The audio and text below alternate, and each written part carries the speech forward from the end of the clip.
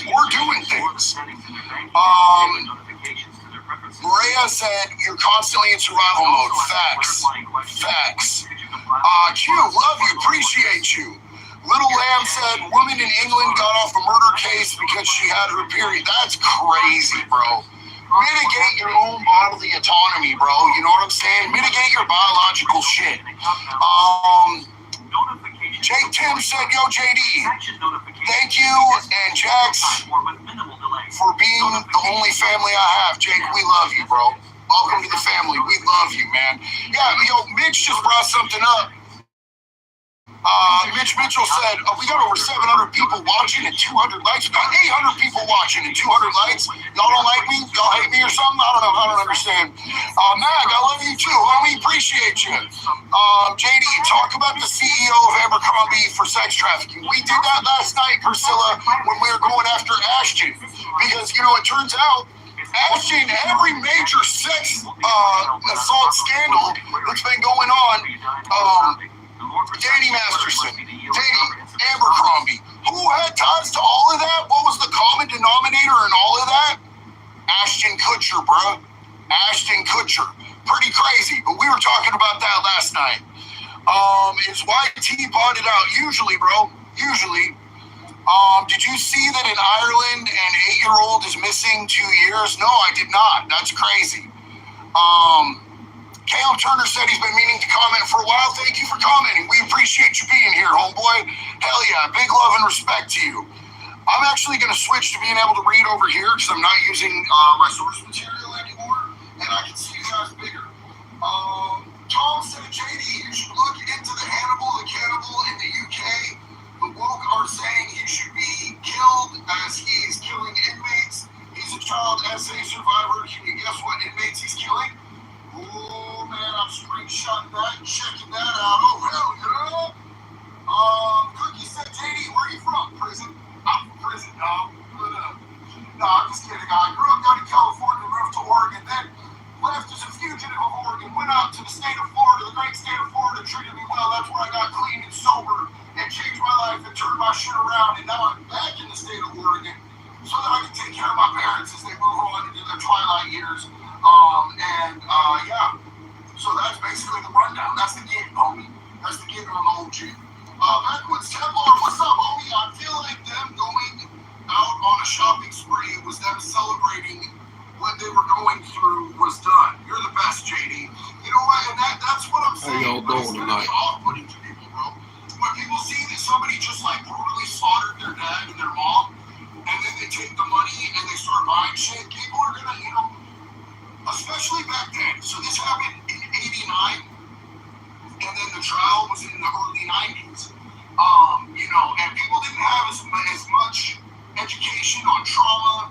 There was still such a huge stigma on sexual assault, especially when it came to men or boys. People didn't understand what trauma does to people. Generating test ideas was not something that people talked about openly. It's a crucial stage in the software development lifecycle. Like, this is a real This thing. stage I know a lot of determines the people main might priorities, not resources, understand, and might risks. not have known the climate, but like, However, we didn't one talk of about tester's this shit. primary If tasks you got involves raped by your generating test fucking ideas. uncle, How can you be family certain denied it that you happened, consider bro. all The possible family denied scenarios? it happened. The family kept Again, all the shit. ChatGPT You can know what I'm assist. saying? A lot of Let's this shit consider how we didn't can come use up, ChatGPT especially for if you're a generating boy. test scenarios. And Imagine you're working on a news service or booking tickets to various events, like concerts, plays, movies, and so on. The What world testing really did scenarios should be everything they considered? could ChatGPT to responds with this. discredit Testing an the event as ticket what they booking were service saying. requires a Who the fuck comprehensive wants to approach think to about ensure a that the boy platform functions getting, smoothly and provides a positive user experience. raped by a dude, Here bro? are some testing People just had scenarios. blinders on about it. And that's part of what kept it so relevant in our culture for so long, is because people didn't want to hear about it, people didn't want to talk about it, and people didn't believe nobody. Sunday's Best said you got beat up if you talked about emotions. Hell yeah, bro. Hell yeah. Back in the day, growing up and shit, get your whole fucking ass whooped for talking about your feelings. Much less talking about some dude molesting you. People would not acknowledge that that shit was a reality. And up-to-date information. Ensure that users can select events and add tickets to their cart. Nikki Lane said that's just how the age was a term. Test the process of adding, updating, and removing tickets from the cart. Verify that the cart displays the correct ticket details and prices. Check for cart persistence if items remain in the cart across sessions. Payment processing. Test various payment methods, credit cards, PayPal, etc. for processing transactions. Verify that payment information is secure and properly encrypted. Confirm that users receive payment confirmation and tickets after a successful purchase. 5. Selection. Ensure users can select specific seats or sections when applicable. Validate that venue maps are accurate and responsive. Test seat availability updates in real time as other users make bookings. 6. Promo codes and discounts. Verify that promo codes and discounts are applied correctly. Test various scenarios with different promo codes and discount rules. 7. Booking confirmation and details. Confirm that users receive booking confirmation emails or notifications. Validate that the tickets contain accurate event information and barcodes/QR codes for entry. 8. Event cancellation and refunds. Test the process of event cancellations and refunds, ensuring users are properly notified and refunded as expected. 9. Mobile responsive to cross-browser testing. Ensure the platform is responsive and functions correctly on various devices, desktop, mobile, tablet. Test compatibility with different web browsers, Chrome, Firefox, Safari, etc. 10. Concurrency with scalability. Simulate high loads to test system scalability and performance. Ensure the system can handle multiple users' booking tickets simultaneously without errors or slowdowns. 11. Security testing. Perform security testing to identify vulnerabilities, like SQL injection, cross-site spending, and ensure user data is protected. Check for secure transmission of sensitive information, HTTPS. Test for proper access controls to prevent unauthorized access to booking data. 12. Usability and user experience testing. Collect feedback from users to evaluate the overall user experience. Test for intuitive navigation and ease of use. Validate that error messages are helpful and informative. 13. Localization and accessibility. Ensure the platform is accessible to users with disabilities. Compliance with WCAG guidelines. Test for localization and language support, if applicable. 14. Integration testing. Check integrations with third-party services, payment gateways, venue maps, event information providers for smooth functioning. 15. Regression testing. Continuously perform regression testing to ensure that new updates or features do not introduce new bugs. 16. Performance and load testing. Assess the platform's performance under heavy loads to identify bottlenecks and ensure it can handle peak traffic. 17. Offline testing. Test scenarios where users may have intermittent or no internet access to ensure the application handles such situations gracefully. 18. Event integrity testing. Verify that user and event data is stored and retrieved accurately from databases. 19. User feedback and bug reporting. Set up mechanisms for users to report issues and provide feedback, and ensure they are promptly addressed. 20. Compliance testing. Ensure compliance with relevant regulations and industry standards, e.g., GDPR, PCI DSS. Rigorous and thorough testing is an ongoing process, and it's essential to maintain a robust testing strategy to catch and address issues as they arise. Automated testing can also help streamline many of these scenarios, especially regression or load testing. ChatGPT can also help check for edge cases and identify scenarios that should be considered for tests. Let's see the ChatGPT's response to this problem. What scenarios should I consider when testing the seat selection function for a concert? The response says, testing the seat selection function for a concert is crucial to ensure a smooth and user-friendly experience for your customers. Here are some scenarios to consider when testing this function. 1. Basic functionality testing. Verify that users can access the seat selection feature. Ensure that the seat map loads correctly and is up to date. Check that users can select a seat by clicking on it. 2. Seat availability. Test various scenarios to confirm that the system accurately reflects seat availability in real time. Verify that seats become unavailable once they are selected by another user. Ensure that sold-out events correctly indicate that no seats are available. 3. Seat pricing. Confirm that seat prices are accurately displayed. Verify that seat prices are updated in real time and prices changed during the ticket purchase process. 4. Seat types and categories. Test the selection of different seat types, VIP, standard, accessible, and categories, front row, balcony.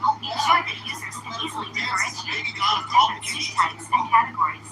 5. They call this Selection. shit baby syndrome in the Test if there time. are any restrictions on seat selection, such as age restrictions or ticket quantity limits. Ensure that the system enforces these constraints correctly. Autistic and has trouble with social cues. Verify that users can interact with the seat map smoothly. Zoom in and out. They thought they Confirm could that the just selected pull seats that are visually distinguishable from available seats.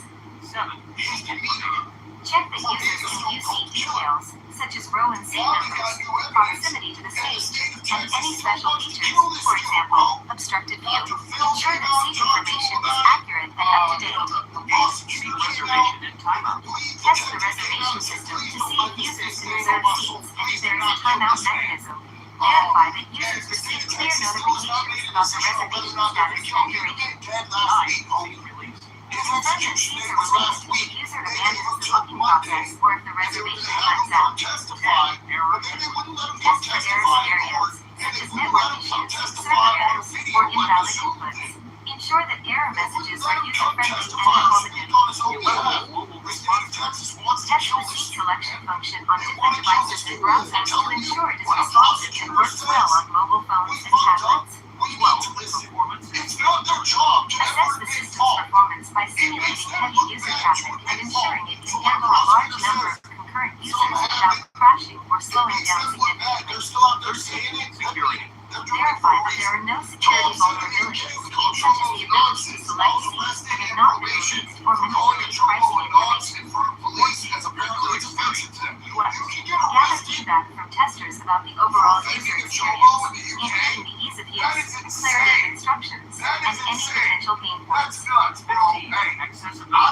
Test the seat selection function for accessibility by using screen readers and other assistive technologies to ensure it is usable by individuals with disabilities. 16. Localization and internationalization. Ensure that the seat selection function works correctly in different languages and regions, and that currency formats are appropriate. I think they know that over If here, the seat selection function is part of a larger ticketing system, like we just test learned in its the integration UK, with they other call them components, nonsense. like payment processing In and user Australia, accounts.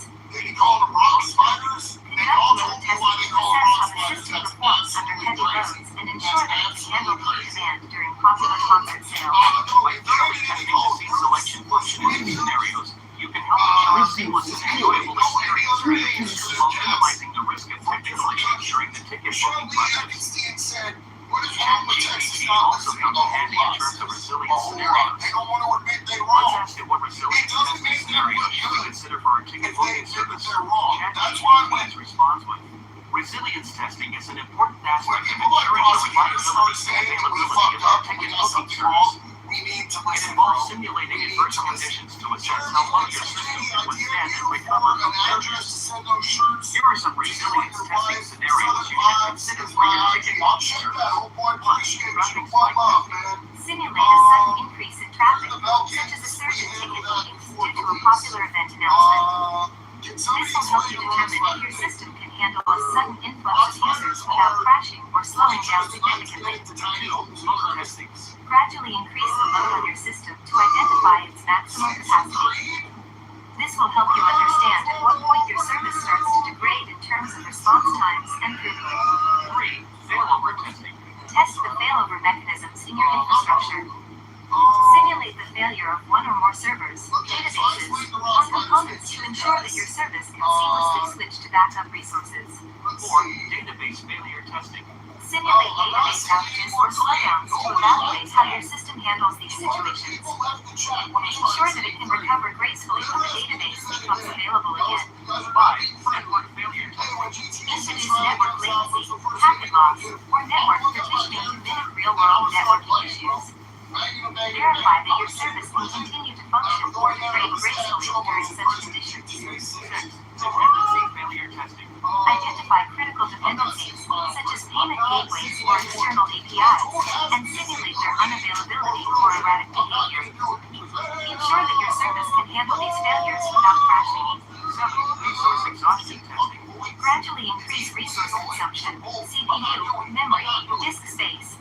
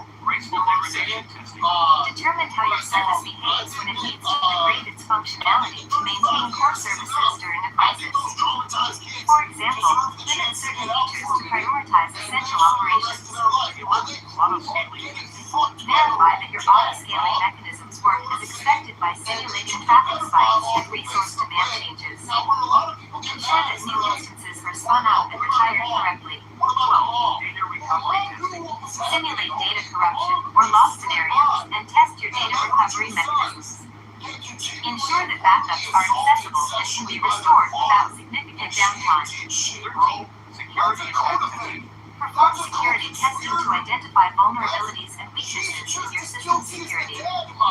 Test how your service handles and recovers from security incidents.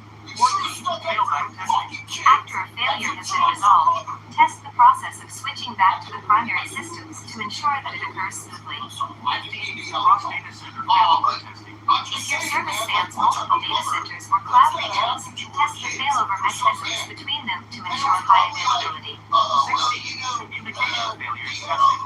Simulate failures in communication channels between different components or microservices to ensure that your system can recover and continue to operate. Remember that resilience testing should be an ongoing process as your system evolves and as new potential failure points emerge. Regularly review and update your resilience testing scenarios to address any changes in your system's architecture or dependencies. Additionally, automate as much of the testing process as possible to make it repeatable and efficient. Using ChatGPT during test planning allows for a deeper and more comprehensive analysis of the application, and it can help identify potential weak points as well. Why won't it let me do a poll? Anybody know how to do that? Alright, we're just gonna run it like this. Y'all tell me, what do you guys think? Do you guys think that the Menendez brothers deserve a chance to get out? Yes or no? Give me Y's or N's. Let me know in the chat. Run this bitch up. Let me know. Do you think that the Menendez brothers deserve a chance to get out? Amber Nicole. Oh, that's terrible. So I'm seeing yeses, no's. I respect it both ways.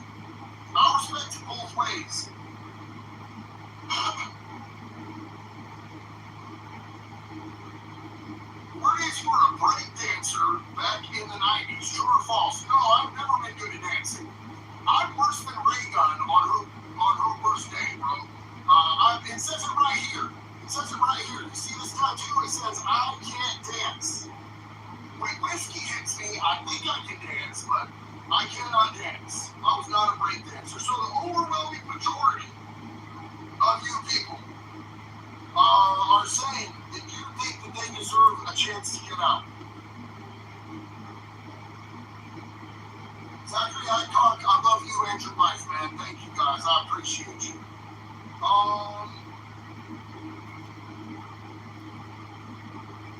So Lesson 5. Using ChatGPT for test scenario idea generation. Compiling a list of test scenarios is often a complex task that requires you to meticulously study an application's or service's functionality. Sometimes, even the most experienced testers find it challenging to consider all product use cases. In this lesson, we'll explore how ChatGPT can aid in generating ideas for test scenarios. When using ChatGPT for this purpose, it all boils down to this algorithm. 1. Requirement input. Provide your product or feature requirements to ChatGPT. 2. Idea request. Ask the model for all the possible test scenarios or cases. You can easily. 3. Response And so, analysis. I guarantee you there's other victims. And from that time frame, people just didn't speak out. People didn't speak out because people didn't want to believe them. People didn't want to hear it. People would call you a fig with an A if you talked about getting molested by a man and you were a boy. Like, literally, people would be like, yeah, you're gay as fuck. Fuck you. You know what I'm saying? Like, there was such a stigma.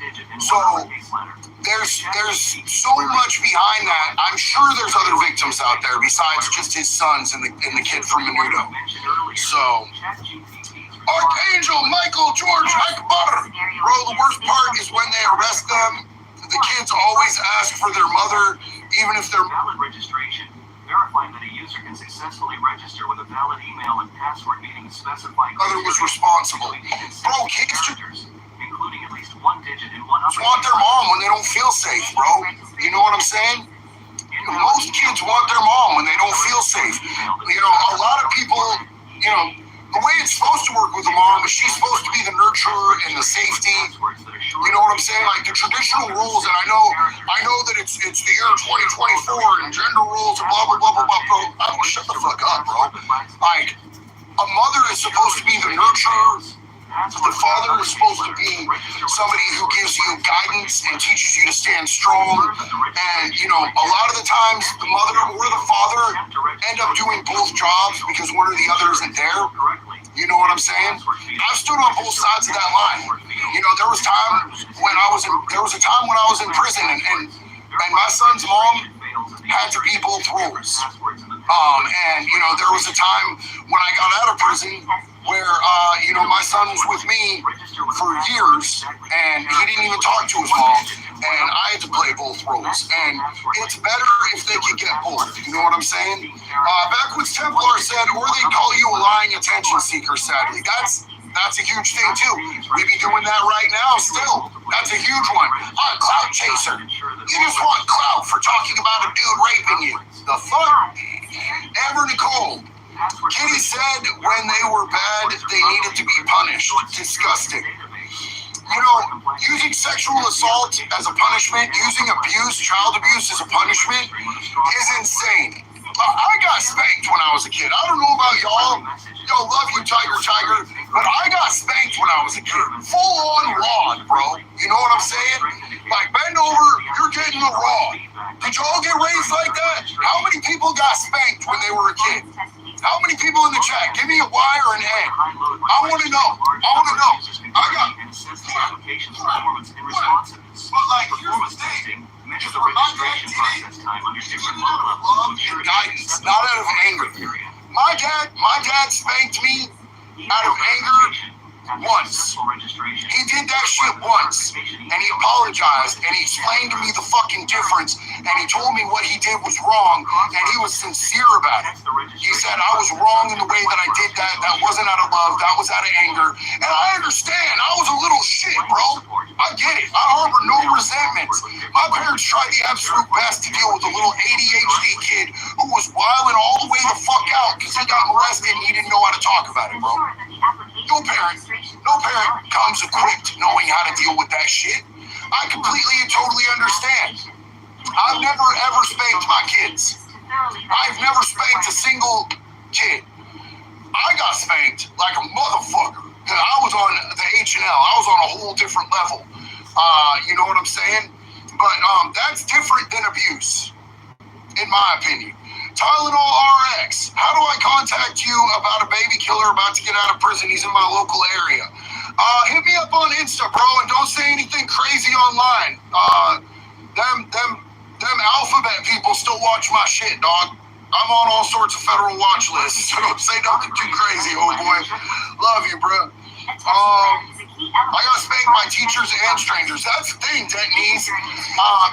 So I was at a public or a private school for a while, and the principal brought me in there a couple times a week, a few times a week to whoop my fucking ass. And on the wall in the principal's office, he had a line of different Here's how to use ChatGPT like one to was generate a on basic test plan. First, define the test scope. Decide which parts of the product order application you want to test. This could be the function of adding a product to the cart, the order checkout process, or the notification system. Second, formulate the request. Describe the part of the application you want to test and ask ChatGPT a question. For example, the ChatGPT request could sound as, what test scenarios should I consider for the function of adding a product to the cart on the ordering application? Analyze the answer. ChatGPT will provide you with a list of potential test scenarios. Analyze the proposed scenarios and make any necessary changes or additions. Here are a few tips and best practices for creating test plans. First, variety of tests. Ensure you have a combination of different types of tests, including functional, integration, usability, security, and others. Second, prioritization. Not all tests are equally important. Identify critical parts of your application and give them special attention.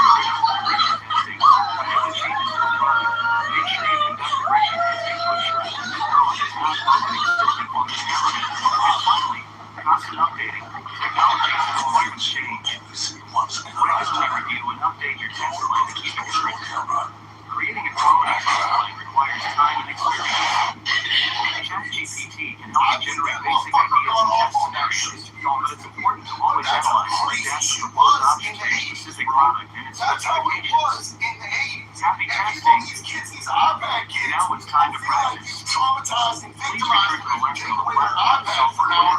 Don't get it, bro. They don't get it. They don't understand. They've never been beat with a fucking belt. They've never been at school and had the principal pull them in there and whoop them for saying the word shit. For saying the word shit. I got whooped, bro. Welts on my ass. You know what I'm saying? That shit is abuse. That shit is abuse. I'm glad that those kids have never dealt with that. We all got to understand what time the Menendez brothers were convicted in and given life without parole. Peter Wright Gamos, much love from Slovakians living in UK. What up, fam? You might not know how to dance, but I'm sure you're very good at playing an instrument. Wood chipper will make any show sing all the best. No, homie, it's funny because I can't dance. I can't draw a stick figure to save my life, but I can spray paint graffiti, and if it makes a noise, man, I can make music out of it. I play drums, guitar, I can play some bass. I'm not good at bass. But, you know, I love making music. I just don't know how to play music. Am I doing it right? Am I doing it right, guys? Is this a good dance? No, Jeremy Hicks. Spades with whatever was in their hand. My stepdad stabbed me in the throat, and my mom dropped the charges because he provided her with some messed up stuff. Homie, I'm so sorry. See, and that's what I'm talking about. That's the difference between being disciplined out of love and abuse, man. You didn't deserve none of that, homie. And I love you. I'm sorry you went through that. Sam Vines, hey bro, I was wondering if you know much of a rallying cry, how much of a rallying cry would simmer. Come to comment sections. I love seeing fucking good words, sir. Bro, I go on to like the Boomer app, I go on to Facebook, and you'll see it. It comments all over. It's on Insta, it's on TikTok. People be saying, would simmer in the comments. Hella, bro. Hell yeah, man. Let's make them motherfuckers afraid again. Tyler RX, nothing crazy, bro. Speak, baby, cover the story. I'd love to, bro. I'd love to. I just didn't know if you had some inside ideas or something like that. I don't want to see nobody else get hemmed up because I'm being watched. I guarantee you, they're bored because I'm boring. But they still keeping the peepers on me, bro. They keeping the peepers on me. Archangel, Michael, George, I have to say, I was getting an award heard. Ow, kid ran out of the principal's office jumping around, and we used to get it on our hands for saying shit. Oh, man. Yeah, getting hit on the hand sucks, bro. I think that was more of a Catholic school thing. Because I remember my dad telling me them nuns used to get in his hands hella hard with them big old yardsticks. But the school I was a Christian school, and they like to get you to drop pants, and they spank you while you're in your underwear. They pelt your ass up, bro. Andrew Mildrum, thank you so much. Brandy Stump, love you, sis. Backwoods Templar, my dad used a belt, and I still get a chill hearing the belt leave you loose. Yeah, bro, you know what I'm saying? Like, it sticks with you. It really does stick with you, homeboy. Well, you guys, I know this hasn't been a full hour, but I just wanted to jump on here because this Menendez Brothers shit was so new. I love you guys. I appreciate you. Thank you for riding out with us today. Please understand that everybody deals with trauma in different ways. So if you've been through trauma, give yourself love, give yourself space. Do not villainize yourself. You deserve the same love that you give to other people. Each and every one of you are an amazing human being, and you've been through a unique individual experience out here on this earth. And you guys deserve love and patience and kindness, and that's all that I'm ever going to have for you. So I love each and every one of you. Tom said, JD, I think it's gone too far the other way now as far as discipline. I'm waiting for the UFOs to make contact and get me off this effing rock. I'm done. Felt that, homie. Till the next one, y'all. One love. Be good and be good at it.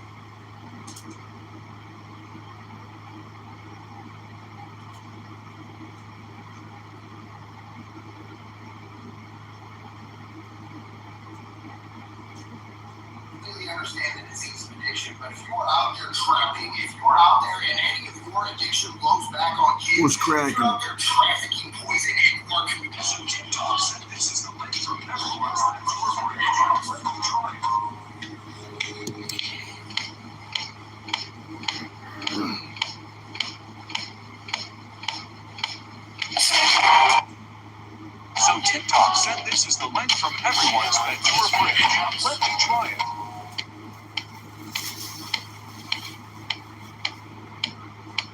go sniff things that matter, Bubby. If it doesn't matter, don't sniff it. So TikTok said this is the link from everyone's that tour bridge. Let me try it.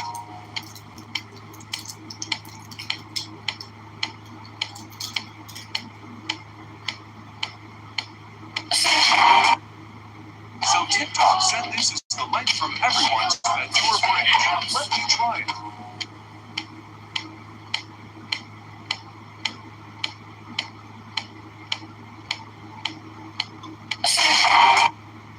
So TikTok said this is the link from everyone's that tour bridge.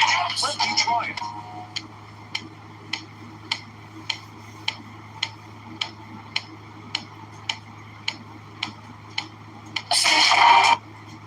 So TikTok said this is the link from everyone's that tour bridge.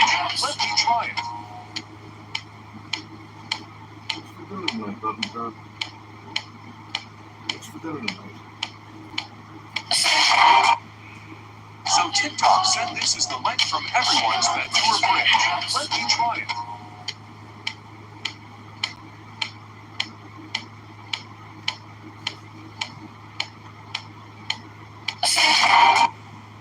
So TikTok said this is the link from everyone's that tour bridge. Let me try it.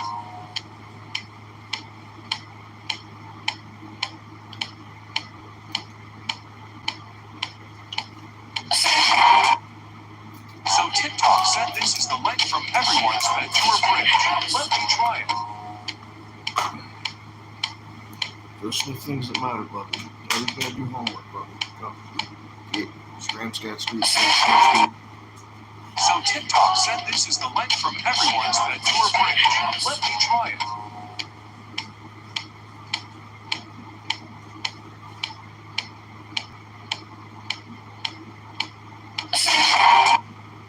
So TikTok said this is the link from everyone's that tour bridge. Let me try it.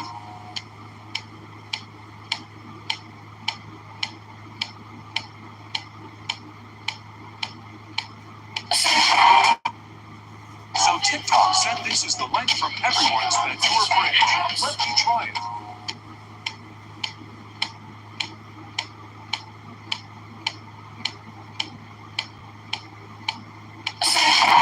Again, but Daddy, So TikTok said this is the link from everyone's that tour bridge. Let me try it. Daddy loves you, buddy. You are a good boy, but Daddy's got your schoolwork, Bubby.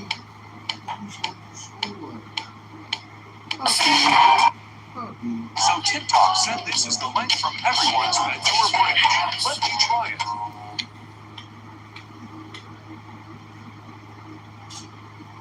Daddy loves you. A man is lucky to be alive after being stabbed at Tinnywitty Beach.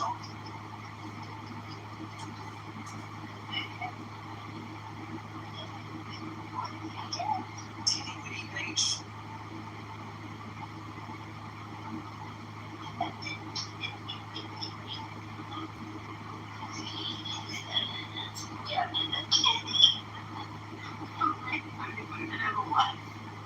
A man is lucky to be alive after being stabbed at Tinnywitty Beach.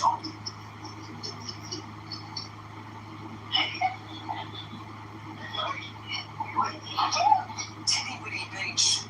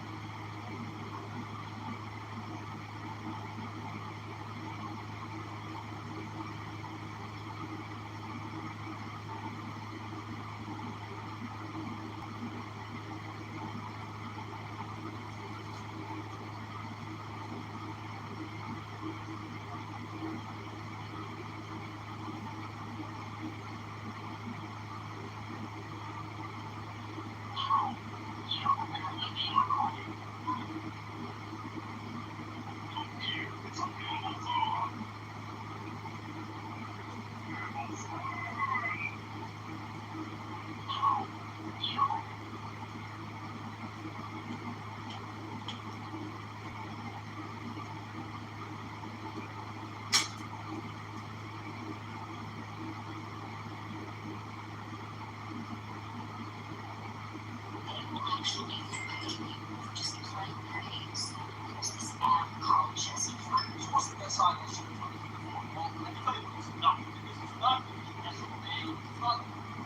this video I'm going to show you 15 different websites where you can get paid around $100 per task that you complete. So one place you've probably never heard of is called Oatmeal Studios. This is a place where you can actually get paid to write and help write greeting cards. So basically, if you have an idea for a greeting card, you can get paid for every accepted idea that they want to buy from you. So they tell you this right here.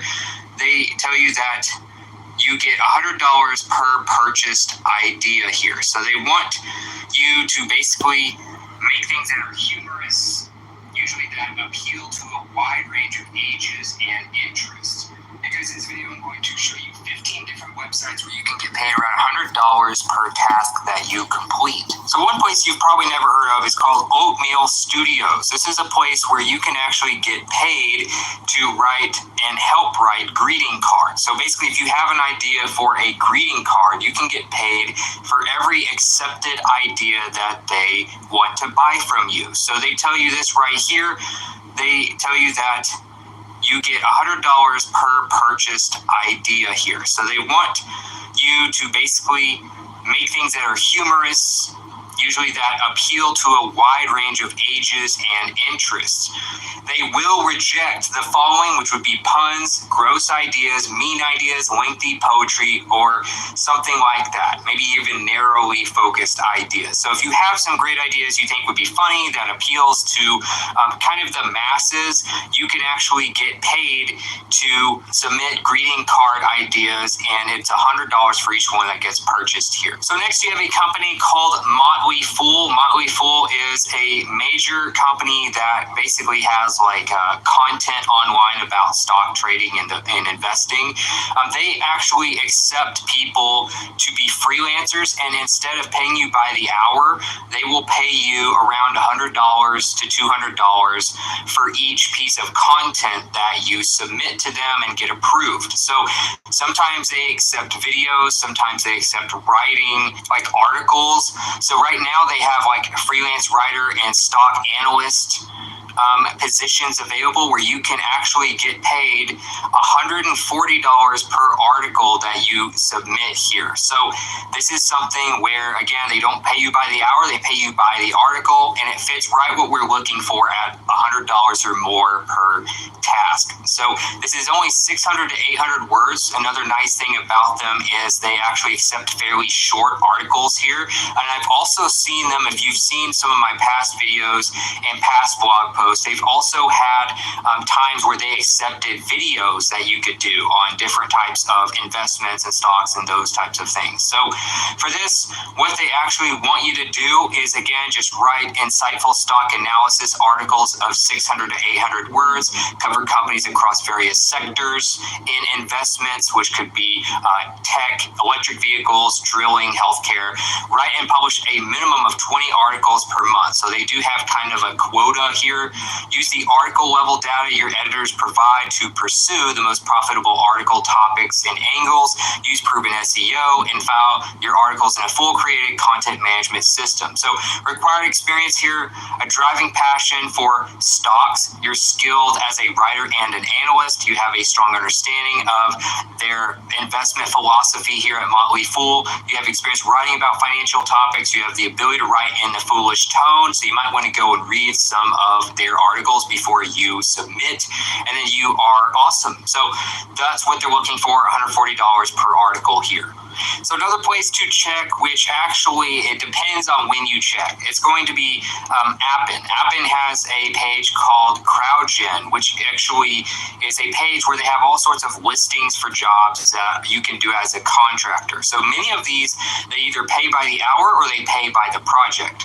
So you may have seen me cover one before where you actually got paid to evaluate videos on social media, and they would pay you over $100 or so to complete the task, and it would take you, maybe a few hours to complete the task. Well, right now, they actually just took that down, so unfortunately, I can't show you the exact job here but I do have a example that was word for word what one of these listings looks like on my official website. So you can see this is an example from December 5th, 2023. I did see another one recently, but they took it down before I could make a video about it. But basically what they had you do was view a total of 750 videos, which took about 25 to 30 hours in total. And then they would basically pay you $300 as a one-time fee. They didn't require much, only that you were in the US. You could create an email, ability to create new accounts. They wanted you to do this anonymously, just to basically gather data on these different types of videos and have access to iOS or Android mobile devices, ensure your mobile device has enough storage, and commit to completing the task within a 2-week period. So within 2 weeks, you're supposed to basically go through 750 very short social media videos and then basically look for different things that they mention and basically give them insights that they ask for. So you would assess these Instagram, Facebook, and TikTok videos, which are usually like a minute or less in many cases. And they'd pay you $300 after you completed 750 videos. So this is where you would actually find this. They do have some other gigs that you can do right now. Some of these pay, like I said, by the hour, and some of these pay by the project. I'm showing you some of the United States examples here. Like this one pays $7 an hour. You have this other one that pays you $180 an hour, but it's probably not going to be a long-lasting gig, of course. So basically, you do have some here where they can be pretty high paying for what you're doing, and some of them that can be very low paying as well. But it's a great place to find just extra side hustles on if you just need a little bit of extra money as a contractor. Next, we have a company called ListFirst. ListFirst is a place where you can get paid $100 to submit a list article. So with ListFirst, basically you get paid to do a top 10 list post. You do about 1 to 2 paragraphs per item. So like for number 1, you do 1 or 2 paragraphs. Then you go to number 2, 1 or 2 paragraphs, and so on and so forth until you've done basically 10 main bullet points. You have to link to reputable sources and try to go find weird perspectives on something normal. They don't want anything like an opinion post or anything like that. So they send you $100 via PayPal. They tell you that right there. So that's how they're going to pay you, and you just submit these list articles here.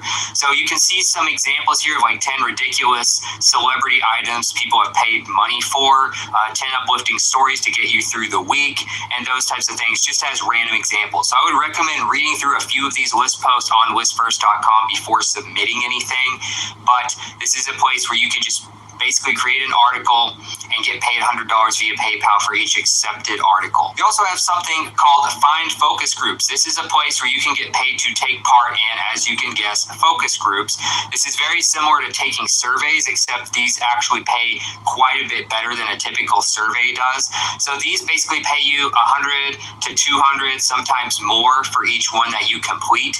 You want to look for the ones that are obviously the most recent and that have a listed date for basically completion. So when you click more info, it'll tell you when you are going to take part in the study. They need people available on certain days or certain weeks throughout the year for each individual study. So if the given study takes place on November 1st and November 1st is already passed, obviously just go to the next listing. But when you look at when these were added, that is not necessarily the date that it's going to take place. It's usually going to be after that date.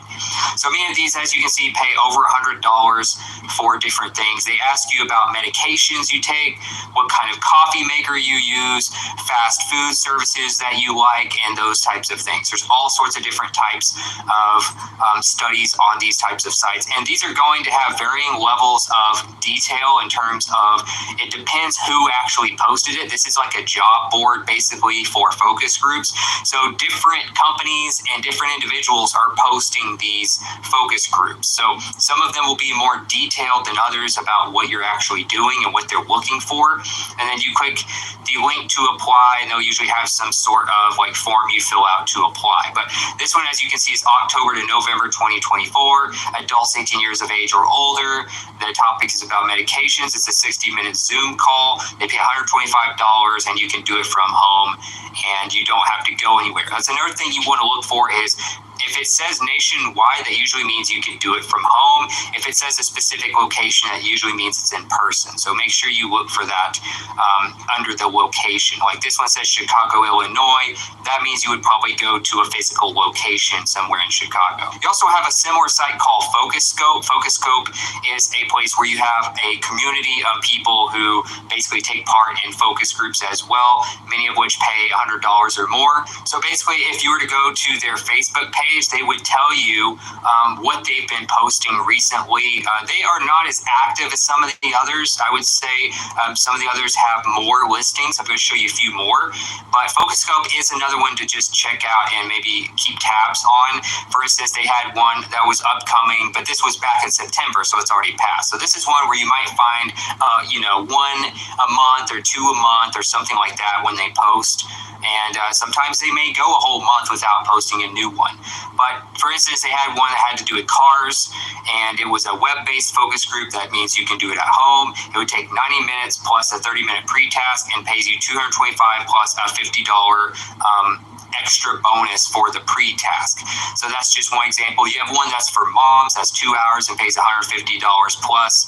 And then you would just fill out the Google Doc if you want to apply for that specific study. You also have user interviews. User interviews usually has more to choose from in terms of studies. You can browse their online studies and actually just look at these without even having to create an account to look at them. And you can go and sort these by category. So for instance, you have study format. So obviously most of you know that this channel of mine is mostly about working from home and with an occasional side hustle maybe that you would do in person. But many of these obviously are going to be geared towards people who want to do this at home. So you can go to over the phone and online if you want to avoid having to go to a physical location for these studies.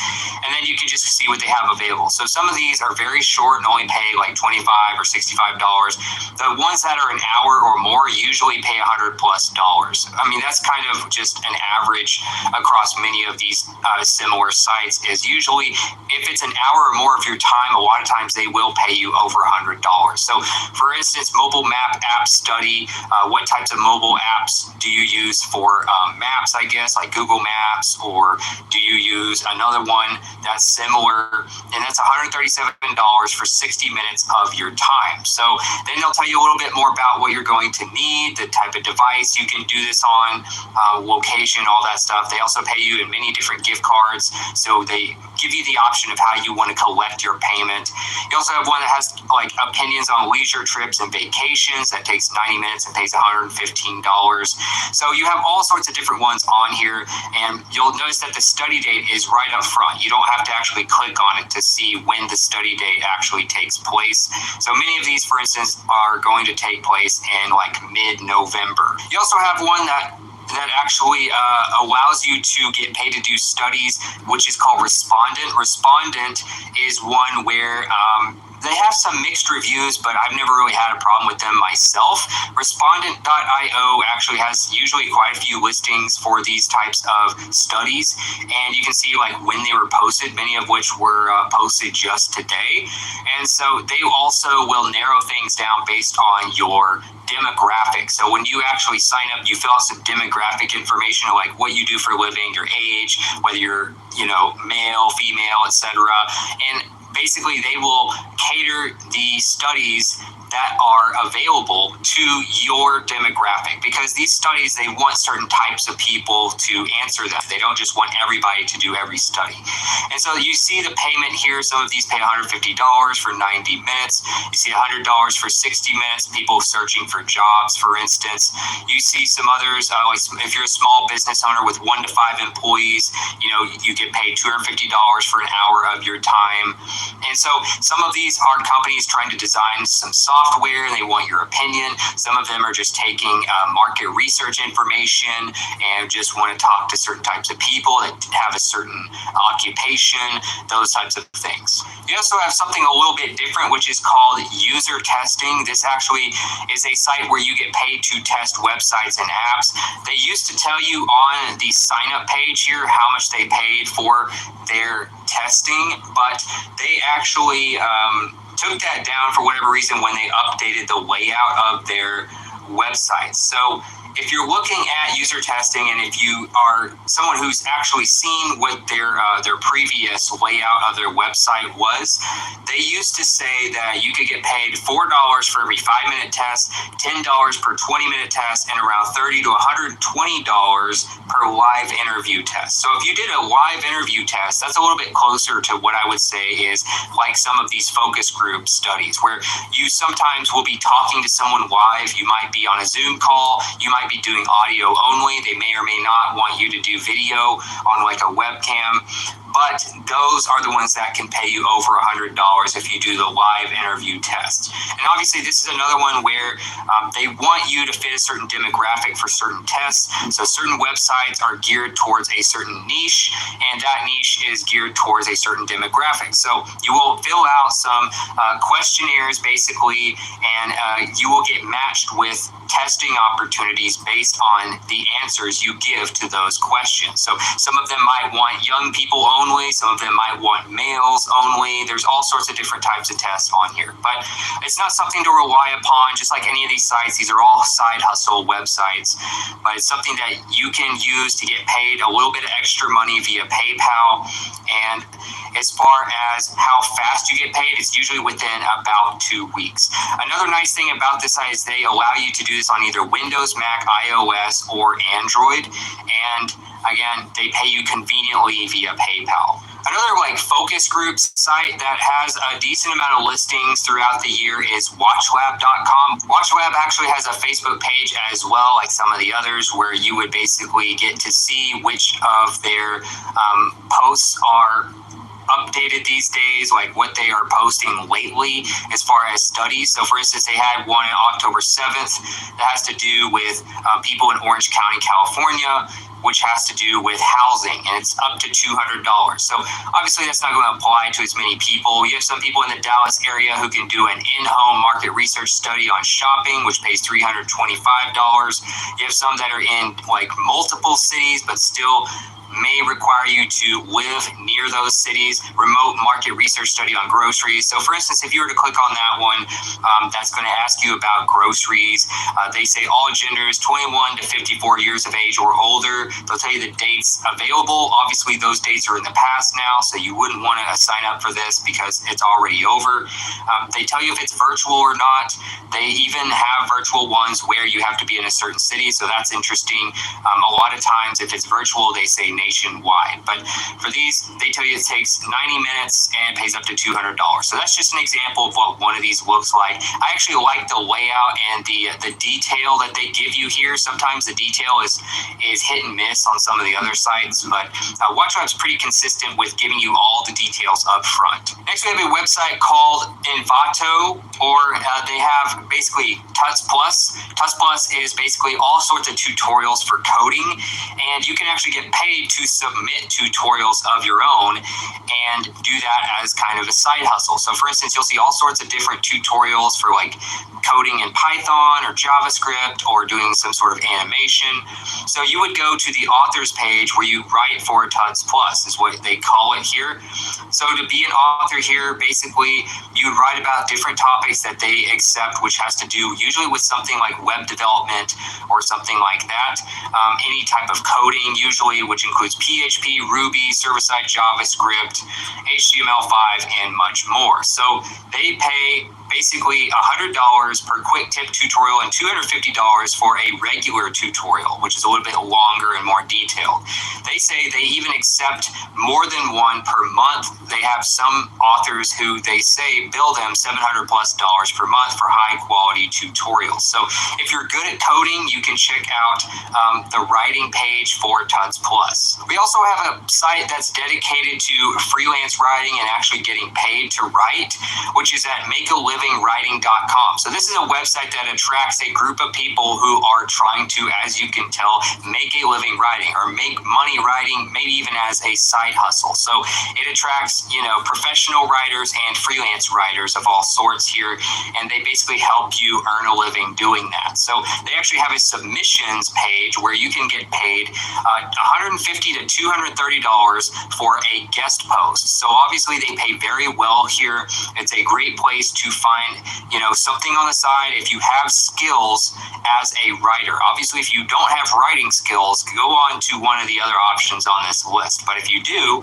and you've actually made money as a writer, they're looking for some high quality posts from people like you. They have to do it breaking into different niches, blogging, copywriting, editing, ghostwriting, and much more. So these sometimes might be a little bit longer depending on the type of article you're submitting, but these are where basically you can get paid to submit articles about your expertise, and they do say that it's about 1,200 words for a typical guest post, which can be a little bit longer than some of the other guest writing sites that give you a payment for your submissions. You also have a place where you can get paid for voiceover jobs. So they actually, a lot of times, pay you by the job instead of by the hour here. I do believe there are some projects where you can get paid maybe like a royalty or something like that. There are different voiceover sites that allow you to do that.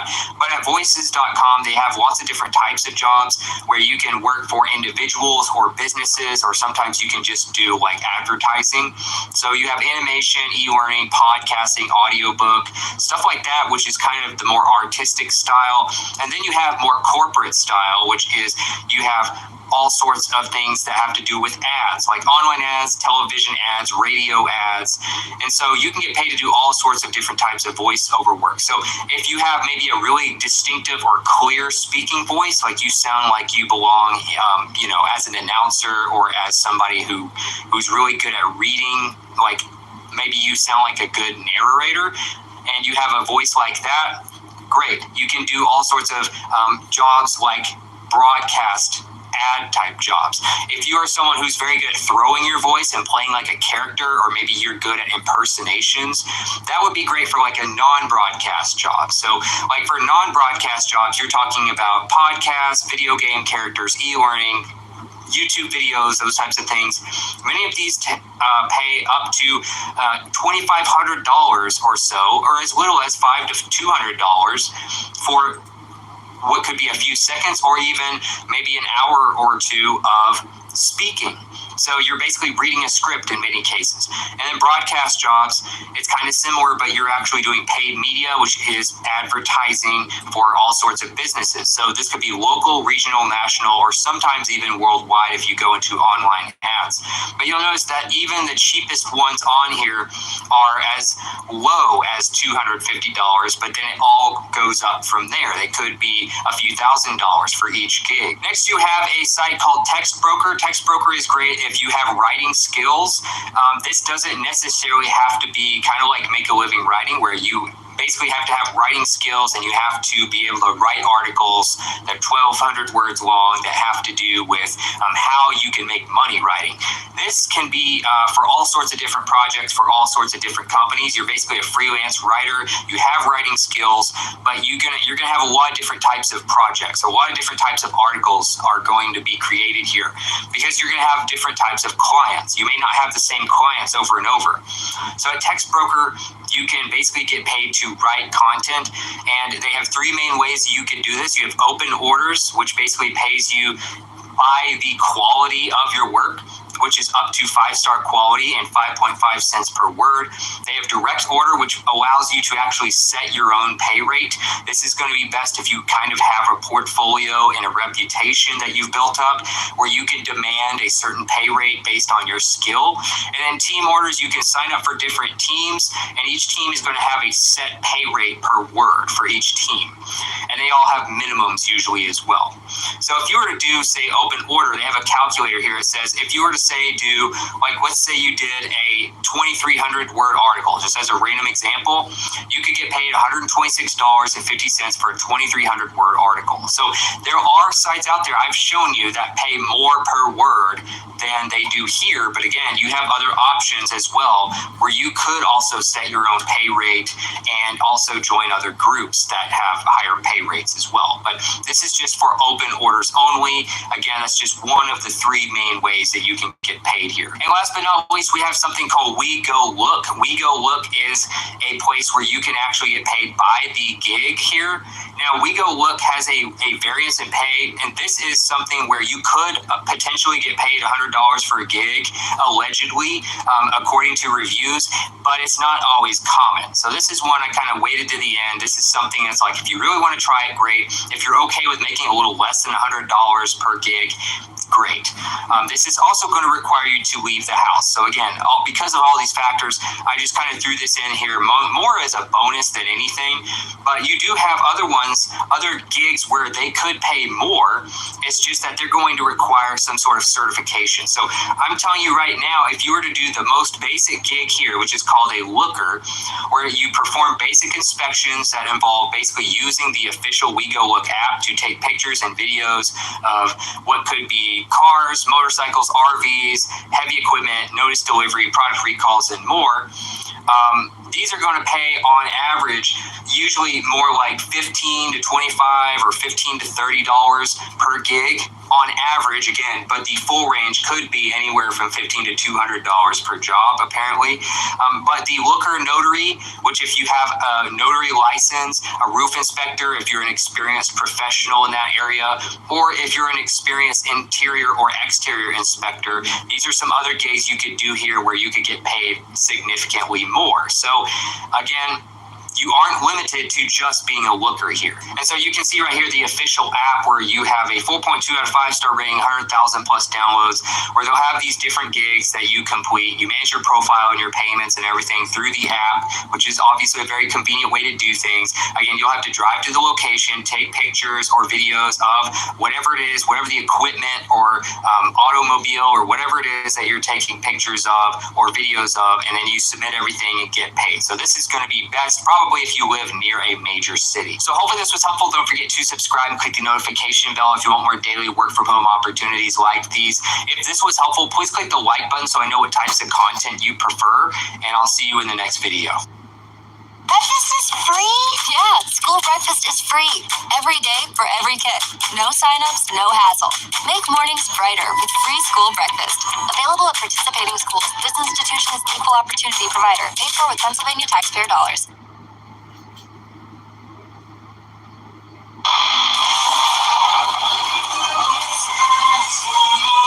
Extreme flavors don't sell sass. Ads on LinkedIn do. With 70 million decision makers, LinkedIn is the place to be.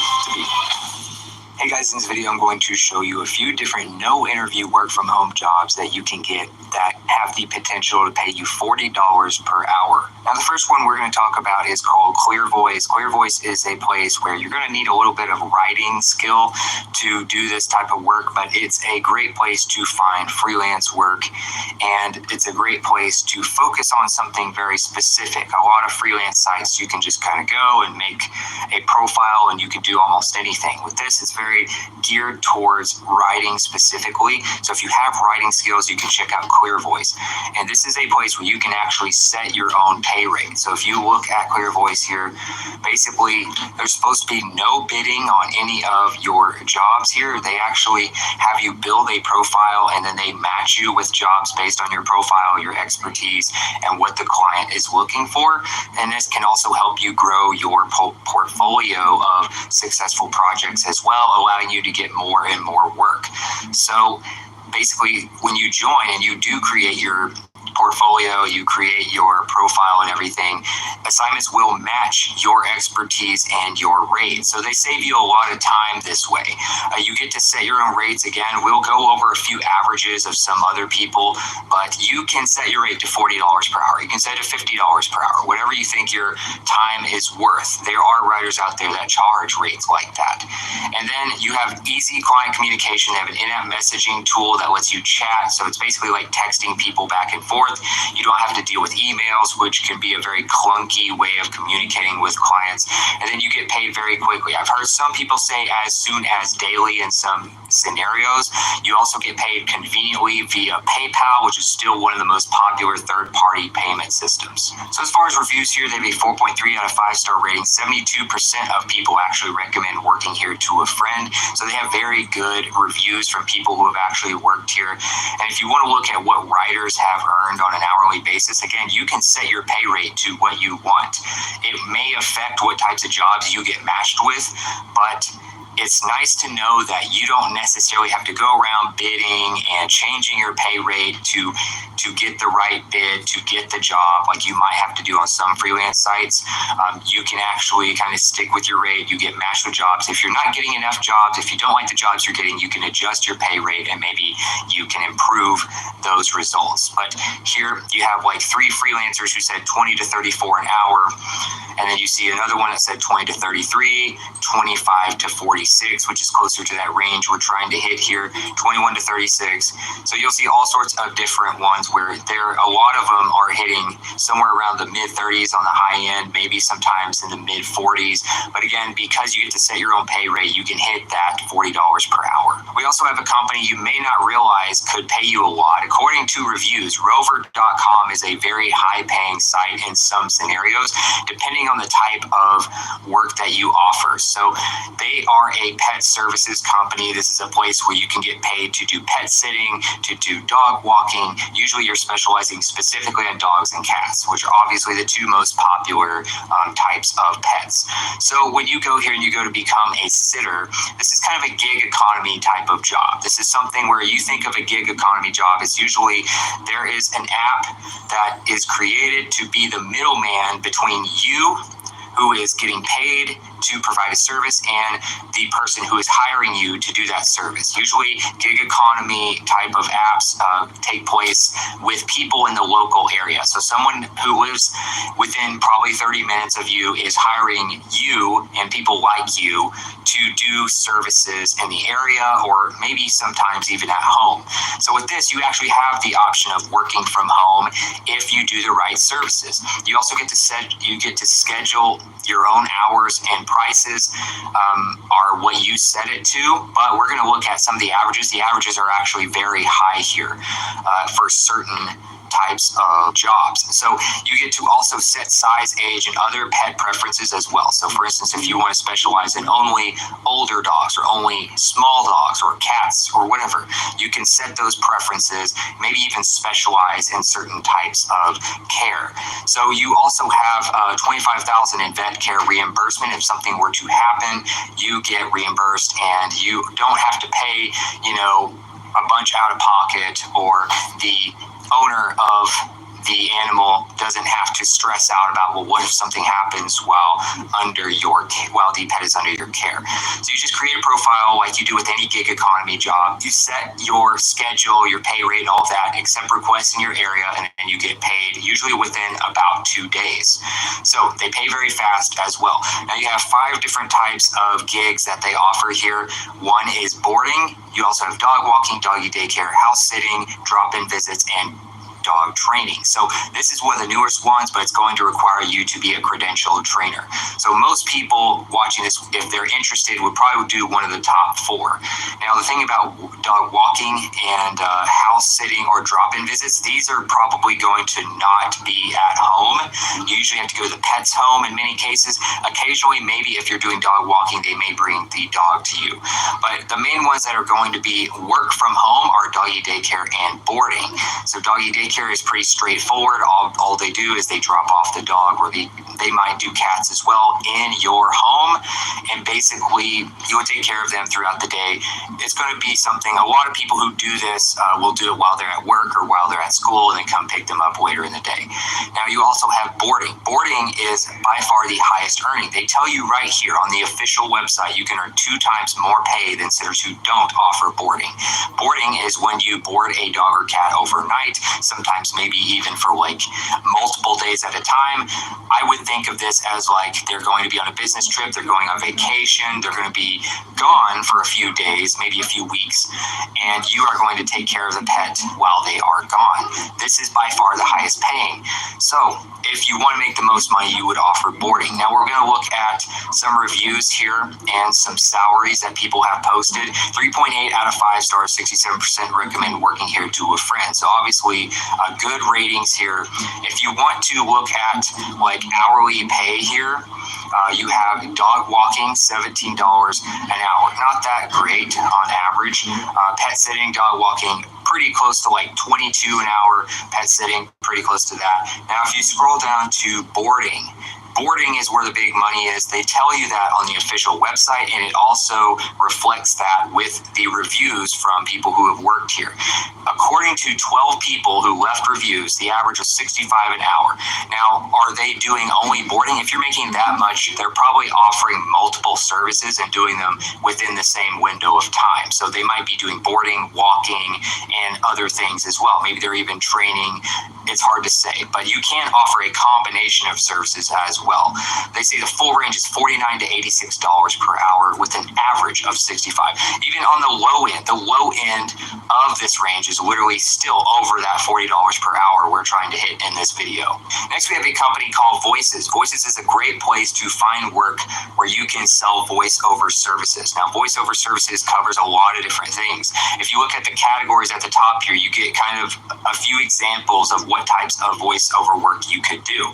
You have ads, you have video narrations, you have animation, audiobook narration, you have other forms of ads which can pay a lot, especially with the right company, e-learning, phone, video games, documentaries, movie trailers, and more.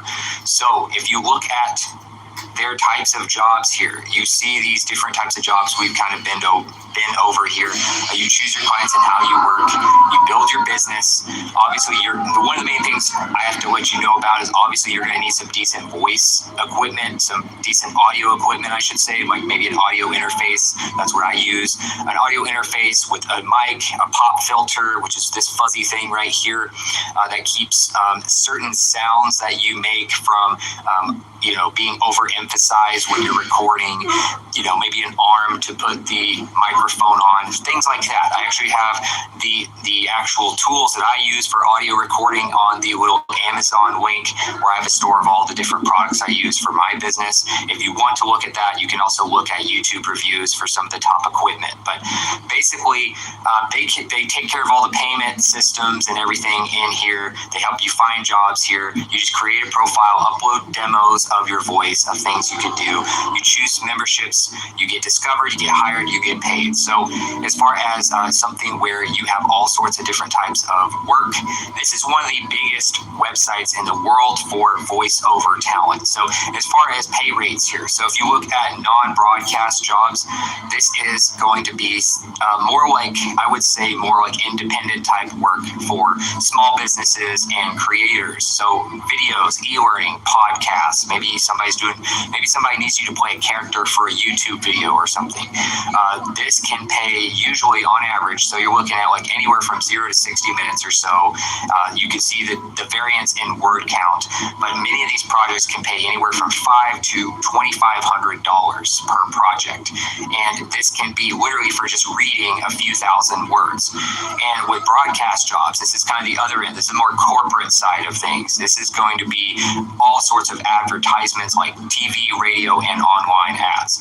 So you have local, regional, and national. So you have those, of course, as well. And then you also have worldwide ads, which are mostly going to be online. And then any of these can pay you thousands of dollars for the most part. And this can be a more ongoing, maybe a more reliable source of income than maybe doing a one-time narration for a podcast or like something like that. Now, as far as how you can, as far as how much people make, as far as reviews, they have a 3.4 out of 5 star rating. 71% recommend working here to a friend. So they have good reviews here. That's obviously important. Now, you actually have a lot of variance in how much you can get paid for voice acting services. I showed you a pretty wide variance of how much each project or how much you could make per word that you read. But if you look at some of the average years, the averages here from people who have left reviews. You see a couple voice actors that said they averaged $29 to $52 per hour, with the average being right around that $40 per hour. You see another one says 21 to 34. You see another one that's 21 to 39. And then you see another one that's 29 to 54. So many, probably 3 or 4 of these reviews are close to that $40 an hour, maybe above that if you're closer to the high end here. Another website you might consider if you're trying to make around $40 per hour is Upwork.com. Upwork is a place where they are a massive freelance site. Now, this is one I mentioned earlier, Clear Voice is very, very specific to writing services. Upwork, you can provide pretty much any service that can be done at home for the most part. I've even heard that some engineers and stuff might create a product for you and send it to you if you need like a prototype built for some sort of product you want to develop. But for the most part, I would say freelance sites like these attract people who do some sort of work on a computer or some sort of work at home. So if you think of different types of work like that, you think of writing, you think of web development, you think AI services, you have all sorts of like web design and graphic design, sales and marketing, and many other things as well. So you can offer almost anything here. So for instance, if you were to look up just graphic designers for just a random example, you can do US only, you can do it by country, you can look at who's the top rated, you can see more specific skills. So if you type in like a general skill like graphic design, there are a lot of sub niches for graphic design. For instance, people who specialize in Adobe Illustrator or Photoshop or logo design or print design, those types of things. So you can go through these and pick the ones that you specialize in, build your profile, look at the ones who are top rated. The ones that have these little stars on them, those are the good ones to model your profile after. So if you look at some of these, like this one's $15 an hour, what's their job success rate, how much have they earned, things like that. You also have some that pay, this person charges almost $69 per hour, but they have a 98% job success rate. They made $900,000 plus here. 831 hourly jobs, 200 fixed price jobs, 11,400 plus hours worked here. So you're talking about someone who's very experienced, who charges for top tier services here. So you have a wide range. You can make your own pay rate on average. I do believe there's some job bidding on here as well, but it's one of those things where you get to take whatever skill you have and put it out there and get paid for it. And the more you build up your profile, the more you are getting discovered and the more work you get here. So as far as reviews here, they have a 3.8 out of 5-star rating, so obviously very good reviews. If you want to see what just a general freelancer might make, I showed you a few examples of, some people charge a lot less than others, some people charge a lot more than the average person. It really just depends on who it is. It also depends on the country they live in. You'll notice that a lot of times, like for instance, people who are freelancers in the US many times will charge more, especially if they're more established. They will charge, $50 per hour, $100 an hour. Whereas if you have somebody who lives in a country on the whole other side of the world that has a very low cost of living, they might charge $15 an hour, but $15 an hour in their country goes a lot further than it would in the United States because of the cost of living. So there's different things like that you consider as well. But our freelancers here on Look at craftsmanship. Maybe not my nostrils, right? It's just nice to know. Years after I'm gone, this guy will be standing tested. He's melting. I'll just no. Only paying for what you need. Liberty, liberty, liberty, liberty. DriveTime.com, we can hard work. And we finally get it. Did you make it so I can finally see my real payments and shop at thousands of cars when I get to my credit? Yes! You can go to DriveTime.com and get approved. No credit.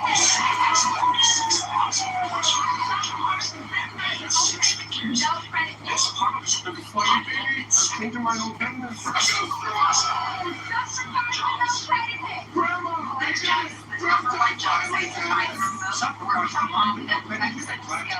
Opportunities since 2000. Are the official workshop marketing for Wow? FlexJobs is a subscription service for job seekers. Flavors including new salt and multiple grades. We have an 8+ rating. That's professional products. And remember, how to keep the job after being off for almost 6 months. Why is Get Up down?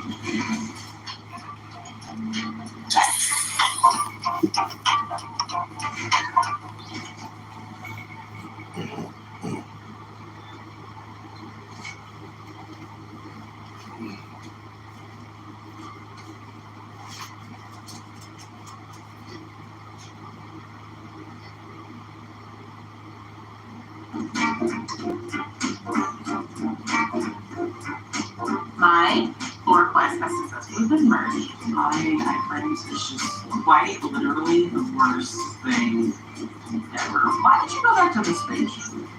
It's not a function. It is a function. And I'm gonna be quite honest, I don't know if I'm good enough for this job anymore. I basically have 5 months of maternity leave, which my job so graciously gave me paid, which was honestly the best thing that could have. It was great because it allowed me to spend time with my son, adjusting to being a new mom, adjusting to figuring out life, and just being able to bond and spend time with my son and focus on him. And I've basically forgotten how to do everything. I am a QA engineer, which is software engineering with a focus on quality assurance and testing and making sure that our software performs as expected in various different scenarios. And lately I've just been feeling like I'm not good enough because I cannot figure this stuff out, and it's taking way longer to get some of this work done. But today is the day. I am determined to get all of my code issues figured out and get this pull request open, even if it means I have to stay up later tonight to do it. I have a meeting with my manager in exactly 1 minute where I'm basically going to sound like a broken record. Like I've been saying the same thing the past few meetings, like 3 or 4 meetings we've been having. I'm really struggling. I've been really struggling like the past month, feeling like I don't have what it takes to do this. I'm not smart enough for this anymore. And I feel like I kind of said this in the last meeting with my manager, but I feel like I'm about to go into this meeting again and say the same thing. But like, I am super behind on all of my automation stuff, and it's very frustrating, and I'm really trying to like get that at least.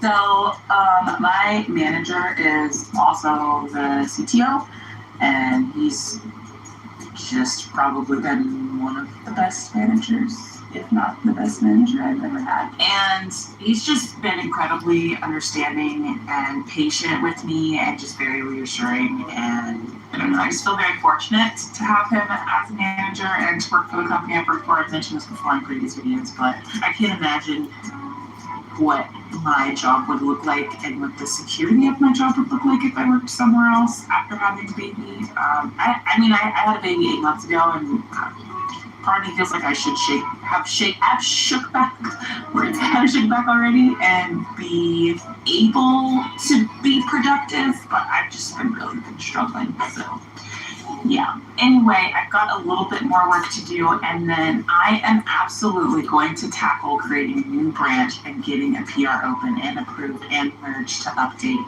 this version of our test runner and get some tests updated, because it is incredibly important for me feeling accomplished and productive as an employee, as well as to be helpful for the team. So yeah, you guys keep hearing me struggle if you want. Look at my nails. They're just still chipping.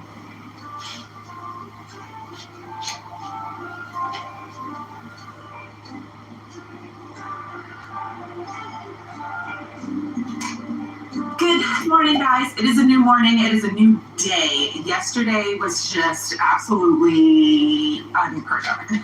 I did a lot of testing yesterday, but I did nothing related to this automation updates that I've been trying to make for the past few weeks, and I kind of sat down and focused this morning on really trying to understand these errors I was hitting, and I am on the right track, I feel like, which is really exciting because I feel like this sometimes, and then things just still freaking fail. I deleted that pull request, opened up a new branch, started fresh, pulled the latest main, did an update for the automation framework that we're using, and then I am just, after every update I'm doing, I am making sure that my tests still run.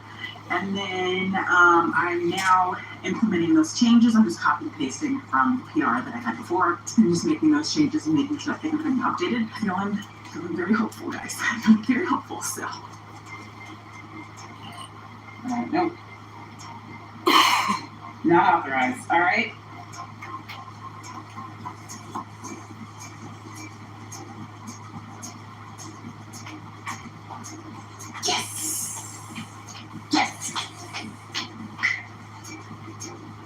try and run this one at a time.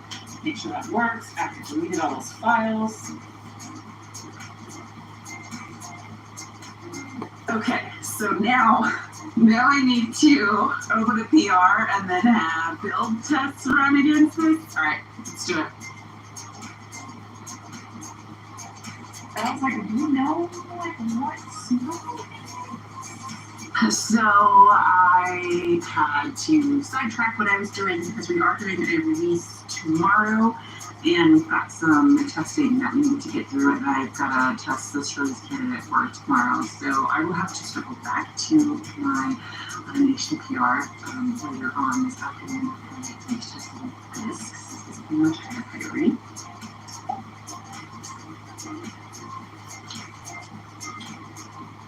It is 2:40. It has been an afternoon of me just trying to figure out how to test one use case. Now something else is broken and not quite working. Haven't even been able to get back to my automation PR today. It's just really been really difficult. I'm probably gonna have to get to it later on this evening, which is fine. If it goes the way I think it goes, I'll have the PR open tonight and somebody can review it tomorrow. Sorry guys, I know I haven't filmed much today, but in all reality, I just haven't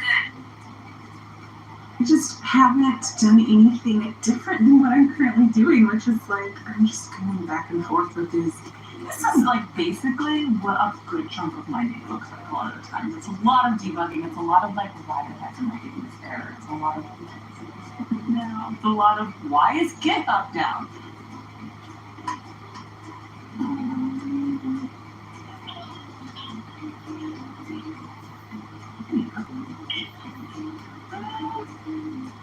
No, I'm like, we have all those super funny thing just happened to me because I was switching gears and testing. I didn't commit any changes from this morning. I didn't want to make changes in the code for testing and then mess with what I have for automation. So I reset my branch and I reset it back to the beginning without committing my files and basically lost all my changes. So I had to do it. Anyway, it's almost 4. I gotta go pick up my son from daycare and go for a walk, which will be nice because I really need him to just reset. 7:08 dinner. 7:39. I'm going to do my work that I had earlier, commit my branch, check in my branch, and run the integration, and hopefully that works. So, if I'm good, I can do it tomorrow.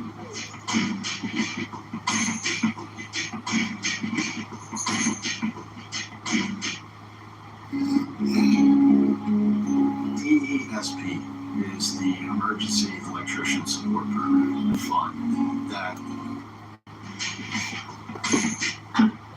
It was more than 20 minutes. It's 8:16. It's a little behind 20 minutes. Only because I'm having weird issues with Git. We'll see what happens tomorrow with code review. And hopefully it gets finished. Good morning! It's a new day. It's Thursday, and it's 9:01. I have stand up in 30 minutes, and so I'm trying to hurry up and make breakfast. I hadn't had breakfast yet because I dropped my son off at daycare, and I logged into my work computer to see if I was missing anything, any updates, anything like that. And now I'm making breakfast really quick. We are having an avocado and egg toast and some sausage. Let me flip my egg.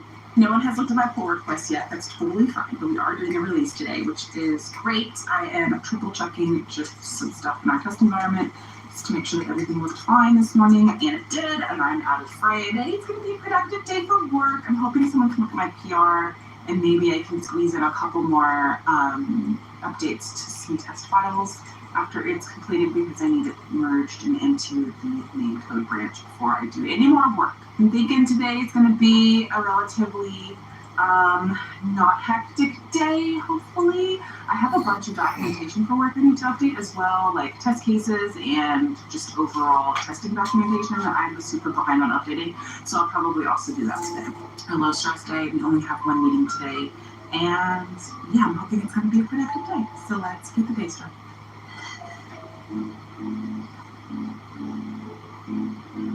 Alright, so for whatever reason, I do not get emails or notifications when someone makes comments on my pull requests, which is super duper frustrating. Oh, maybe because I have unsubscribed. My pull request was approved 4 hours ago, so now it's in the merge queue. So excited. I shouldn't be this excited because honestly, this should not have been that hard to do. But it's been a struggle trying to come back to work and remember how to do my job after being off for almost 6 months of doing absolutely nothing technical at all.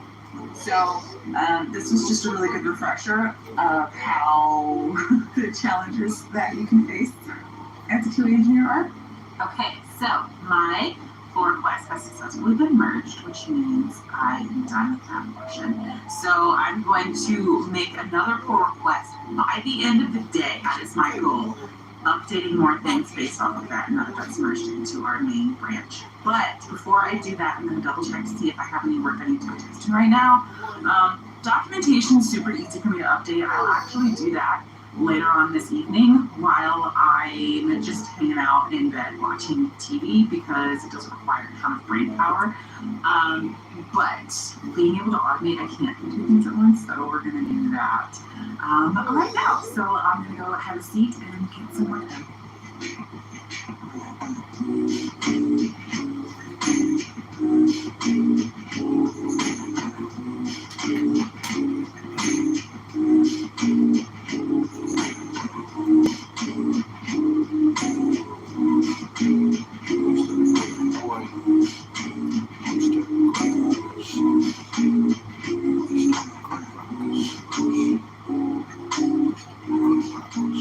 I had to take a break because we got our fridge replaced because it went out the other day and we got a new fridge. So let's look at it. It's like cabinets. It's got 4 doors, which is really neat. It feels weird to me that you have to pull from down here versus up here. There's no handles, but look at this. How many people's fridge looks like this clean after it's been used? So since we have our new fridge and that means I gotta put our food in it, I also need to get some lunch going. And should probably do that.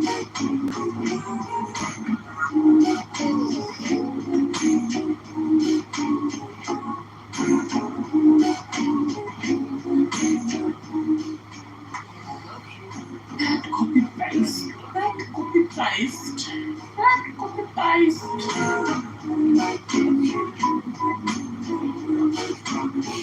Alright, folks. We are getting closer. I've got 4 more tests to write. There's actually one in between here. That's probably going to be the hardest one. I have to get it right with a third party. Okay, everyone, it is now 3:22.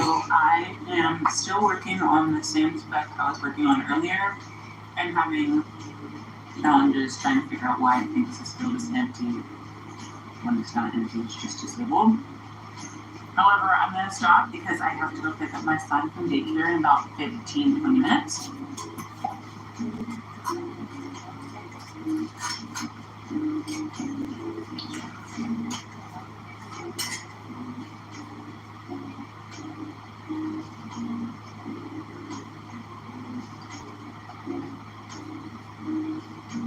Alright guys, good morning. Clearly, last night I did not update any documentation. After we had dinner, I just wanted to just hang out and watch garbage TV and play around on my phone. Today I am going to try and wrap up this spec. I also have some tickets to test today, which just looking at them, they seem pretty, they seem pretty straightforward and quick to test. So I'm going to test some of those. Some of my testing is checking logs, checking to make sure that we don't create duplicate data. None of my testing today actually looks like it's user facing. So a lot of it's like back-end logging, making sure that things are properly wired up. From a technical internal standpoint versus like an external user standpoint. So that's a lot of some of the things that I do, and that's what I'm going to do today. I should hopefully have these tests wrapped up in the next hour or so. I really need to update some test cases today. People are behind, so I might switch gears and do that before I switch back to this spec and get this PR wrapped up, because that has just been haunting me. So let's get a day started.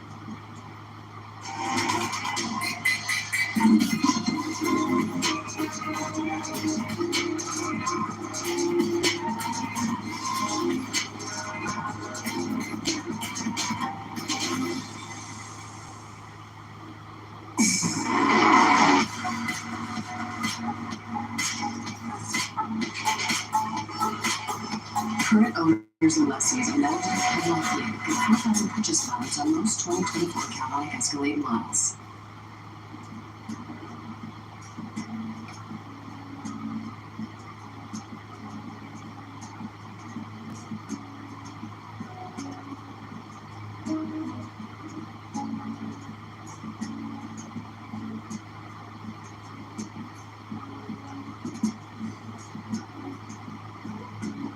So I realized I never described the kind of company that I work for and what I do.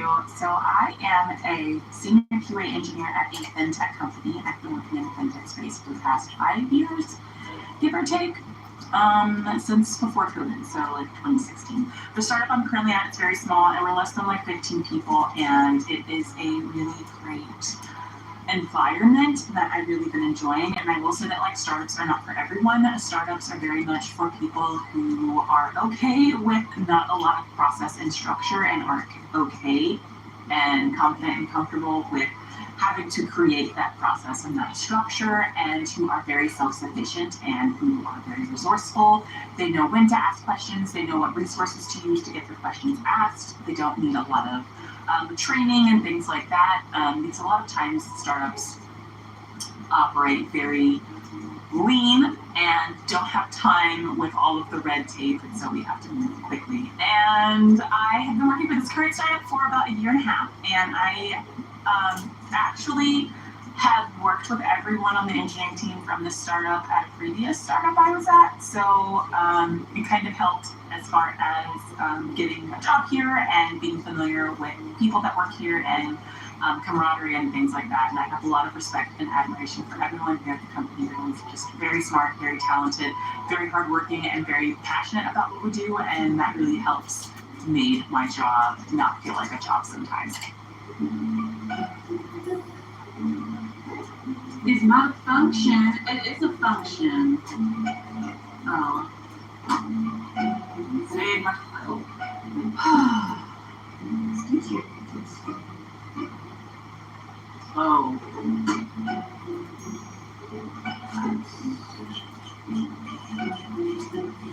Cypress is a great tool. It.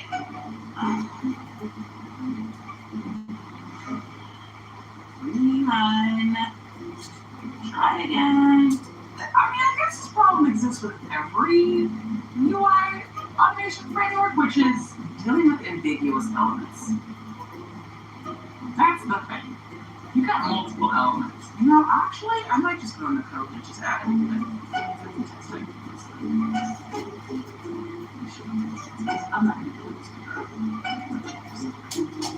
And that's real. I love it. Love it when it just works. Love it when it just works. Now I'm getting to the part where our application integrates with another vendor. Pretty sure it's going to be an iframe, and automating iframes is just quite literally the worst thing ever. Why don't you go back to this page? I have never had an easy experience automating any web app with an iframe. So honestly, why I prefer to automate that. Why are you doing this? What is happening here? Something is getting passed in that is no. Nope, not that.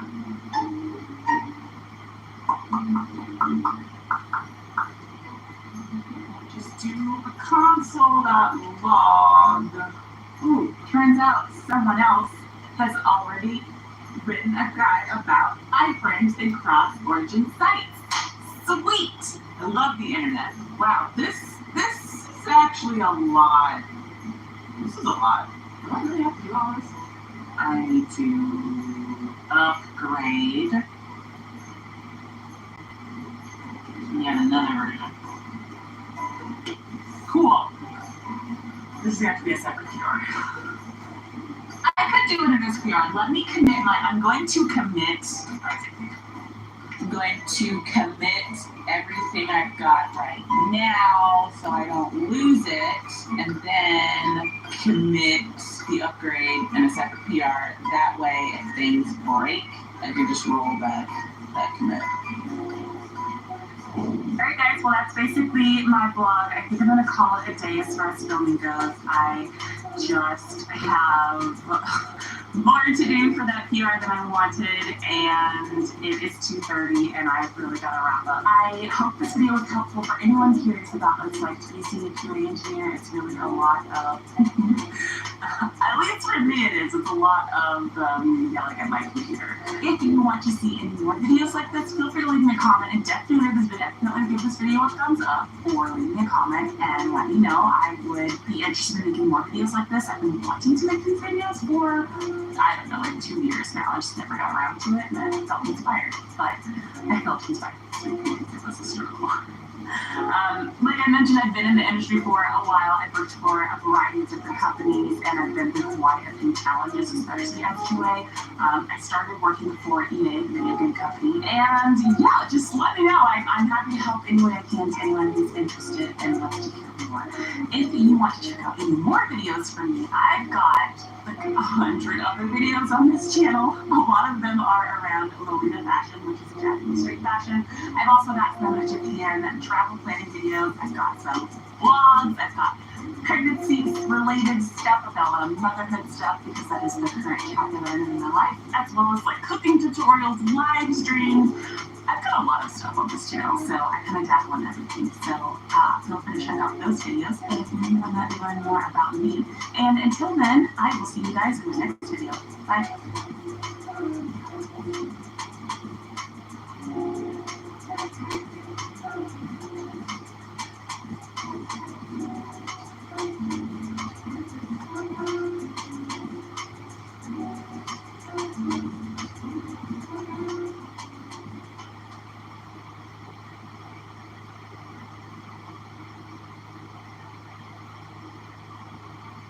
So Jeremy Rowe, thank you for making time to come on and be able to like share your story with everybody. I know it's been a few months. I remember I went back through our DMs today, and I remember like I think like the first message, one of your first messages you released to me, where you were like considering doing the boot camp and considering getting tech, and then you made the leap. It's funny because I didn't even see you send another message saying, "Yeah, I went ahead and did it." I didn't even get the message from you saying, "Yo, I'm in the middle of the program right now." It was literally, you said basically, "Yo, I'm thinking about doing it." And then later on, I saw you in my comments months later, where you had commented that you were in tech and you got a job. And so then I DM'd you, and I was like, "Bro, like, you got a job, like," and then like we started talking about it. So I thought that was pretty funny because most people, it's like a lot of communication the whole time. They're kind of updating me on every step. Then being like, I'm thinking about doing the program. Yo, I got the money ready to pay for the program. Yo, I just paid for the program. Yo, I just started the program. Like, the people be updating me like every single day. And I love it. I'm like, yo, I love it. But it's like, this focus is like kind of focus on the program. Like, make active focus type of thing. And so it was funny that with you, opposite of you, just you being like, yo, I'm thinking about doing it. And then the next thing was, yeah, I got a job. Yeah, I got a job. So, yeah. So I thought that was pretty funny. So, can you remind me, just kind of like allowing people just to know, first and foremost, can you tell everybody just who you are, even before tech? Like, what were you doing before tech? What was your life like? How old are you? Like, things like that. Okay. Well, first of all, Cyrus, thank you for having me on, bro. You was ready. You did this in the first place. So before tech, I actually did go to college. I've been an athlete all my life. Went to Arkansas State University. Played Division I football. I got my bachelor's degree in exercise science, a whole other field. It was just something that I was comfortable with, something that I was familiar with, so I kind of just went that route. Didn't necessarily know what I wanted to do with it.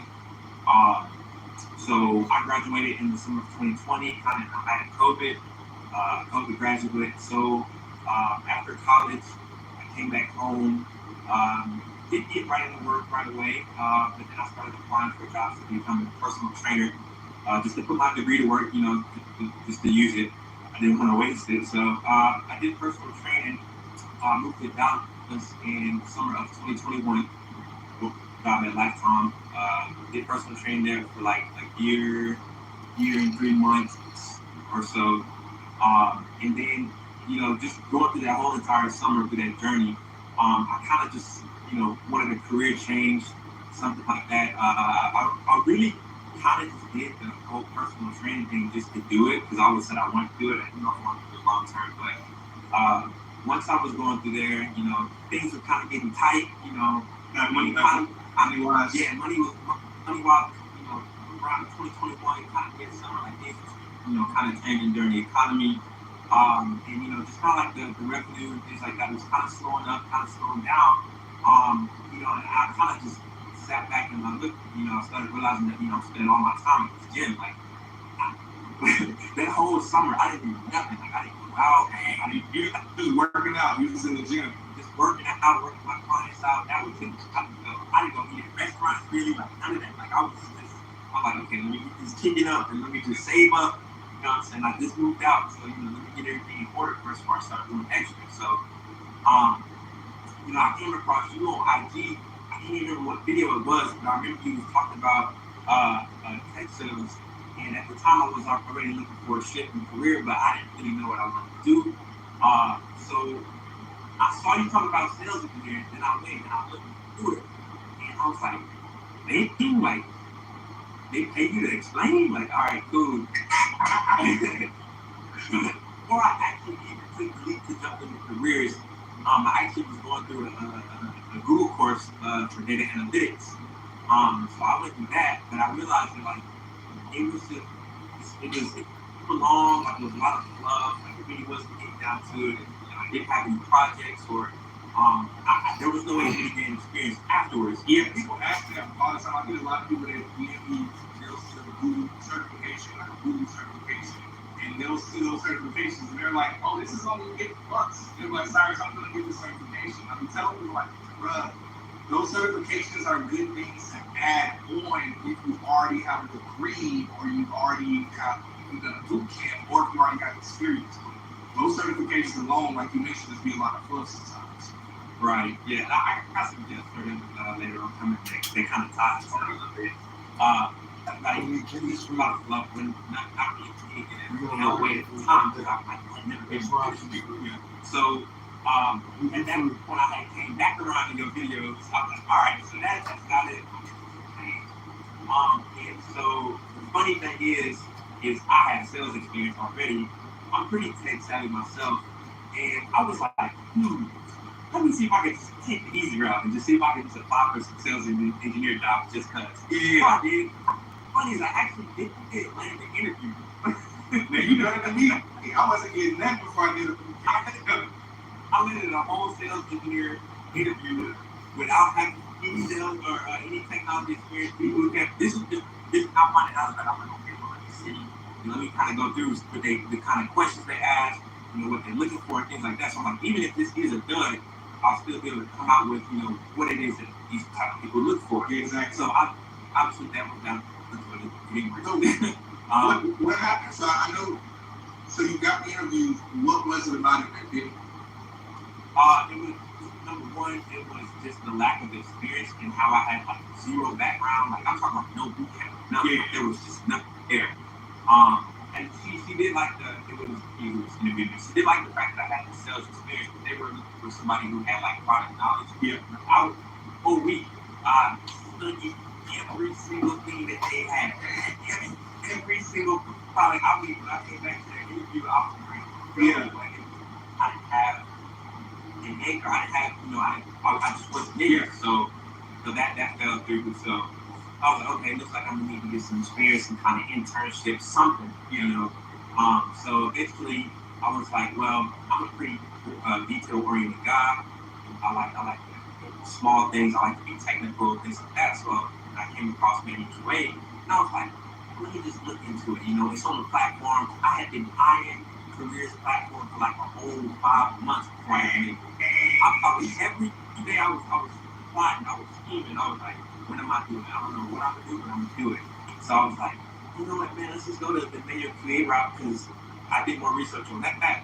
Found out that they are looking for detail-oriented people, somebody who's looking at literally break stuff to make sure that, you know, it's good for the people. And then on that, like the upper mobility for this area is something that kind of aligned with me. So that's really why I chose to go into QA, is because number one, I had already been in sales.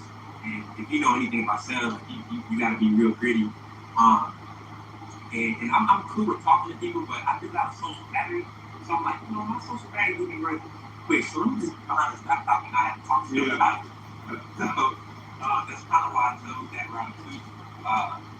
So yeah, that's really what led me to way over sales engineer or over, you know, the aspect of tech. So I'm happy you mentioned that because I was going to ask what made you choose manual QA over sales engineering. And so you just kind of answered it. If you could just explain to everybody really quick, I know one of the questions that are going to come up. If you would just explain to me, because you mentioned some things about, you know, you being able to break stuff, being detail-oriented, you not being in front of customers, you being a little bit more behind the scenes. A lot of people that are here right now that are tuning in, they don't know what manual QA is. So can you explain to people what exactly a QA tester or manual QA tester does? Okay, so I'll try to sum it up pretty quick, but essentially your role as a QA is to test your company's products or software that they have to run is to make sure that they are not defects, glitchy, buggy before they're released to the public, because those type of issues can cost the company millions of dollars. So a QA is essentially the last line of just making sure everything works perfectly before the public gets their hands on it. Yeah. And that's good. You know, one real world example I'm sure a lot of people could understand is something just came out recently. You know, Threads, Instagram's Threads, or Meta's Threads. So can you explain to people before, because everybody's using a lot of us are on Threads right now. But before Threads was released, like you mentioned, the last line of defense had to be the QA tester. So if you could, I guess, kind of give that example, and I know you don't work for Meta, but still, if you can kind of like help people understand the process of what might have happened before we all found out about Threads and before Threads was put on GA or general availability for all of us. Okay. Yeah, so I know people are just now seeing Threads, but in actuality, I think it was months ago, 18 years ago, right? So as you know, like Threads have different functionalities, different buttons, different landing pages, things like that, different things that you can interact with. And as a QA, you have to test literally every single moving part of the application. Because if we just get into the code of it, it's really all different. We won't get into that, but just the ability to be able to repost something or like something or share a photo. Sometimes in production, new code can actually interfere with certain things and mess those normal functionalities up. So when we find those issues, you know, when things arise, we'll bring it to the developers. The developers will go and try to fix the issues and get it back to it, and we'll make sure that it's correct the first time, or the second time, sorry. So every functionality, every button, every picture, every profile picture, all of that is tested to make sure that they are up to spec, size, functionality, they're doing what they're supposed to do, and if they're doing anything out of the ordinary, then we'll bring it to their attention. Y'all make sure that, because he's doing a great job explaining what he's saying, like I saw somebody in the comments say that he's been working out as a QA tester for roughly 5 months. So yeah, he's definitely at a point where he knows his stuff. Make sure y'all are putting your questions down in the question box below. I've seen a couple people say that you are QA testers and you've been trying to get a job. Make sure you're mentioning in the question box down below what you've been struggling with. Please be specific. Be specific on whether or not you're not even getting interviews, or maybe you're getting interviews when you're not getting past the first round, second round, please like let us know where exactly you're kind of running into issues, because someone who isn't getting interviews, they're having a completely different problem than the person that's getting to the second round of interviews. And the person that's getting to the second round of interviews is having a completely different problem from the person that makes it to the last round over and over but doesn't get the job. So it's always good to specify. So don't just say, hey, I'm not getting a job. Specify where you're being told you're not getting a job on average. So that'll be something to kind of help out. So whenever I do like one-on-ones with people, I find that there's usually like kind of like a formula or a flow or an issue that someone typically has, depending on where they typically get to in the interview process. So of course we're not doing one-on-ones with people here, but we want to try to answer as many questions as we can, as thoroughly as we can. So make sure again y'all to put your questions down in the question box that will get to after Jeremy finishes telling the story. So looking back, thanks for explaining to everybody what a QA tester is. Now, so you chose to do the QA tester bootcamp careers. When exactly did you sign up? And when you signed up, what was that process like? How long was the bootcamp? What was your experience like with it? Like what was it like? Okay. Yeah, so I actually signed up for the bootcamp, and I think I signed up on January 8th. My first class was January 18th. So that was the first class for January 18th. It went all the way through March. March was when I had my last class and the internships and things like that. So it took the 3 months. The experience with the boot camp. So it was a 3 month. The manual QA course is 3 months. Yes. So it's 15 weeks for manual QA and automation. Right? Yeah. So it takes about roughly 3 months. And my experience with boot camp, it was great. Everybody was communicative. The community was great. Everybody was asking questions. They had everybody in the Slack chat. Anytime somebody had an issue or a question, like the administrators and the teachers, they were on it. Like they were answering. I thought they had like 24/7 concierge, but they were on top of it. The course material, I think it's a really good way to start out, especially if you just have no clue, because the way that they walk you through it and they talk you through it, it's almost as if like a 10-year-old could do it. And then they start actually, you start actually implementing the things that you're learning. They have assignments, homework.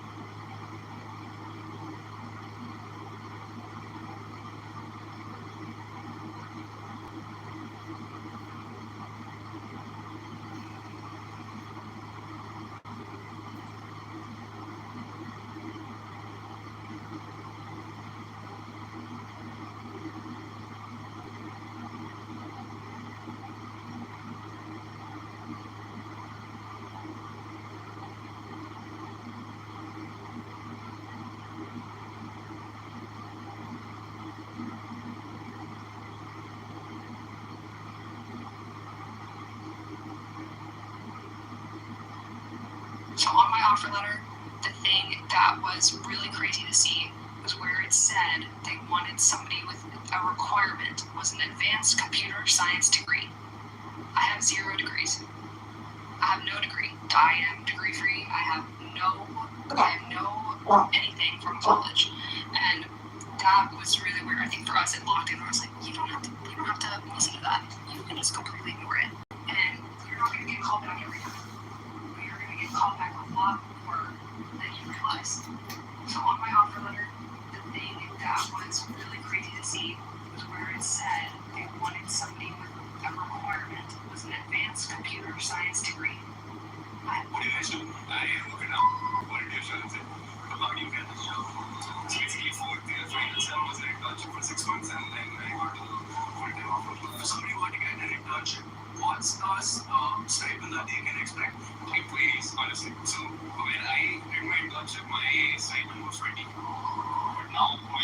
the dividing in, it goes up to 80K on left. It goes up to like 20 in here, not the base, but yeah, total layer here.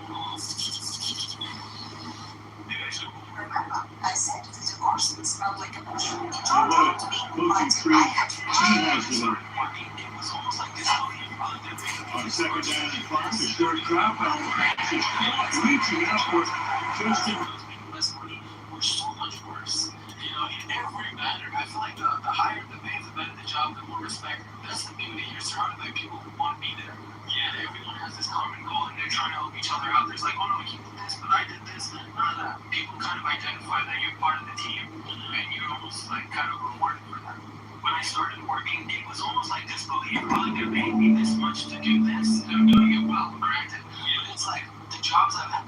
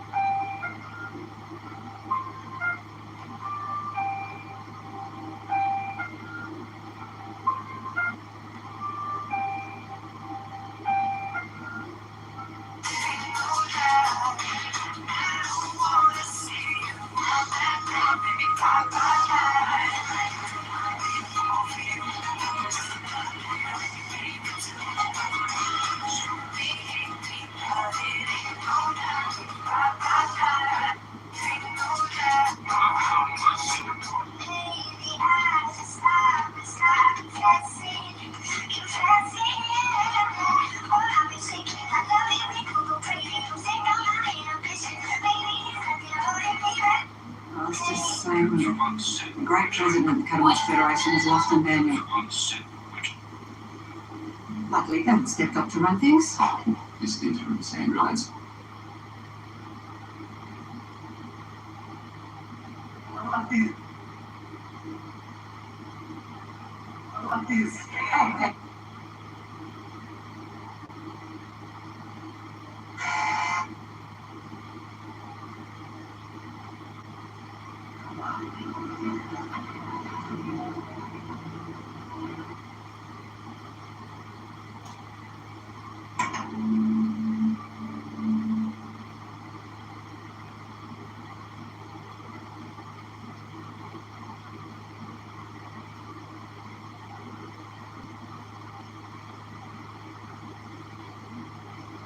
Want to be a career but don't have experience? Prior to the mobile UX design certificate, I didn't have any experience. As the career coach, I always get questions about where to find a legit, real remote job.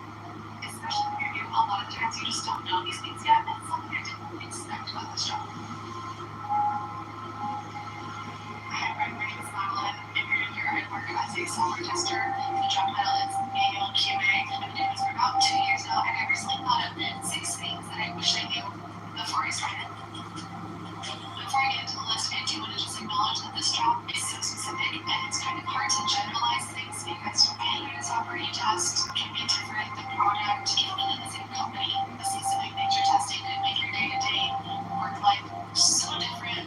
But these are 6 kind of more general things that I think are applicable to most manual QA. But just remember that everyone's experience is different. The first thing I wish I knew as a new manual QA is that a lot of people are going to ask you questions you don't know the answers to. When you're in charge of QA, you're testing software, you're working in some kind of system, you are going to be an expert in a very specific part of the system, and then people are going to turn to you to figure out how it's intended to be used, if something is a bug, what this new feature is, how it interacts with something else. Especially when you're new, a lot of times you just don't know these things yet because you haven't spent as much time in the system. Depending on how big the software is that you're testing, you may never know all the answers. What you learn to do is have the confidence in yourself that you can find the answer. So you learn how to respond to these questions and tell them, I'll look into that and get back to you. And then you start looking into it. You know at least where to start. And you are going to work through the testing environment, try to find the answers. You also will use your resources. The longer you're there, you'll know who to reach out to for certain questions. But the most important thing is have confidence that you can find the answer even though you don't know it yet, and it's okay that you don't know it yet. The second thing I you're going to miss a few bugs. There's going to be things that you didn't find, and then it's going to affect real life. It's going to go live, and it feels terrible in the moment. But first of all, it's not the end of the world. These things happen when you're new to a session, manual QA. And in my experience, I didn't have any software or technical training before I started. You don't know how code works. You don't know how it's going to interact. Good code really feels invisible. So you're not the person putting in all this information. You don't know exactly what's pulling from what part of the system. Some things may interact, and you don't know one line of code could change something in multiple places. All of this you just learn along the way. So you're going to miss some things. Just anticipate that. You try your hardest not to, but don't expect to be perfect. The good thing is the longer you do it, you do start to pick up on patterns, and I still don't know any coding languages or anything, but I know a better idea of some of the unexpected places to test. Yeah, you really just pick up on those patterns. You get better at it, but you're not going to be perfect. Another thing I wish I knew going into QA is how much you need to take ownership of your work and of the product as a whole in order to be really good at this job. Sometimes you may come across something in your testing and then you have a question about it, and it might take several people to answer that question. You'll do your own research first, then maybe you'll go to the developer and go to someone higher up, a project or project manager. But it might take several people before you get your answer, and it's important that you don't just settle for, oh, well, I didn't know, so I left it. It's better to be nitpicky, that's literally the job. And you have to take that ownership. You have to say, it's up to me to find the answer to this question. It's not up to me to answer the question, but just to present it and the different options, and then see what whoever has the authority, see what they want to do. You also have to take ownership because there's a lot of little pieces that go into software and things are going to be forgotten. So for example, if I find something while I'm testing and I think oh, if we just added this specific thing here, it would make the user experience much better. Maybe I run that by the product manager and they agree. They're super busy and this is a very small thing. Yes, it would enhance the user experience, but it's a small thing, so it's easy for them to forget it. So if I don't see any action taken on that in maybe a week or two or whatever your time.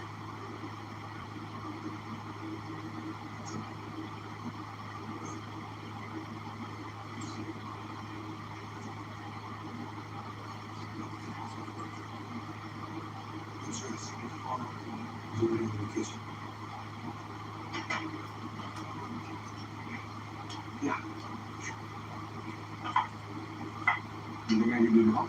Oh, Bill, you're our guest. Relax. Come talk to home.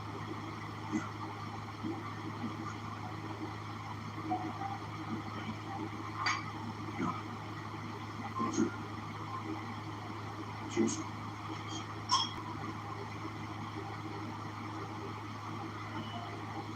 See, thank you.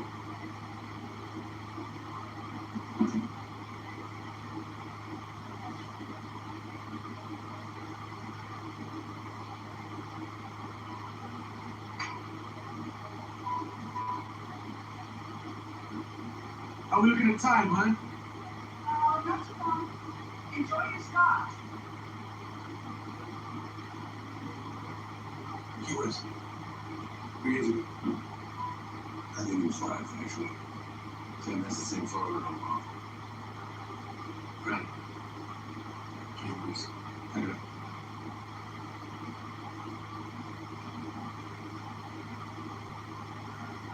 That's, wow. Hello. Remember this? He almost told me that was a good version. What right now? Let's just stay on the safe side. Yeah, of course. What does that mean? I told you about if we're in a house, we're talking about supporting the future of the industry. Absolutely would. I've been 2 months about it. What are you 2 months about? Providing success. I can guarantee you that it doesn't work out. I can make it points and never knock me down. Not a personal one. Sorry, I'm really confused. I think Sam asked you for help.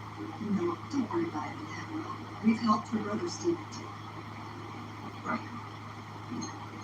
You're not a good people. You're in the service. You're unemployed from Seattle. Civil service and more hopefully for a while.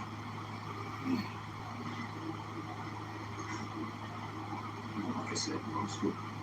And if it would make sense, that's the right time to call practice. So, in the meantime, we're fine. It's right. It's how it goes with play. Tom, give me this. Everyone wants to do. Taking the issues that everyone was looking for. I spent 27 years serving the country. I say, when I started working for Northridge, I started doing some real work. I always had money. You know, I had never asked anyone for anything. And you're not asking for anything now. We're just offering to help a dog. Why did you do this now? Okay, that's fine. Let me ask you this. I suspect you don't move because you thought it was easy. Because you thought it was more secure if you moved it right away from you. Those are the son I mean. You know, I tell you, Sam would have put I think she would have told you that she wanted to be able to. It's not on life, on our own terms, we move without our father cleaned up fucking man. Oh, it's not as if you gotta say straight up. You know, let us know how you really feel. Sorry. Get off your chest. Just don't swear in front of my wife. Who's telling you this?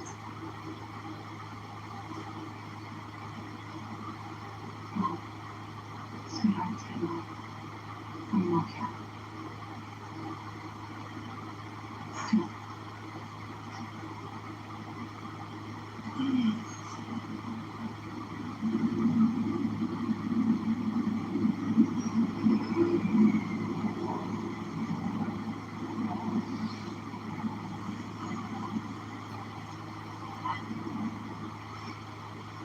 Hey, I don't wake up home. no, just lying down or something. Yeah, I don't think so. You look like shit. What time is your flight? Soon. 6 in the morning. In Seattle. So, my mother just called. Oh, that's great. What she said? What do you think she said? Yeah, okay. I'm sorry, I'm sorry. He was into me from the second I got him, okay? I guarantee you, I asked for his blessing last night, he was sick, so I gave it. My mother asked you to leave. It wasn't quite like that. Just calm down. Really fucking late, okay? I do. Okay, fine. Just call me when you get to the airport. What was that? What was that? Howard. What's that noise? Well, something's wrong. Sam, I'm scared. what the hell is that? Thank you. Jesus. Hello?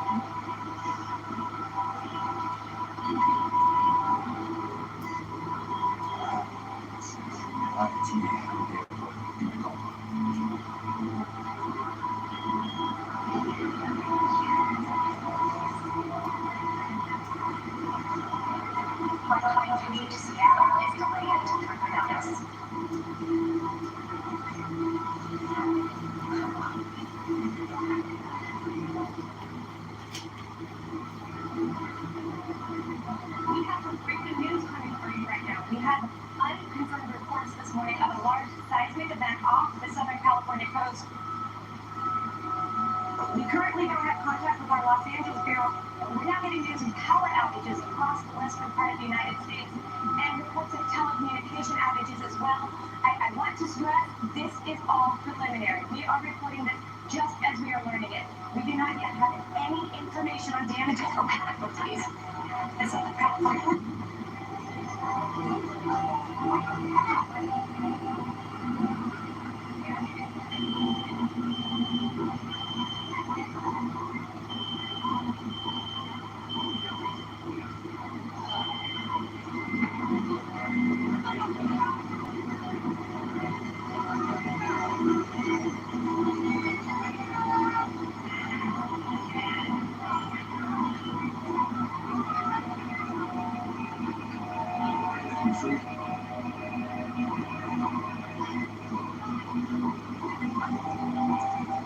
Tell me, boss. I can see.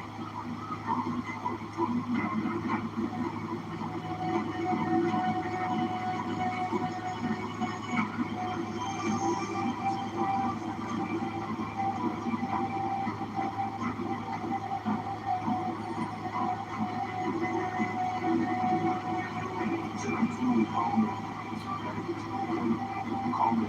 See what you get.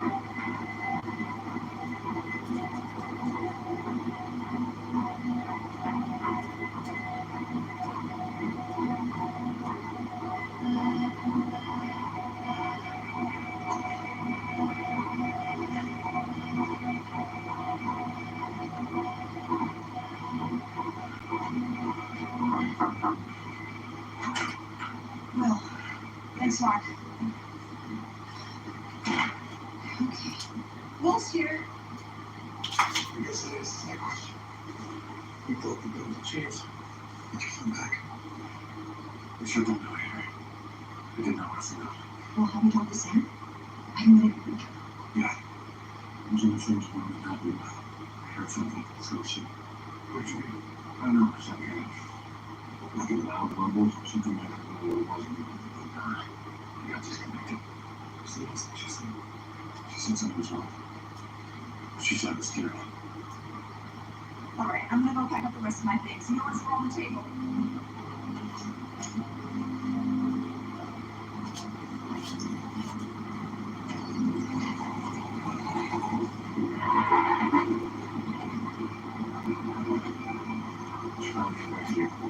You said you shouldn't have.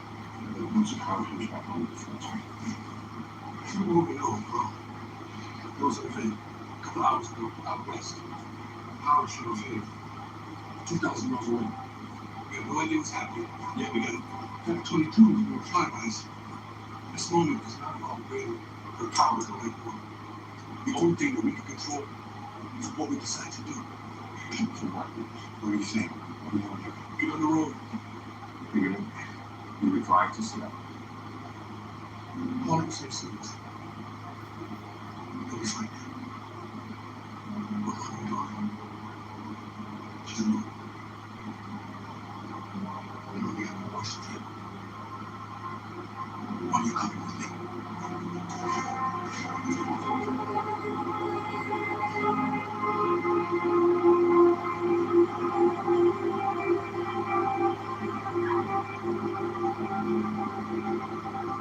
Stop radio. Stevenson Vance Avenue. Come safely. No,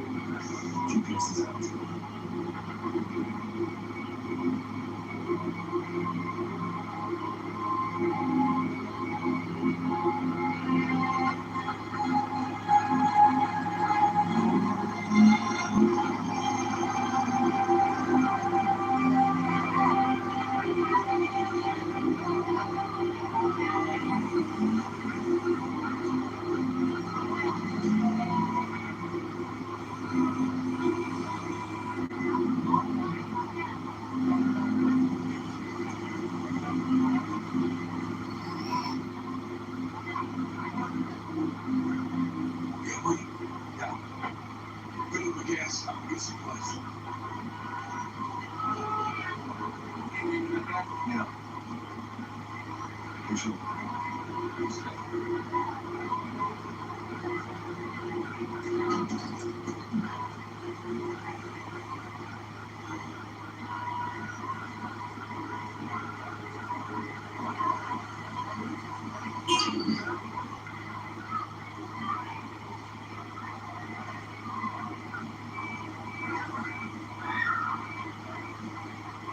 Next car, please. Can I show you the back seat? Yeah, I don't think so. Excuse me? What did you say? What are you talking about? What's going on? This piece of shit just called me a slut. Oh, well, no. I didn't call you a slut. You just in a fucking costume. Okay. Don't do that. That's my car. Shut the fuck up, old man! Hey, Pops. You want to know you guys, okay? Right? Where's the lights?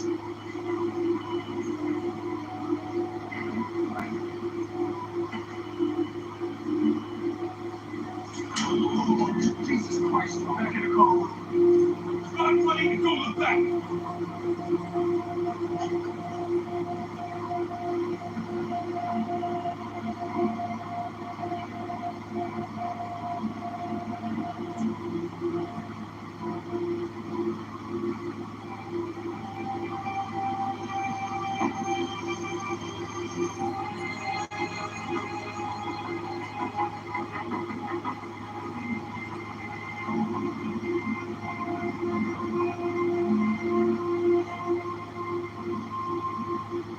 Is there something you want to say? Should talk. So if you want to hold me, if you hang up. What would you have said? I mean, I'm assuming that you never fired a firearm. No, I haven't used a firearm. It's not exactly a priority with officers. You know what if they had taken this car? Game over. It would be game over.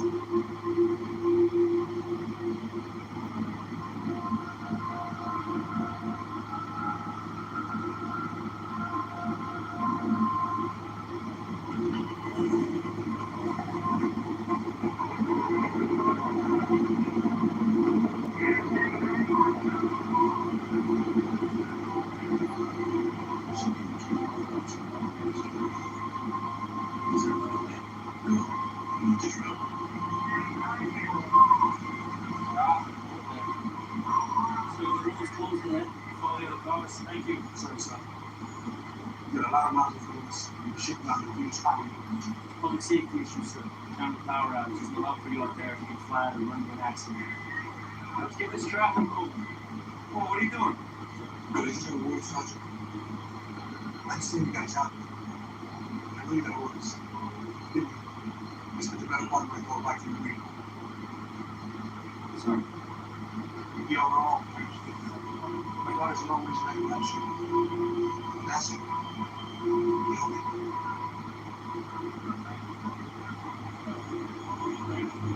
In the car. I don't think any through. Local traffic goes past the next exit.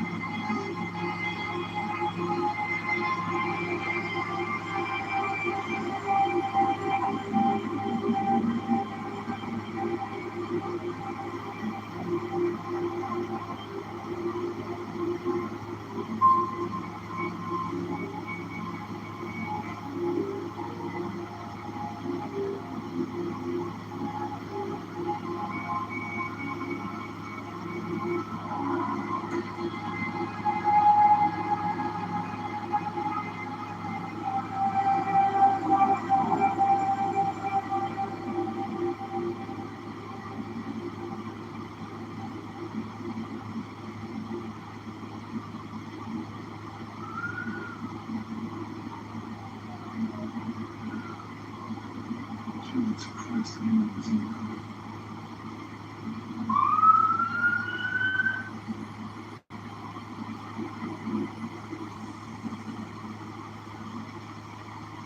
I had no perception. Finally came around, please. I need to get out of here. Beautiful. Officer? Stop the car. Officer, get back in the car! Will, get back in the car! Tell me to get out of the fucking car! Fucking fucking car!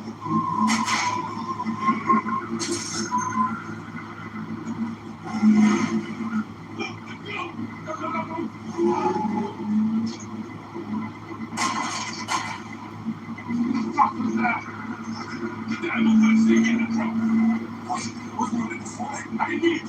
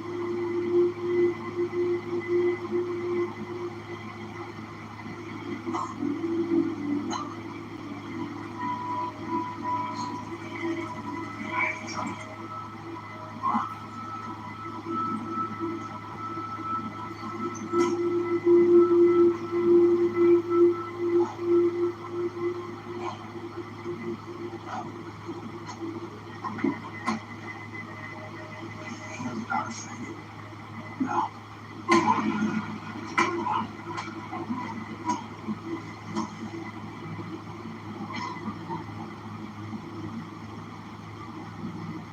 Okay.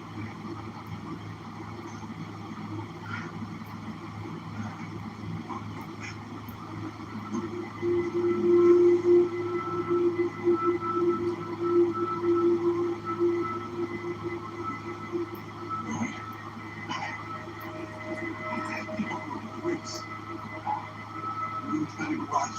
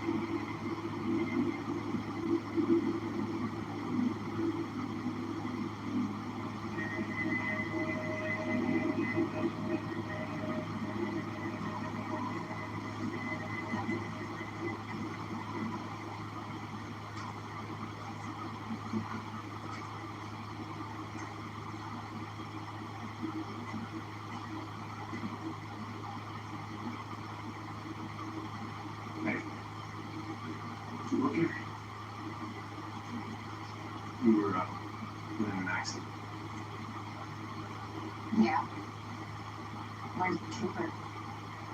It's big.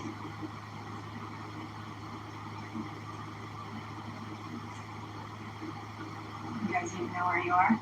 No. You were hoping for your help. You guys got money? You do shit for free. Or should you?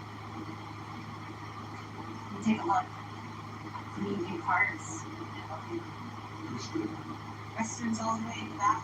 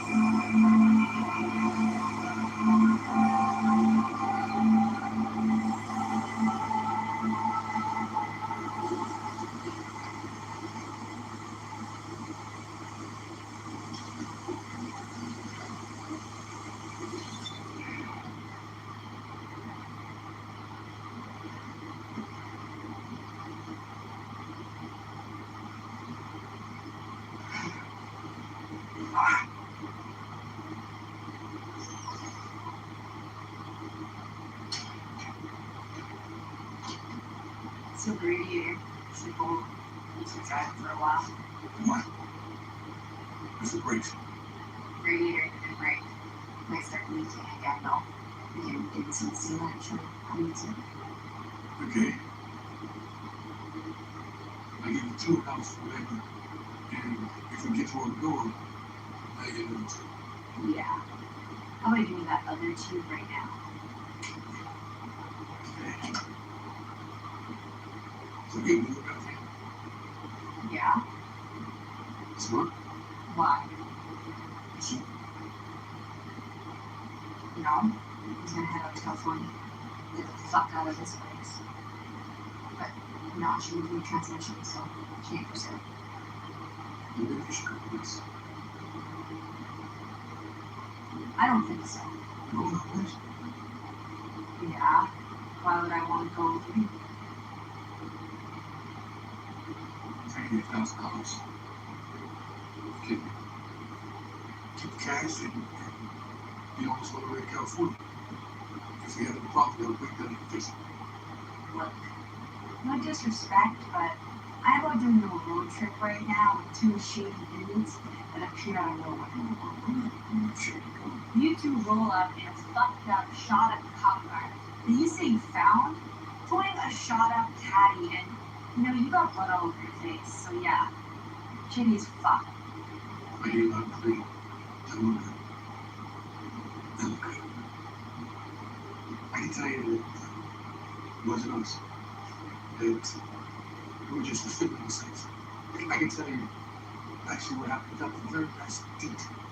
But probably I'm not sure what was happening.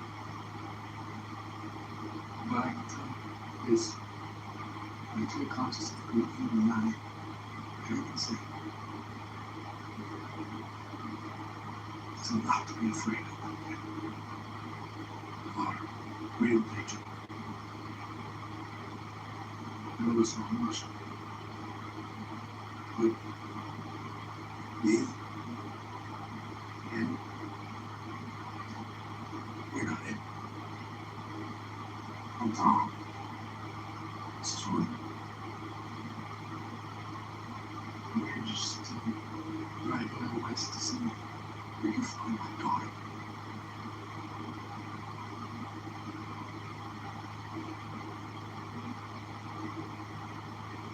Alright. Heard enough. So you go.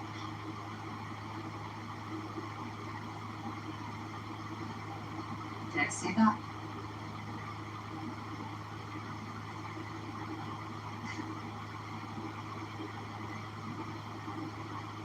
Wanna come? I'll do it for 2,000. Okay. Great.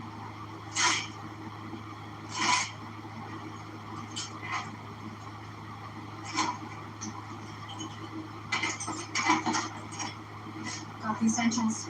As long as we don't snap back, so head next to Seattle. Right. Oh, and I sent some cops gas. There you go. For all this we did this before the night. Hey, hold on. You got the first shit. Right in the back. Of course, Tonto rides in the fucking back. Chill. Oh, just kidding. What's he doing? Just drive.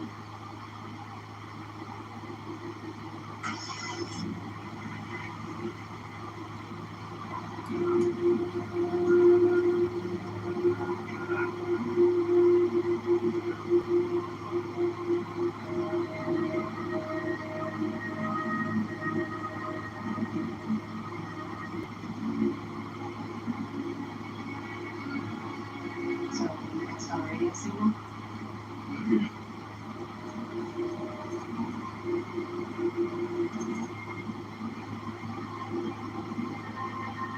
These guys take short trip here. If you would. Take a left here and head out on the 14 West for a while.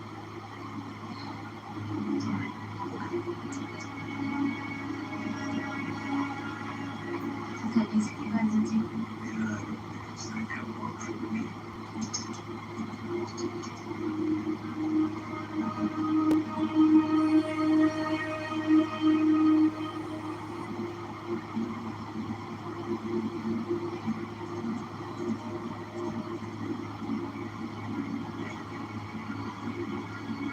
It's a lot. Go. Let's go.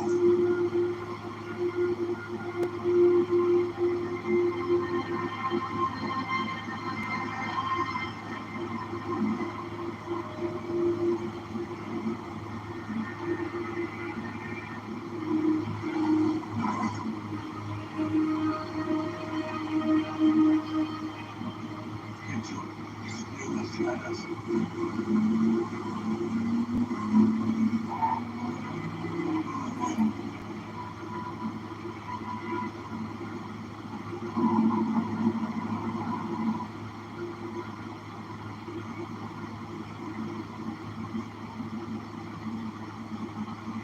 What's up?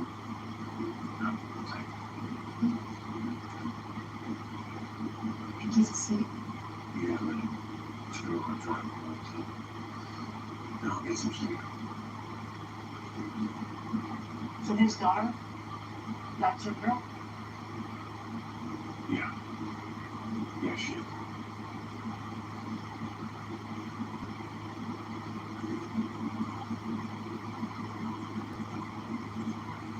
Whoa. Check it out. It's crazy. Yeah, on our side of the road. Oh my god!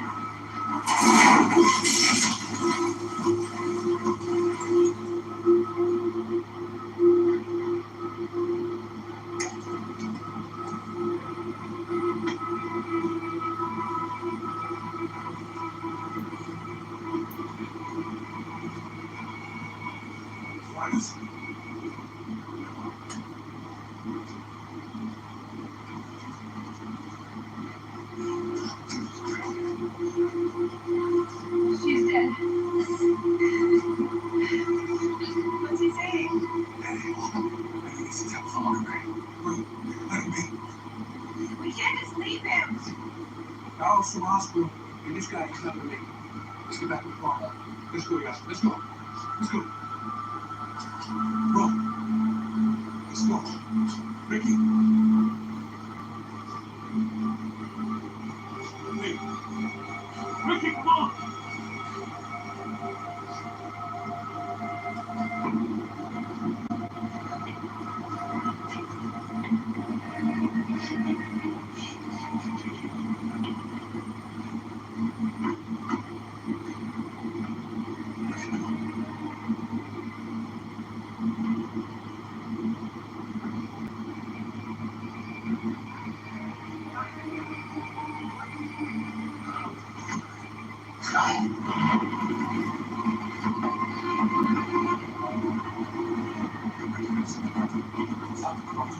Fucking car.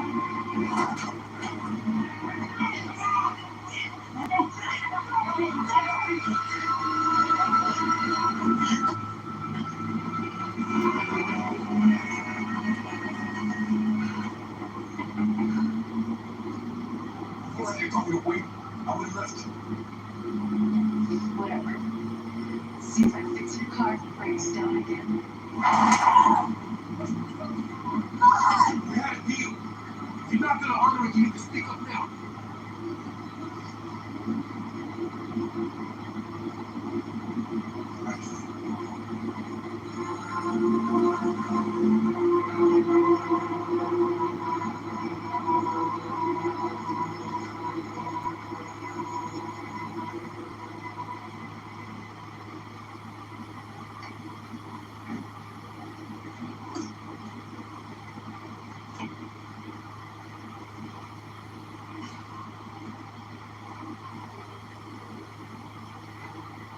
Okay. Whatever. You can be pretty hard. And if that's hard, you know what hard is now.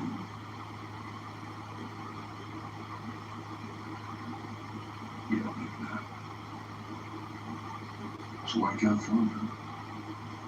And become a rapper. Come on, it's 16. What? You don't think that I got it? No. Of course, if you were to start, you know, I thought I'd be pretty hard career, I guess. I would fucking with you. Yes.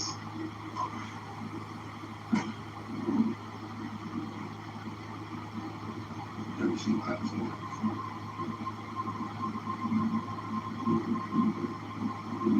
Hell no. It's almost coming.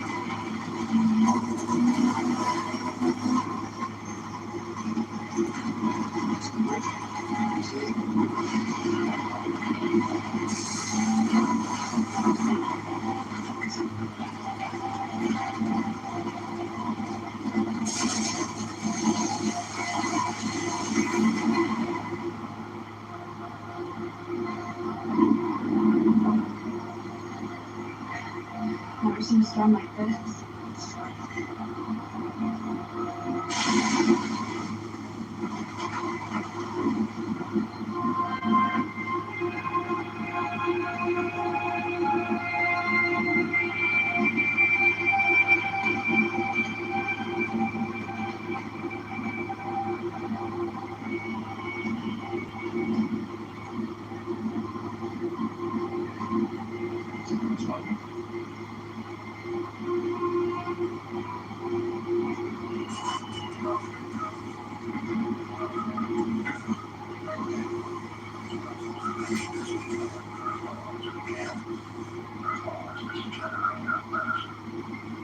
Still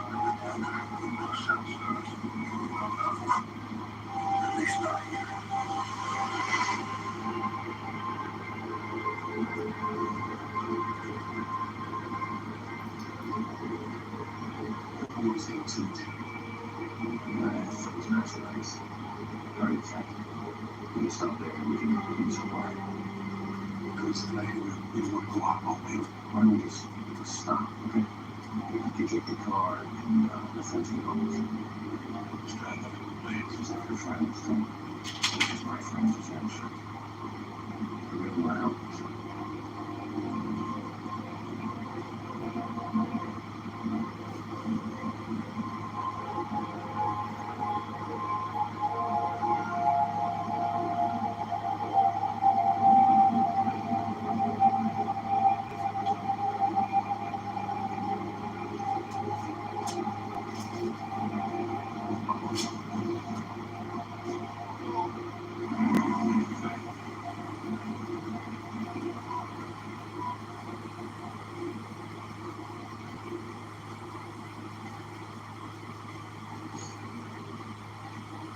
Room services for gas and nothing. We've been on the road for a long time. I prefer one. Every car stops here, she's in the friends in the state of town.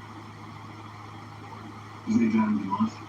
He was born and raised here. There was a room to his running. We're friendly that his wife, Meg, she owns a pottery store in town. I can't remember what the name of it is. We just wanted to ask the most people around.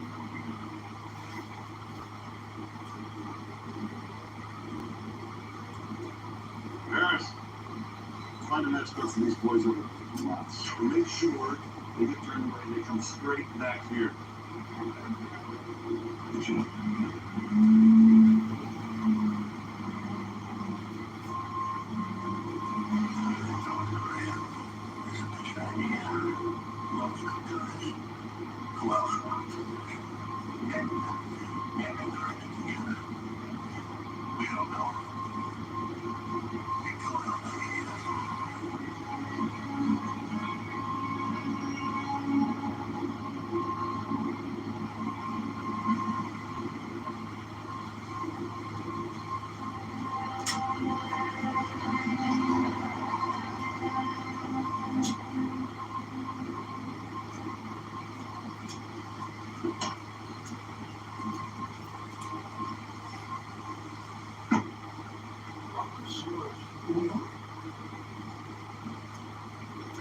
What are you doing here? How did you get back?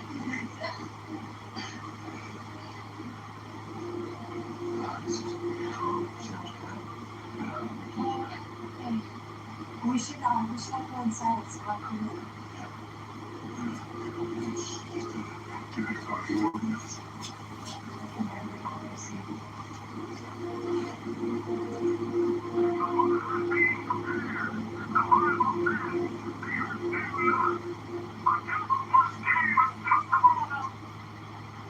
What was the timing for that? It must have been, I guess the night before.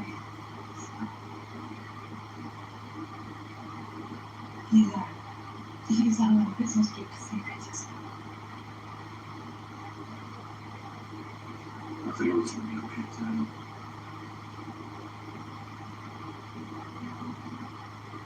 I mean, I know this makes any sense. It's just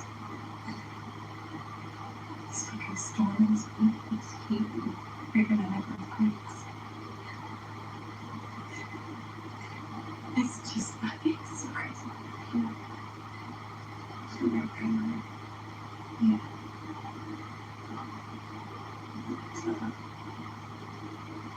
Can't stay like this forever. We're leaving you guys.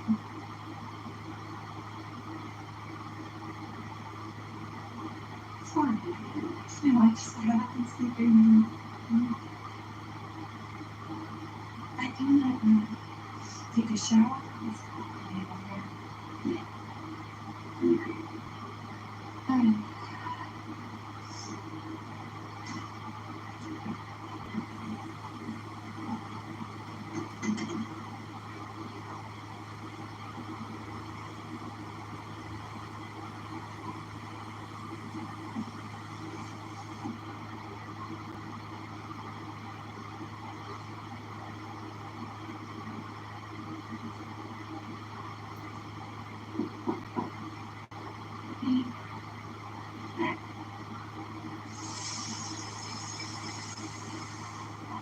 Yeah. Now you can do it. Yes.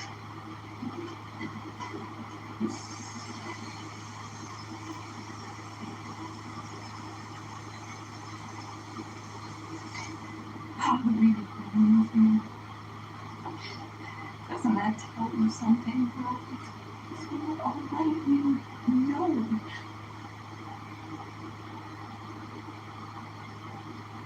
I just, it's really can't believe it. No one's telling me anything, and no one even knows that I'm here all alone. Here, he's coming back for you. And what if he isn't? Because I can feel it. Well, I can feel that he's gone. I can feel it in my bones. I know it. And I know that Sam is gone. Well, she's gone.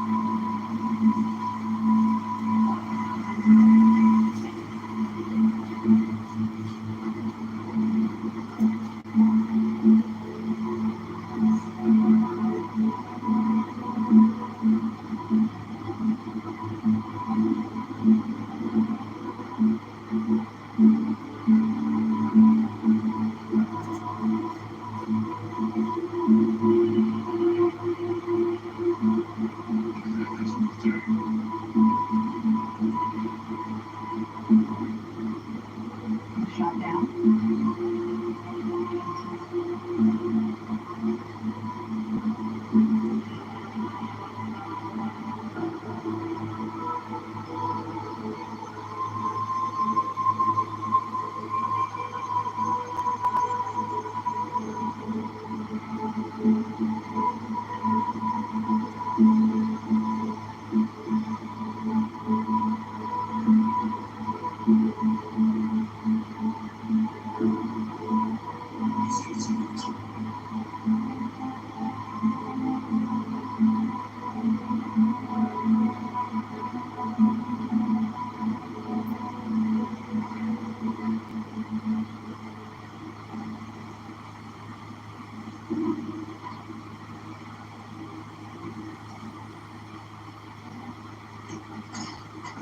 Oh, hell yeah.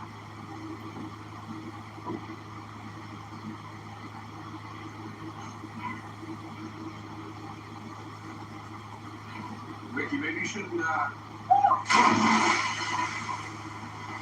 Holy shit! Holy fucking water! I thought it was gonna be cold. Fuck!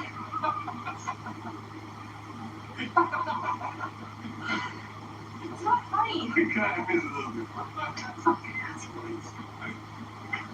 Okay, we need to split up. Get ready. We gotta find places. Blackhawk? You know what happens?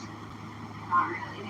Just I, Cheyenne, Chinook, Jigsaw, Apache. Just think it's funny that the Army named its helicopters after tribes they tried to wipe out. Look, Ricky, you're a gas detective. So you got cans, check out the cars, generators, everything. We're gonna check for that.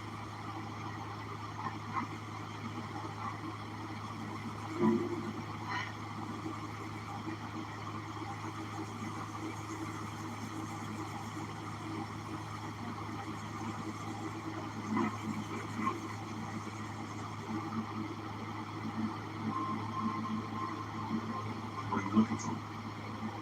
Water. Food. Be sure to get what we need.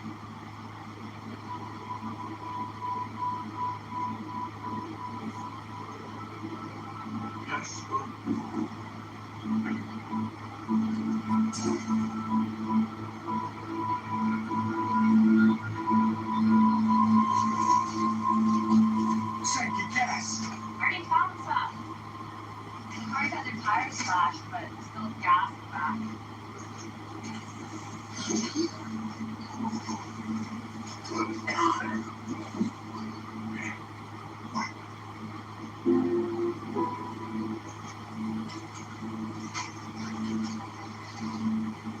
going on? Let's go.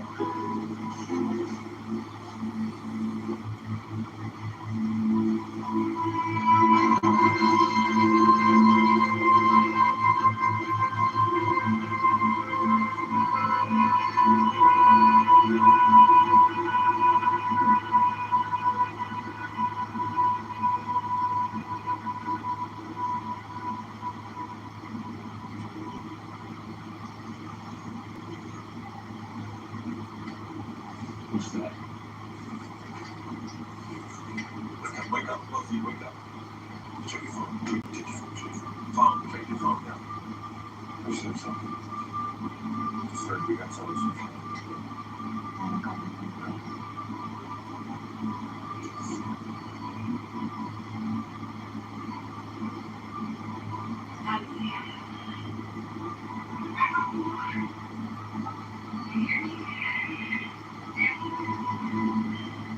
Whatever happens,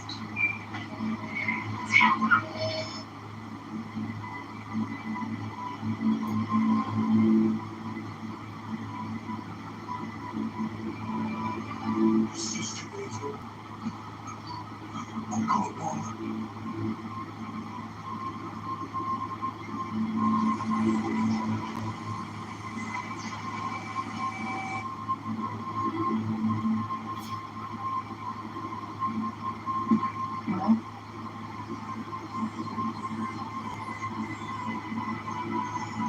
where the hell are they coming from?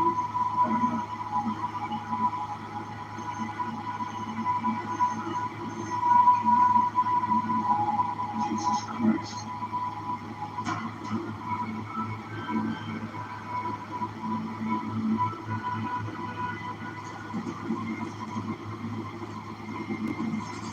Jesus, we turn around. Insurance company put my ass.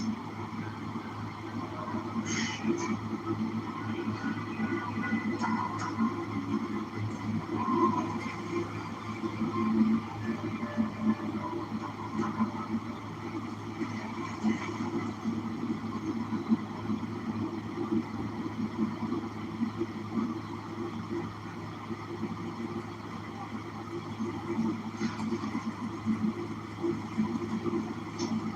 This is the station. I'm stopping. So see what's going on. Here, let me have.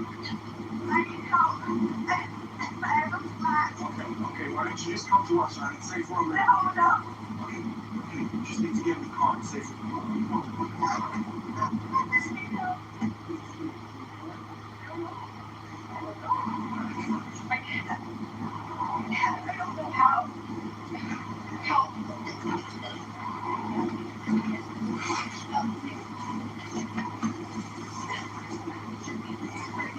Hey, hands up!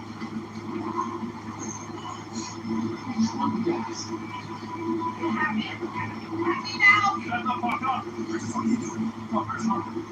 Now I got places to be. You go. You go, buddy. You go.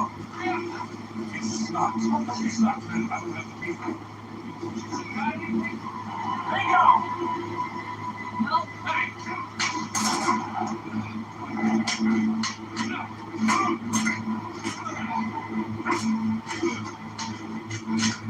Don't fucking do it, man. Fill it! Fill it! Just leave us one canister, please! Shut your fucking mouth! Jesus Christ! Tell me, alright? Talk! Okay, get the gas. Get the hell out of here. Get the gas and fucking go, man! Leave us one can, please! Hurry! Go in the cemetery. Come on, get going. You're killing us. Go and take the gas. Jesus Christ. Hey, this is my wings. Give me a break. Fuck! Fuck! You fucking help them! Alright, come on, get in the car. I can stop. Get in the car. We have to go right now.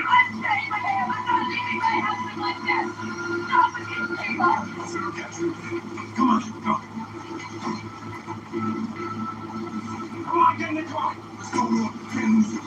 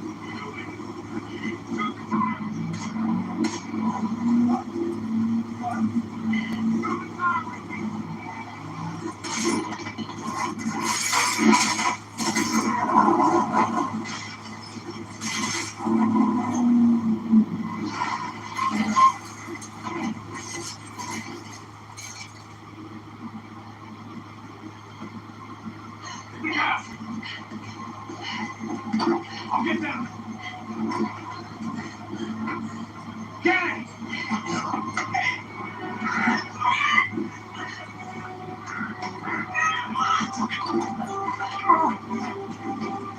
Get open it! Come on, get it! Come on!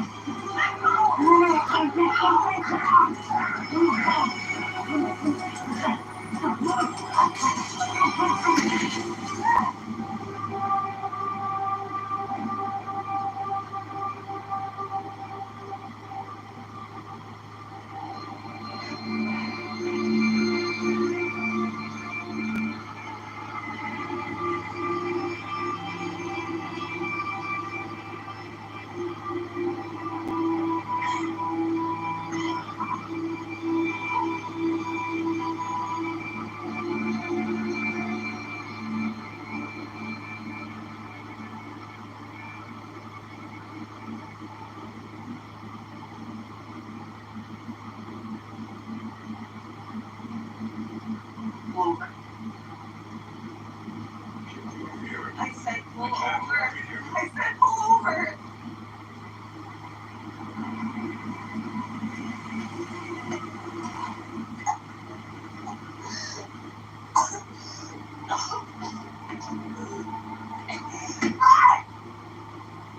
I fucking killed him. Robbed us, Ricky. They were gonna kill us.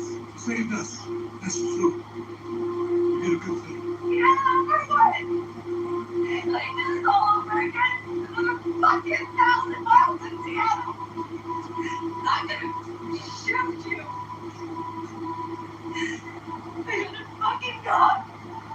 Really went to fucking red and spit another city here with you. We're in the middle of fucking nowhere. You think that I would have made it? But you think you've taken care of me since the day that I was born.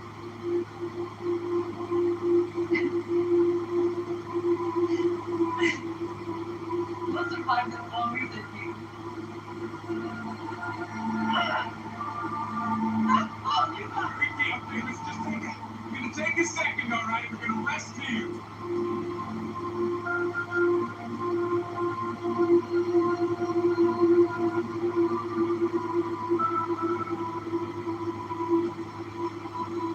Ricky, you saved us. You did that.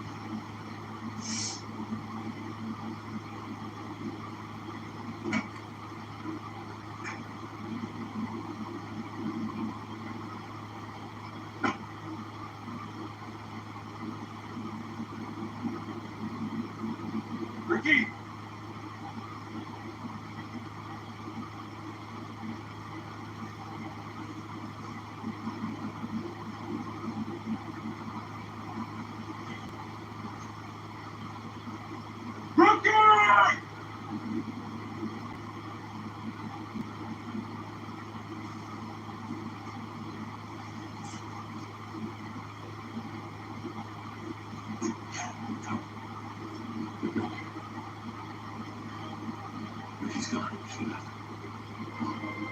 What? You think it's not true? Sure. Yeah. You should listen to it. So you guys to come with us.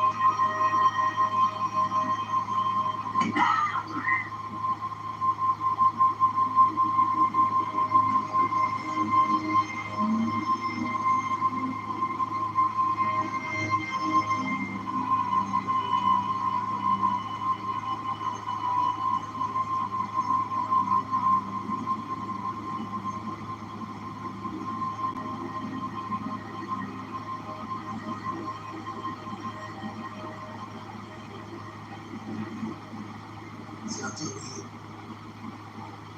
your father was ugly.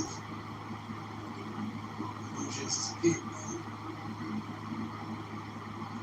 Yeah. You know, man, he's all right. I guess there's another one now since I've seen him. I've seen a couple of years. It's a shame that you got back to be my father. That must have thought your son was the way about God. You know, the thing got bad. Then, look at it. He had his look. Everything was right. Just staring at you. It wasn't disappointment, you know? No? It was, it's disgusting the fact that he brought you to the world.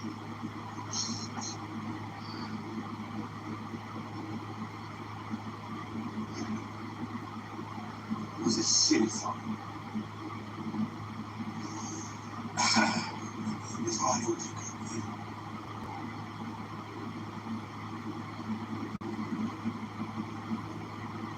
Come on from the farm.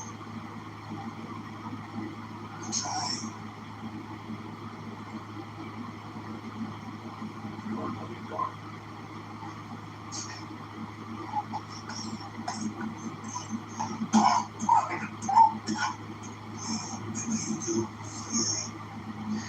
If I didn't get that, I would have killed you a long time ago.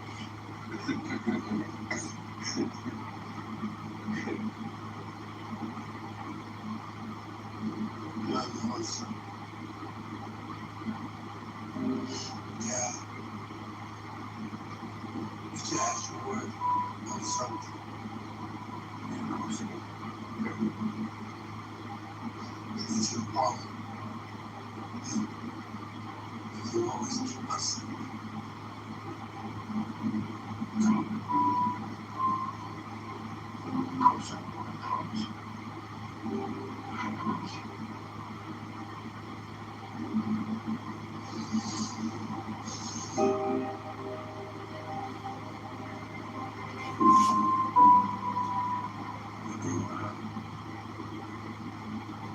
Something I need to tell you.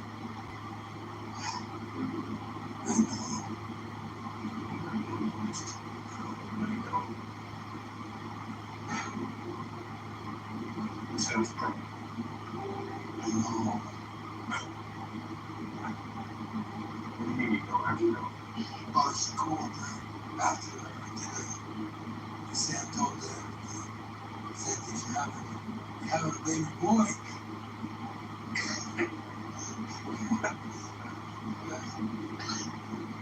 It's always telling me, yeah. How about this?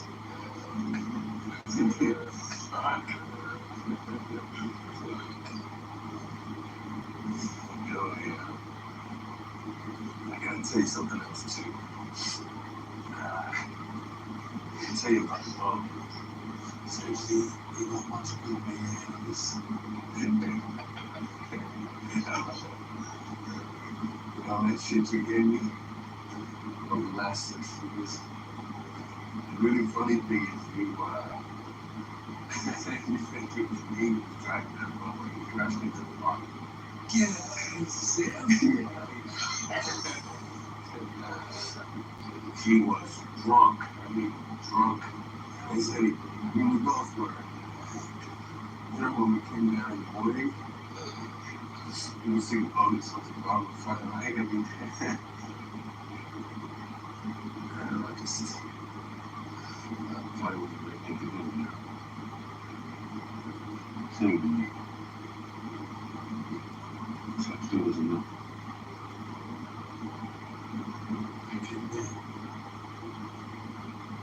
You really good father.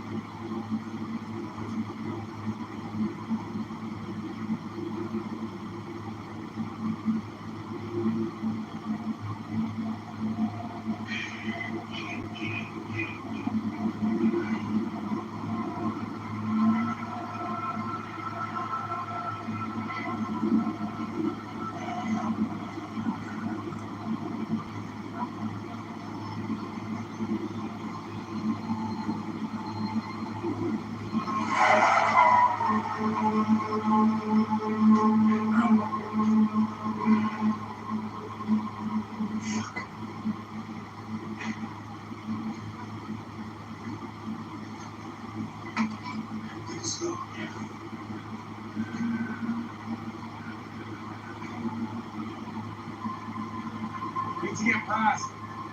My friend is sick. He needs a doctor.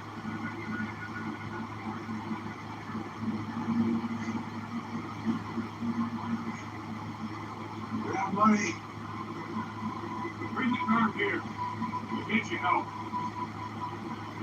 All right, we're coming. Just don't shoot.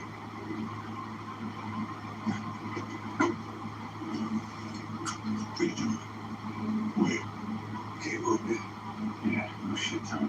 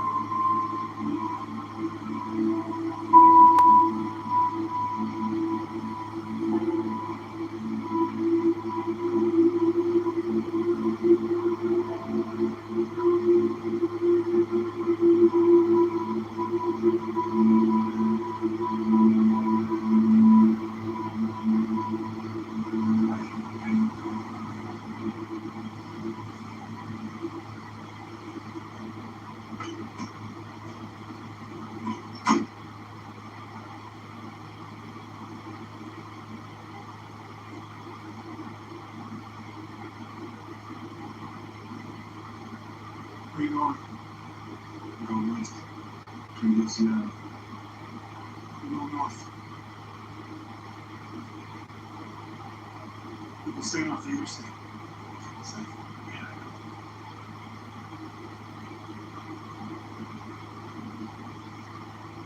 We're going to take you as far as we can. I would leave that. Male family in the car.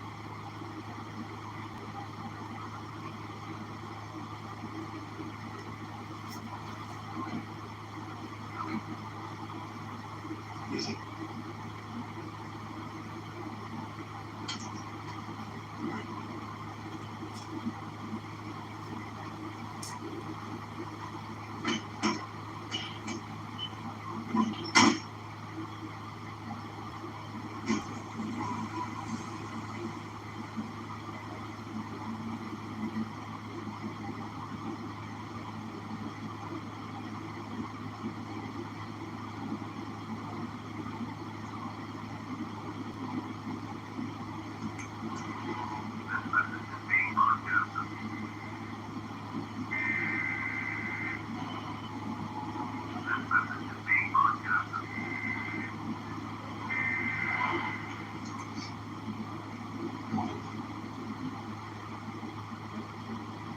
Every day I do that. I still don't know. Starting in Los Angeles. At least what it was. Saying go to Canada, something new. I'll be there. 2 or 3 days now. No, today's day 5. You can see the sight. You and me both.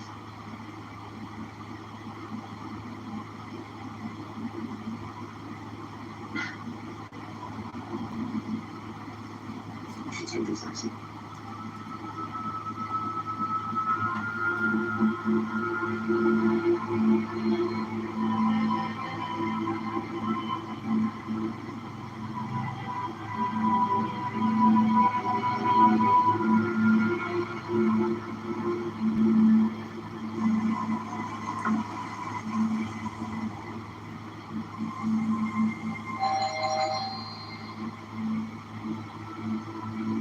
Hello?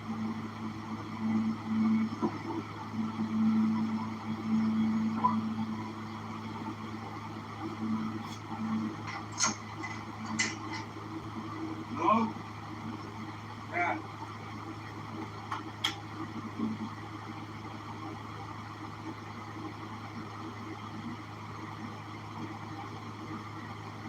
You sure this is okay? Yeah. It's my phone.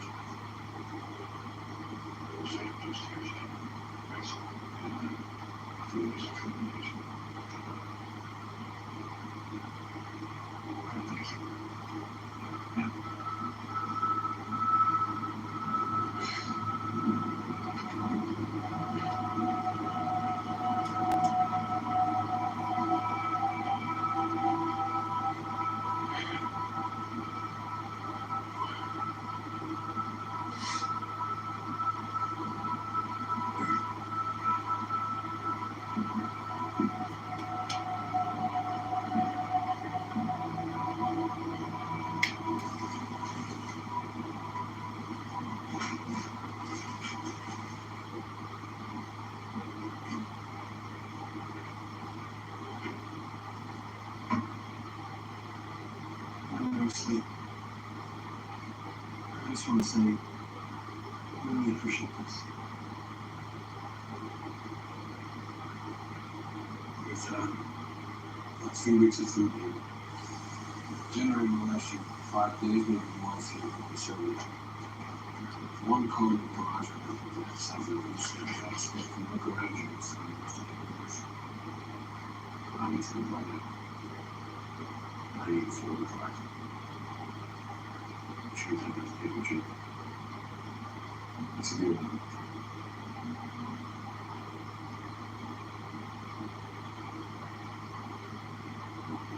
Sure.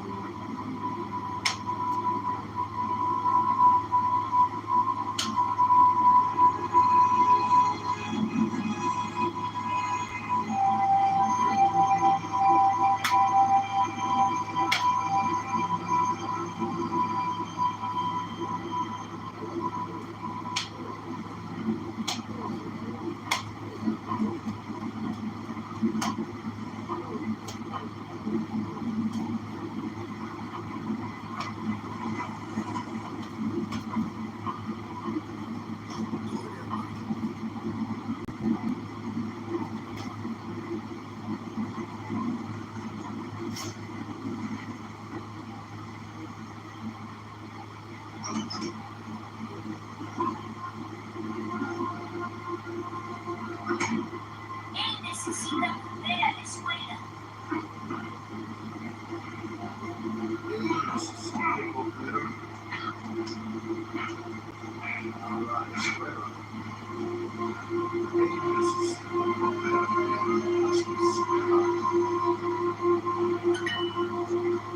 Ustedes van a la oficina del banco. Es importante volver a estudiar. Es importante volver a estudiar. Nosotros podemos trabajar en la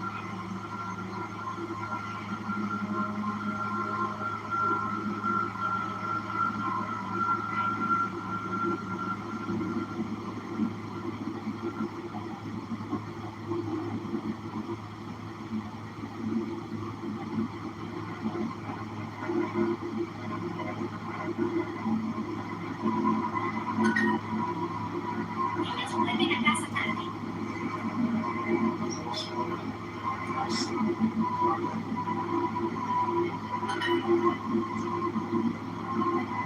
¿Puedo usar mi celular aquí?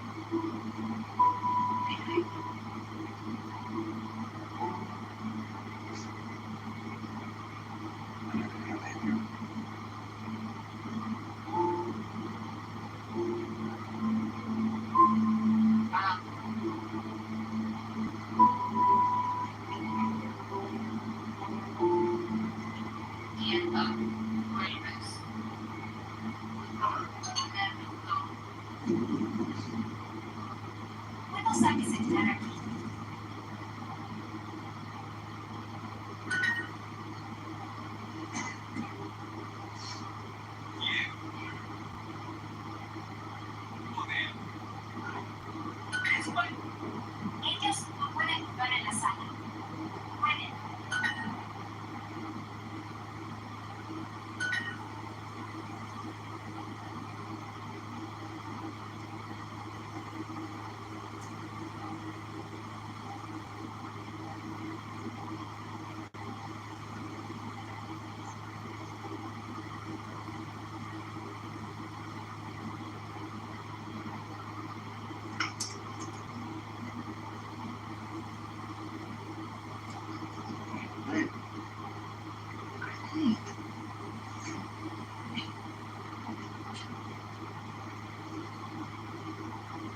No, Chelsea, I didn't do just like you. We're in every you want one? Yeah, sure.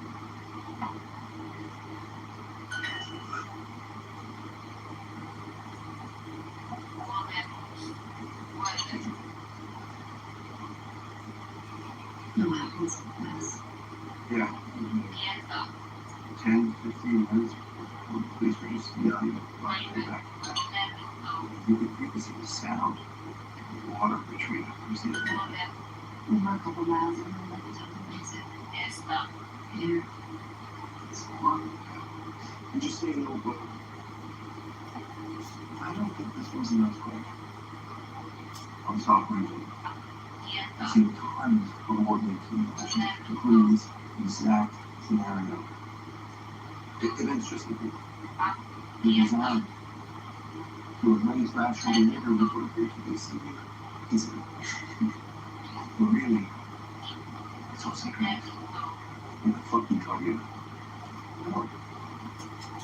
I'm 100% like people are doing good. The last couple of days have been rough on you.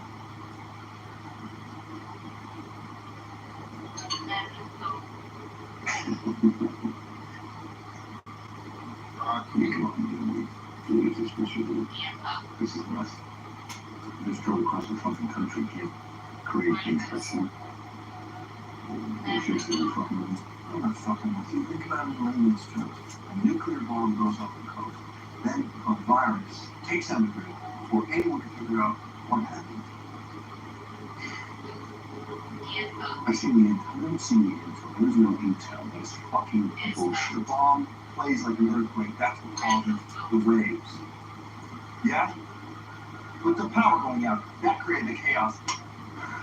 Do you think it's strange that the power just went out everywhere? The communications, I mean, just fucking think about it, man. Unless I don't know. Maybe there's any coincidences. Rocky.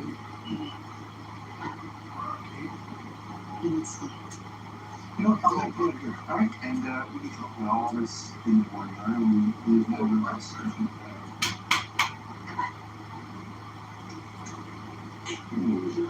There's an ash cloud over the street. Seattle is known. God knows how many other cities. I don't know what the fuck is going on. And you do not know what the fuck is going on with this. So let's not pretend. Okay.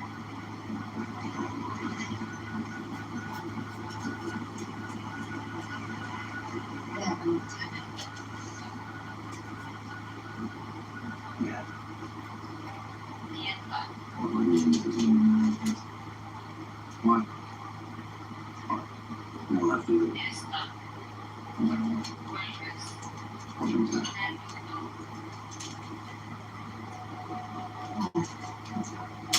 Hey, can I see that scene? Sure.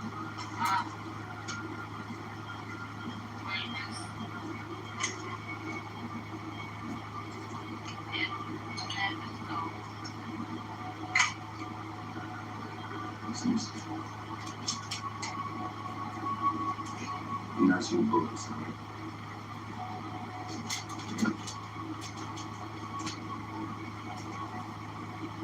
Me?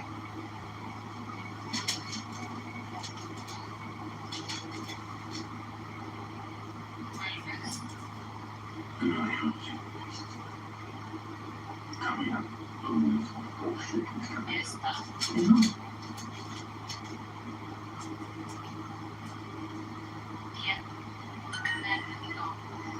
You and the baby are the only thing that matters.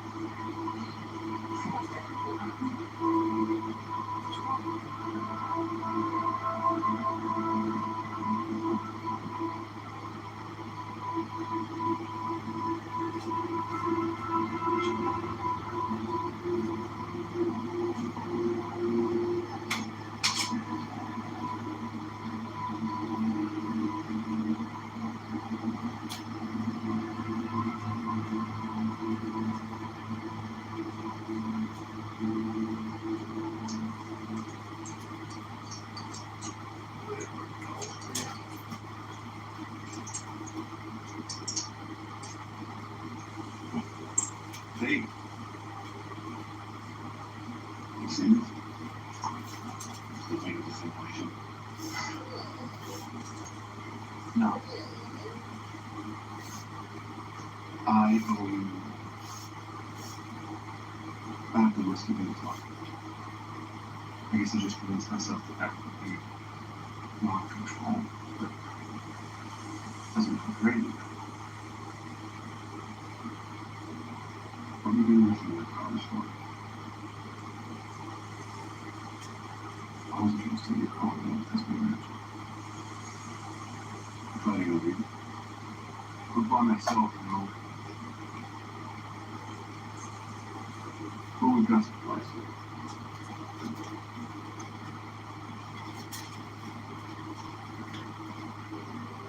I saw 2 kids. I thought they were going to get something from the car. 2 kids, right? There's these kids right now. Who are those? I'm running from there every morning since we got here. I'm with Michigan.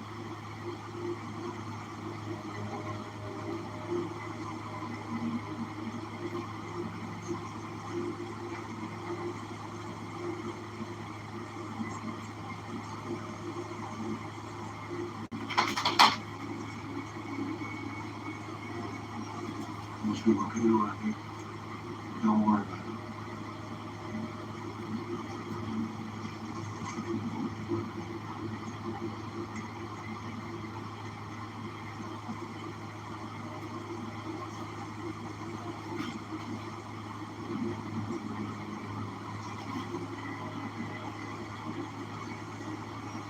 I'm leaving.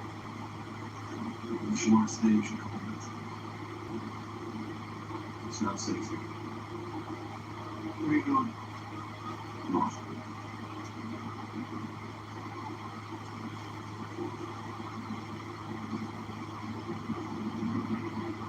Who wants to stay, Will?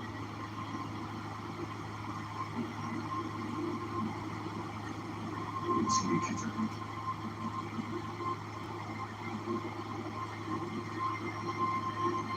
Look at the booty bag. Remember, I saved your life. We have a bond. That means I get a voice. You say you're dead. Oh, I'm not. I'm here. Don't just start me right.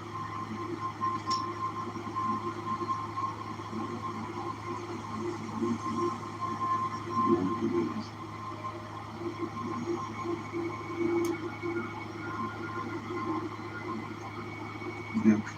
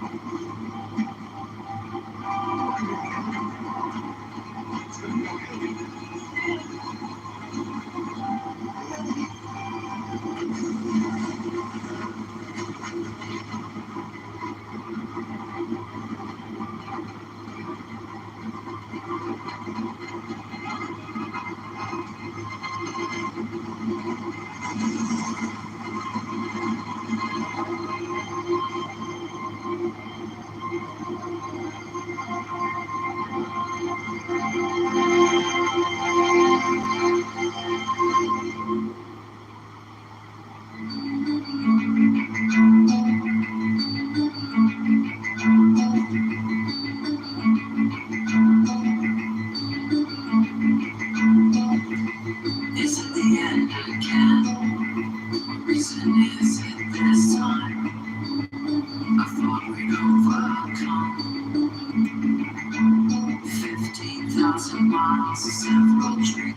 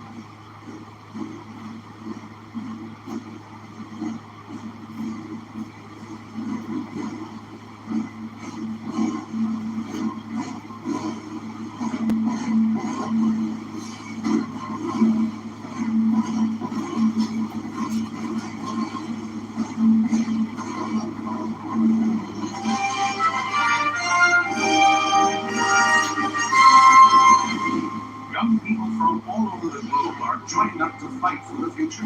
I'm doing my part. I'm doing my part. I'm doing my part. I'm doing my part too. They're doing their part. Are you? Join the whole country and save the world. Service guarantees citizenship. Well, send another meteor our way. But this time, we're ready. Planetary defenses are better than ever.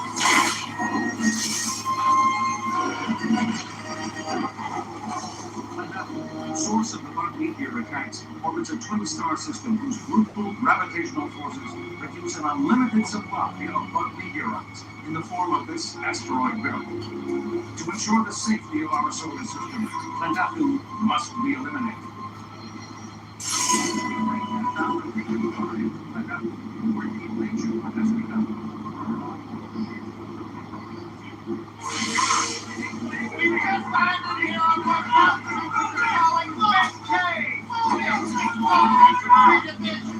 It's a country planet.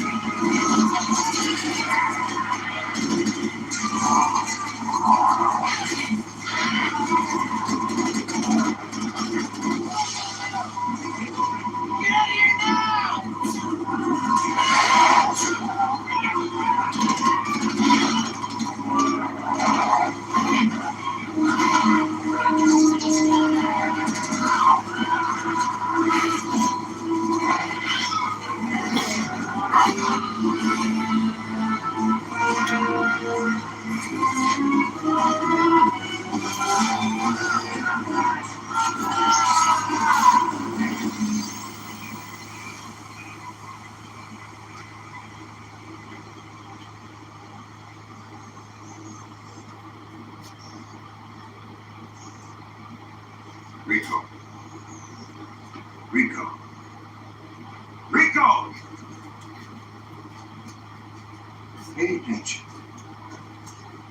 Time is come, Jack. Let's sum up. This year we explored the failure of democracy. The social science brought our world to the brink of chaos. We talked about the veterans, how they took control and imposed the stability that has lasted for generations since. You know these facts. But have I taught you anything of value this year? You, why are only citizens allowed to vote? It's a reward. What the Federation gives you for doing federal service. No.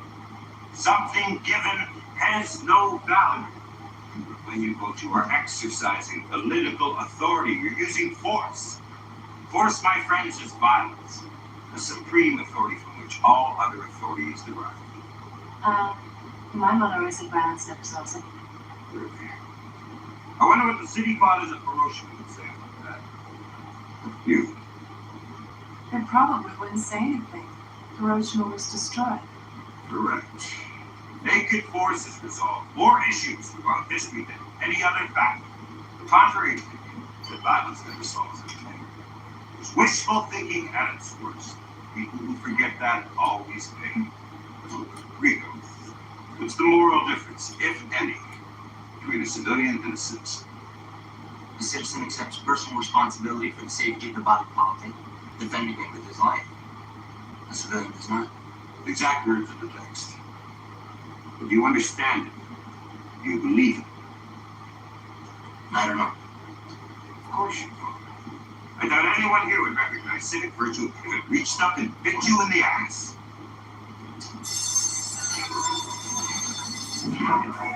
This is the end of period 3. Period 4 begins in 5 minutes. Remember, all graduating seniors must fill out a 710 form. Not here. Come on, let's see if they test the mail file. Rico, will you take Tesla? We're gonna kill him. All graduating seniors must fill out a 710 form. First thing Queen Academy looks at is your math scores. Wish me luck. Miss Lady.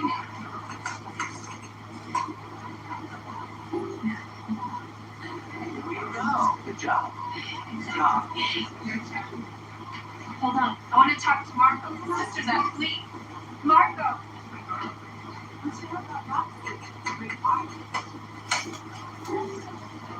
35%. Very nice. Look at that. 34%, ladies and gentlemen.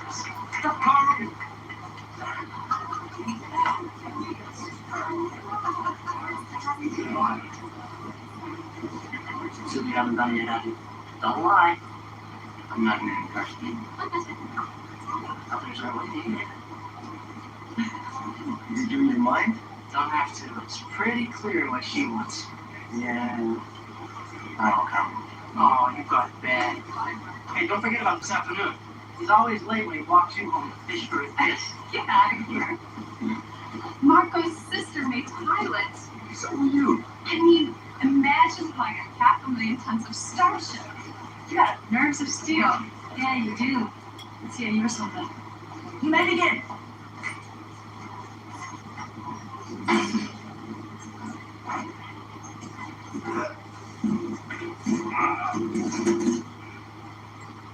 Now come on, it's just a bug. Still, what you got? Just the bug. We humans like to think we are nature's finest achievement. Maybe it just isn't true. This archaea is superior in many ways.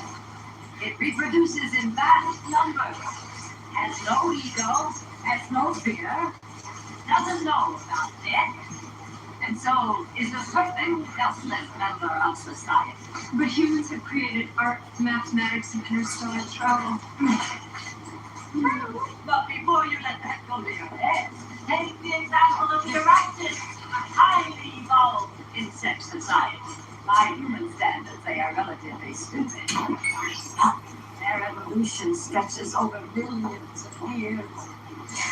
And now, they can colonize planets by hurling their spore into space. Yeah, I think we got it. Heart. Your stomach.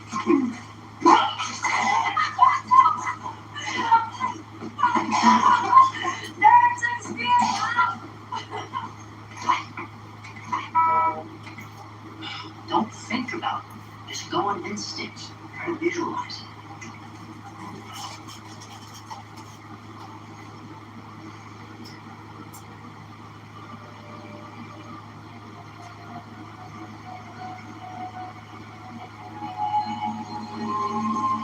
I see. Ace of spades. You know, statistically speaking, we should have accidentally been struck by now. Try another.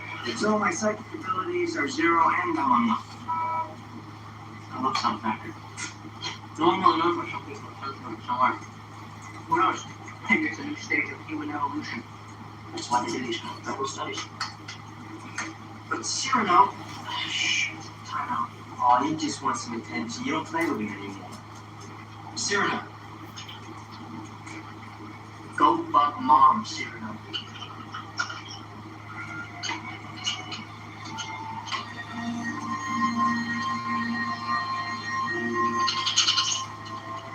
How do we even do that? Oh, I get the impression there's a grub crawling on my mom's leg. He's on a mission to cook Eden.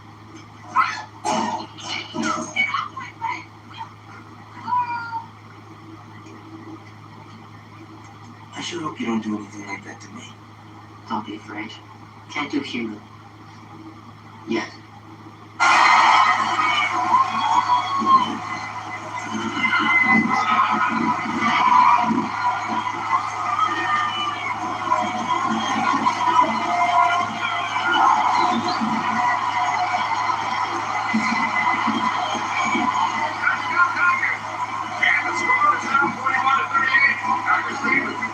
Remaining here at the Blaze Area Sports Arena. Time out, Giants.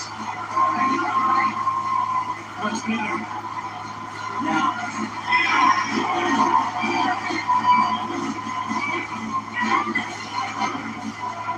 What are you doing after the game? Well, everyone's going to the dance, aren't you? God knows, my last night's civilian. Number 12, let's go! Just go tomorrow. You're going to the Fleet Academy? That's where I want to go. Come on, number 12, let's play ball! Don't get any ideas about my girlfriend. All this feeling over more.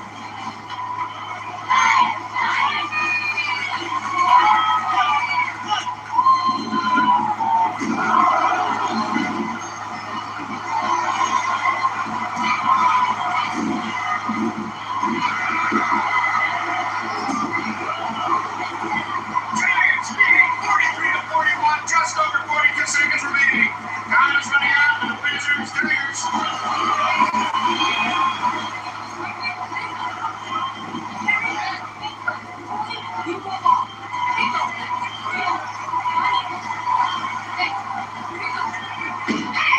What?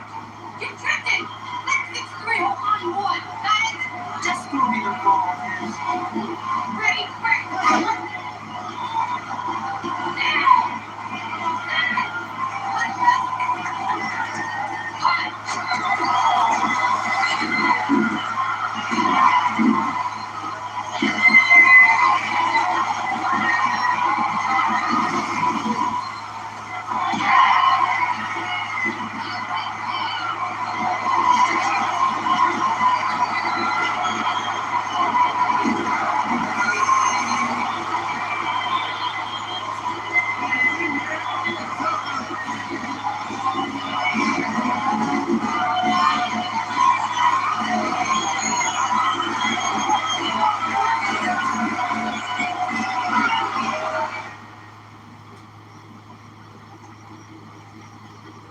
Did you get grown up so fast? Long one to see you. This game came today. I assume it's your request. A lot of my friends are doing federal service. I'm thinking of applying. But you lost your mind. I'd rather take 10 lashes in public square than see you ruin your life. It's a term of service. It's not a career. I just want to get out on my own. See the galaxy for a couple years. Johnny, people get killed in the federal service. Who gave you this idea? It's like teachers. What's his name? You know the one I'm talking about. Mr. Radcheck. Radcheck? So there should be a law against using a school as a recruiting station. No, Radcheck doesn't do that at all. He sort of discourages you. That's cool. If you're going to Harvard, I see him. It's my decision, not yours. Was that how it is? Wait, Dad and I have a surprise for you themselves. Can you guess what it is? You want to see the galaxy? How about a trip to the outer rings? Sycamore Beach. I've always wanted to go. Good, that's all set.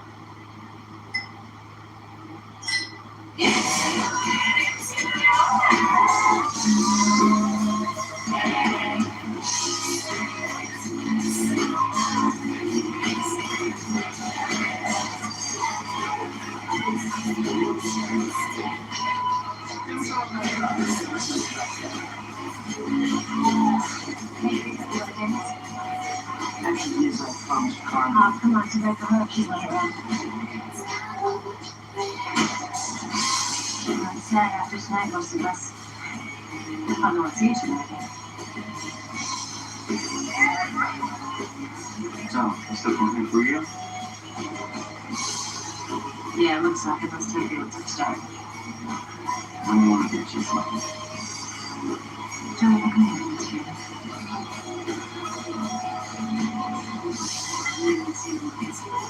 Don't speak on this.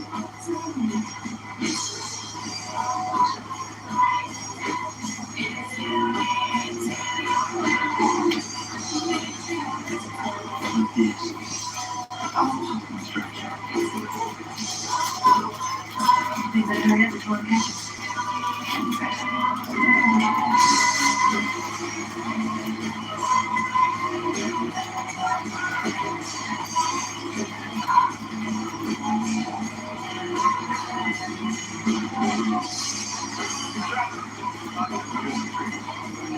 I want to thank you.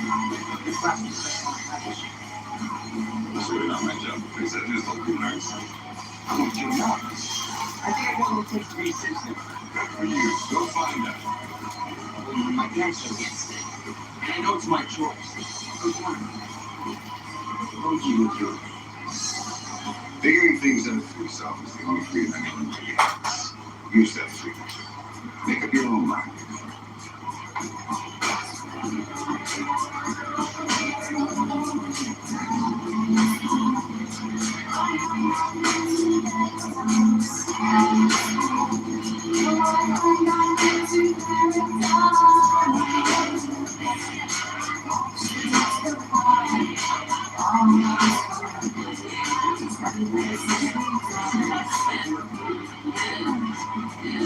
Johnny! Mrs. Van versus Boy. Yeah, we know each other from the game. You want feelings? Oh, not at all. We won.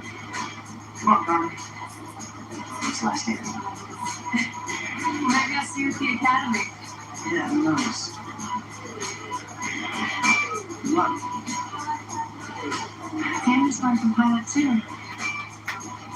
You two have so much in common. Johnny, you jealous? Well, You have two jobs.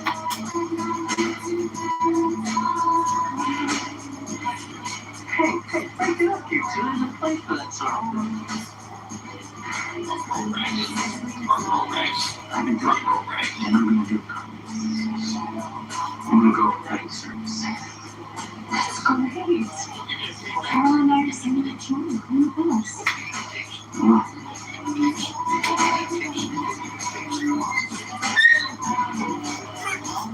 My father's not going to.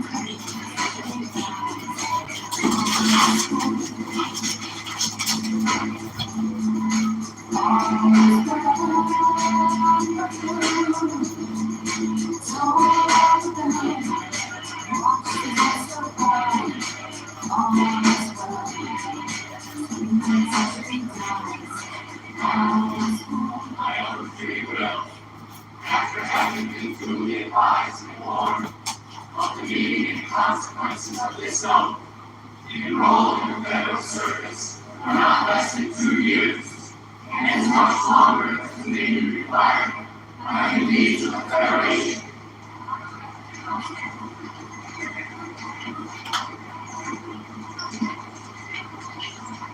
Fresh meat for the grinder, eh? So how'd your kids do? I'm gonna be a pilot. Good for you. We ain't all the pilots we can get. Hey, it starts out R&D. No. I got games in theory. Games and theory. It's military intelligence. Way to go, Carl.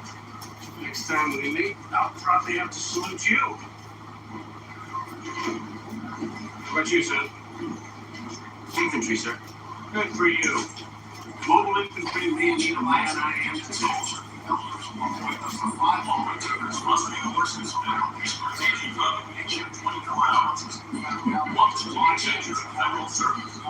Let's think about we have what? We'll always be friends.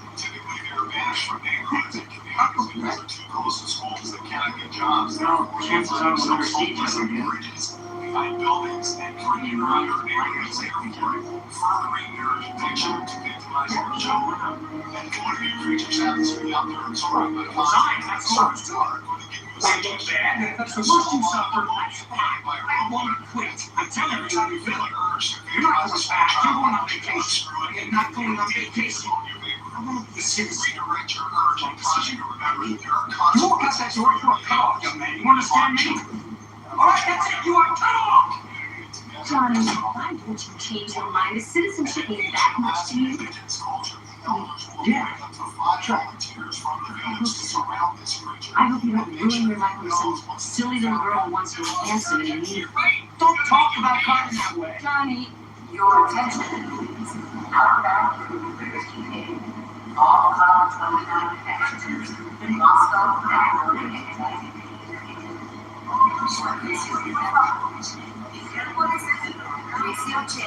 Tommy, seguro de conexión. Really? My dad has an open path. Somebody's afraid he's never going to see me or something. It's sweet, it took forever. Anyway, I guess we're in again. Yeah, sit you around. Wearing everything out. 60% of women and children I'm sorry. Who cares?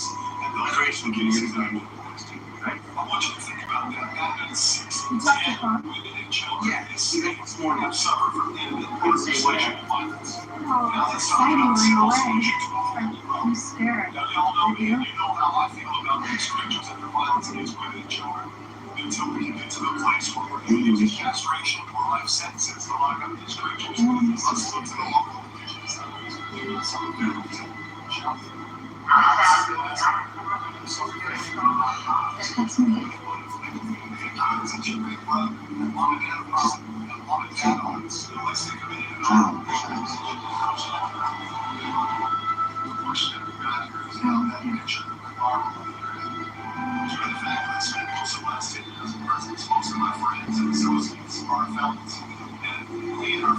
Don't forget to write. I won't lack of understanding about how to help us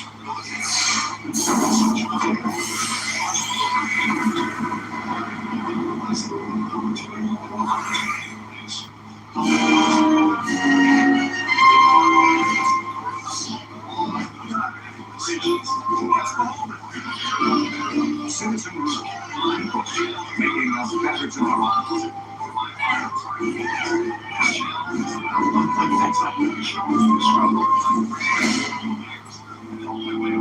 I heard there was captures this morning and tried today. Guilty. Sentence death. Execution tonight at 6. All that fast. So back here in Alaska, this is one of the parks, local parks. I thought you guys might want to see a big giant stone that's in the way of these parks in Alaska. Indigenous native feature, they call these stones they found some of these disgrace or people on the face of this earth. So I thought you might want to get a little look-see. Every soldier knows that the rats are being killed.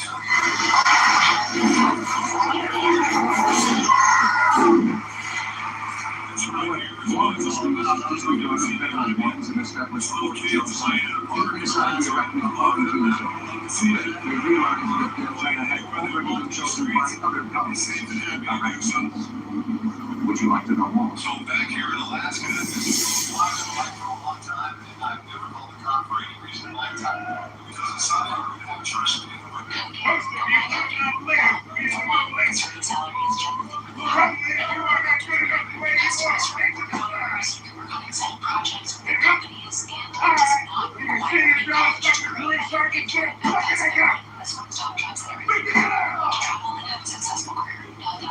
This hasn't happened to me. What a funny name.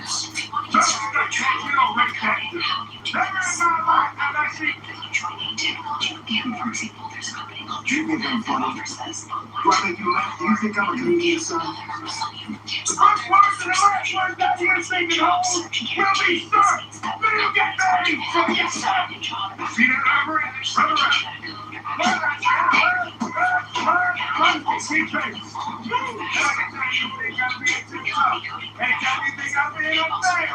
Anytime you miss your mommy, work!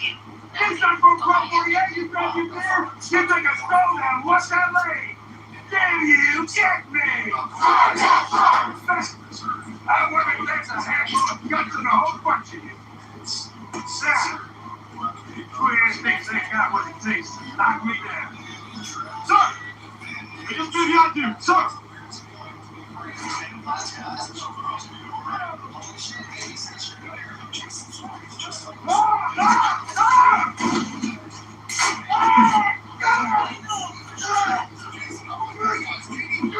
You alright, son?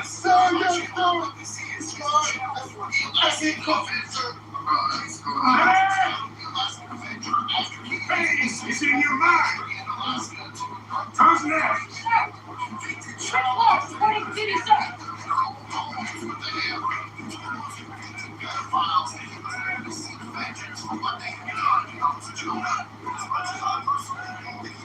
You specifically requested transfer from Fort Contact to this frame here?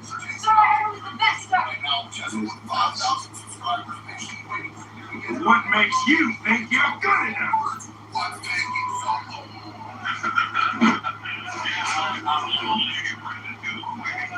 That's the kind of that exploding. It's my job you're talking about.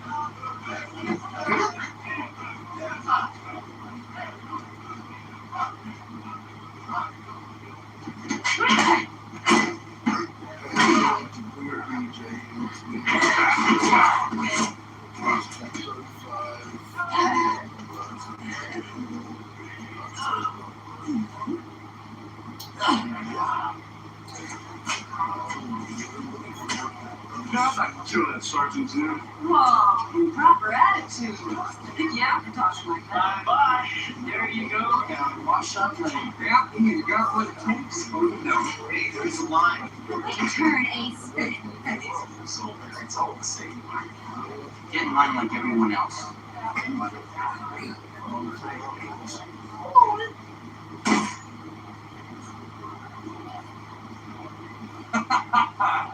You got some guts for a rich kid. Guess you and me could be buddies. What do you say? I'm honored. Hey! Of course you are. Everybody should have a friend like me. Come on, man, back to the line. Back to the line. Sure, come No thanks, kids. Okay. You are. I tried to get out on my own and you had to tag along. Do you think I joined him on Wednesday because of you? You saying you didn't?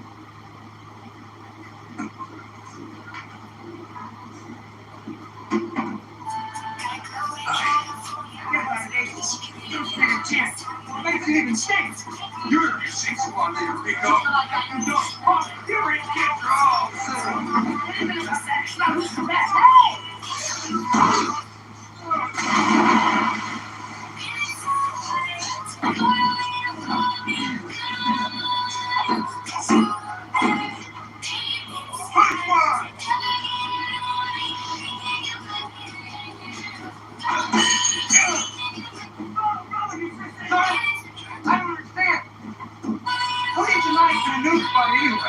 All you gotta do is push a button.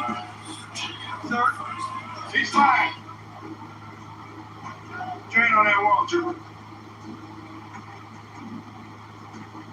Put your hand on that wall.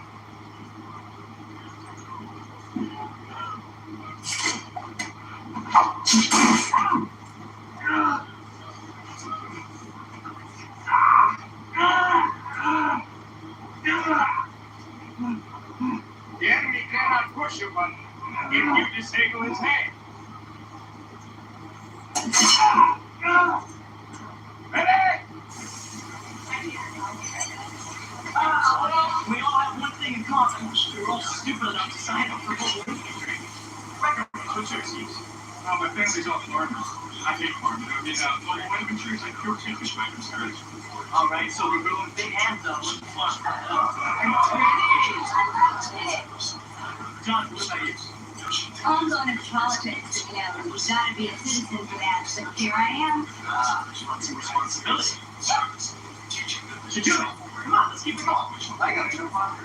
But my father says forgetting it's going to cost an arm and a leg, you know? I swear, got a racing case my way. I want to have to be, you know, it's a lot easier to get a license from the birth. Good career, officer's training, all of it. Skywalker. And Rico, you're Why should you be so nosy? Well, that guy was going to be right. Elevators got a right to be. Hey, Florence. You know Rico from Buenos Aires. What's his story? Oh,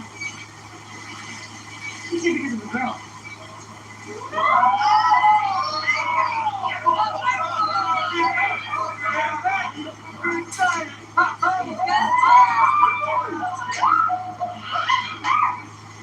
And you?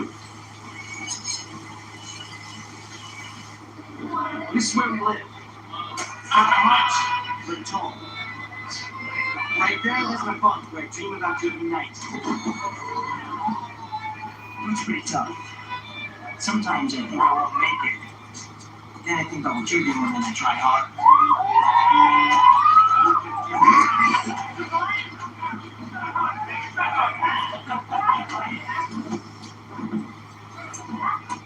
Who knows? They might even make me stronger.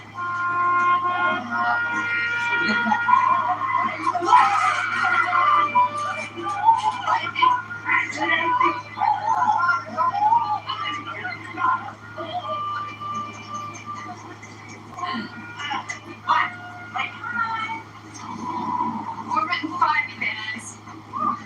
First one there gets 5.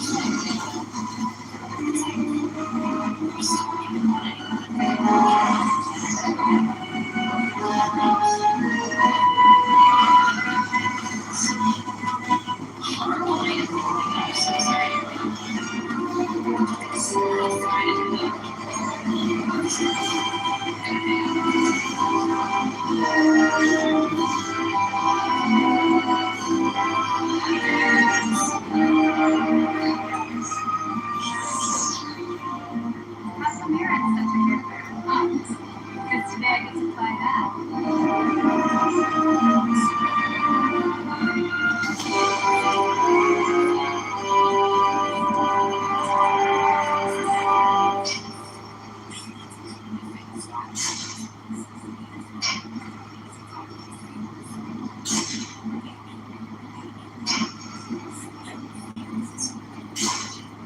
Pilot Trading Banners reporting for duty, ma'am. Number 2 chair, Venice. Yes, ma'am. Identify.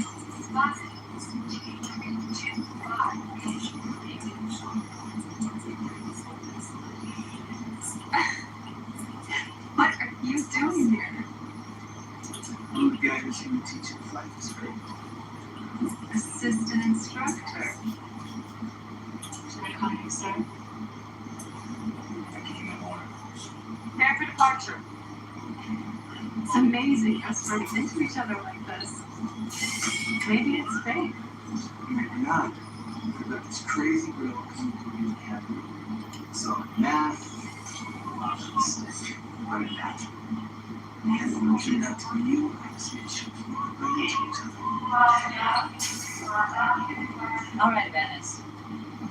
Take her out. Yes, ma'am.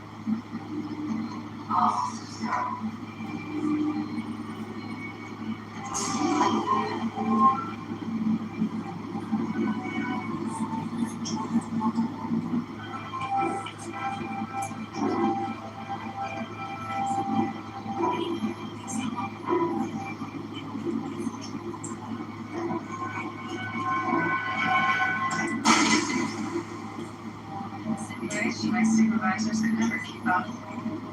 This is a simulation. So take it out easy. Yes, sir.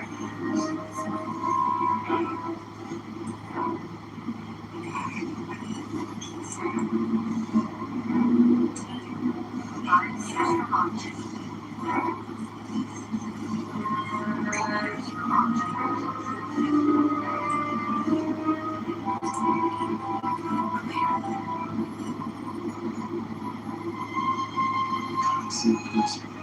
Number what? Always crazy flex of all time.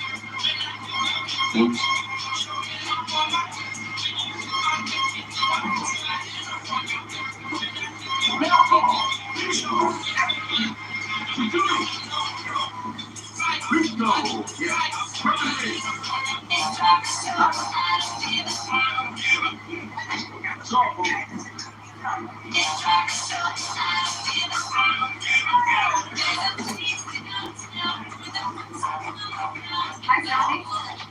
I'm sorry I haven't been able to see you.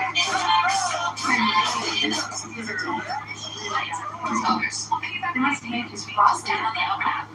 If they have, tell me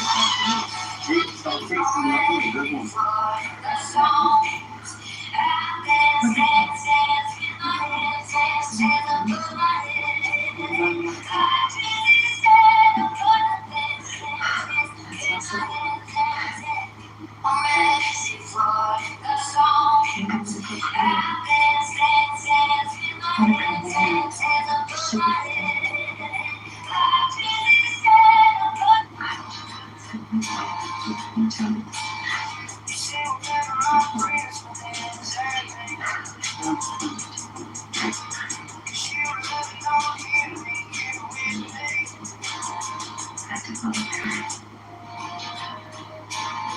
sorry. Right, you. Right, Lisa.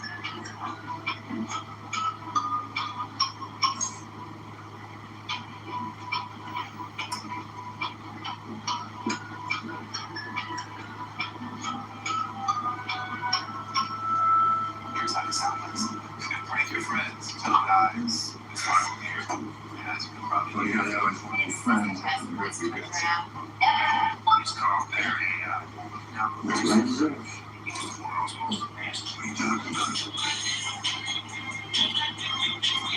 I don't. I wouldn't even be here to do it. You talking about? You squad leader on your own. Hey, still got me on your ass.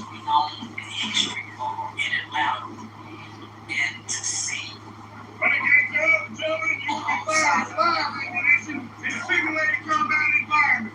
You will exercise extreme caution on my assault course. Do you get me? Sir, yes, sir. We go. Take it back. Push fire team and me. Next team in 10 seconds. That score has been 280. I expect you to do better.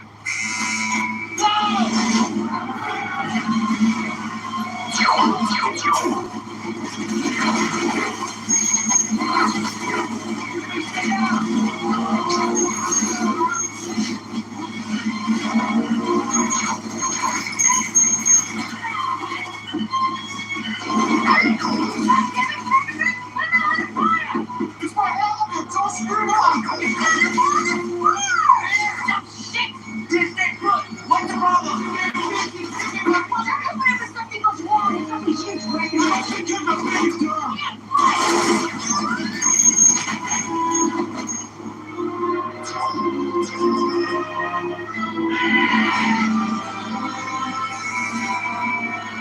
We go. You are relieved of squad command. Rico, did you give the recruit permission to remove his helmet? Sir, yes, sir. Breckenridge reported a helmet malfunction and I asked him to show it to me, sir. Are you rated to repair the M3 tactical helmet, Rico? Sir, no, sir. Then why did you order your man to remove his helmet during a live fire exercise? Sir, I needed everyone in my squad operational, sir. I wanted to win, sir.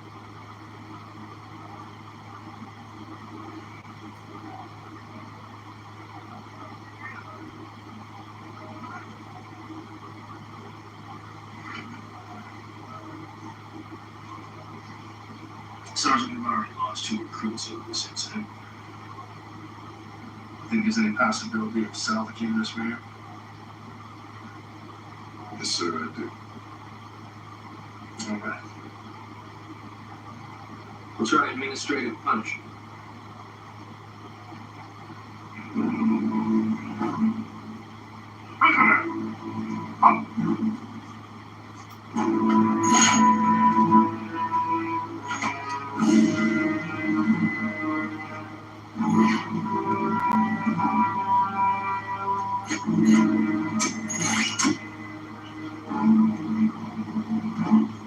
Put down this house. I know.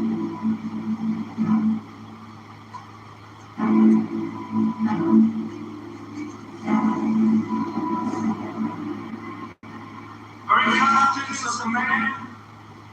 Preparing to abide by safety regulations during a live fire exercise. For negligence, contributed to the death of the teammate. Refrigerating job equal sex with administrative function. 10 lash. Carry out sentence.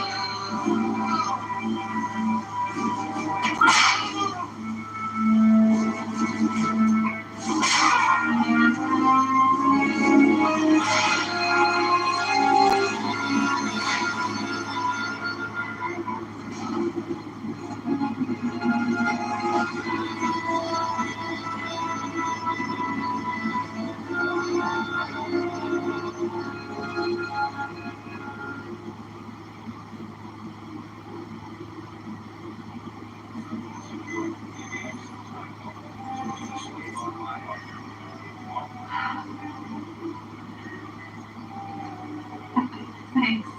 You read my mind. Oh, third watch always seems to last forever. Depends on who you spend it. Something's wrong.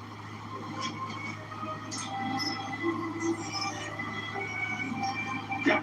No, I replotted the course. It's more efficient this way. 3 weeks aboard Starship, and you think you can lick my naps? Check it.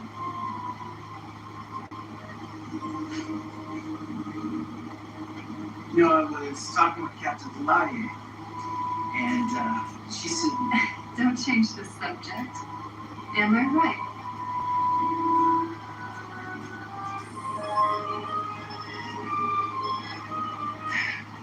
yeah, you're right.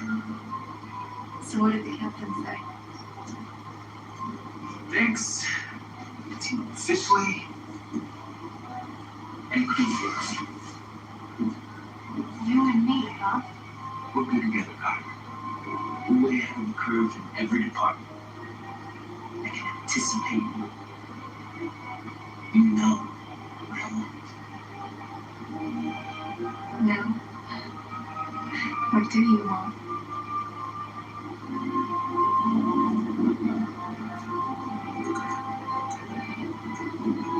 There's a graphic about that. Right scan. Sensors on. There. Recipient 225. And rise. Report. Captain, we're in the path of an unidentified object moving towards us at high speed. Profile suggests an asteroid, man.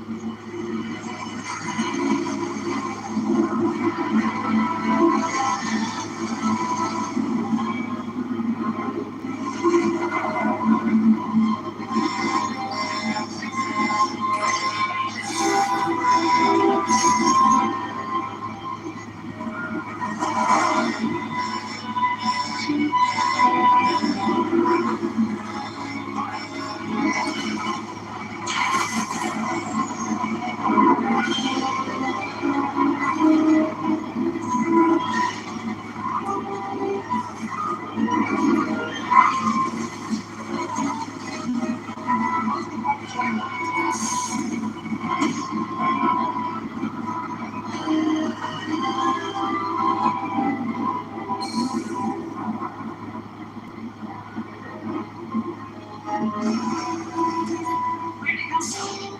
It came out of the arachnid routine zone. Number 4. Contact recon their who's asteroid headed their way. Communications are down now. They're gone. Damage assessment. All's compromised. Lucky to be alive, man. Luck didn't have anything to do with it. We have a hell of a flight team.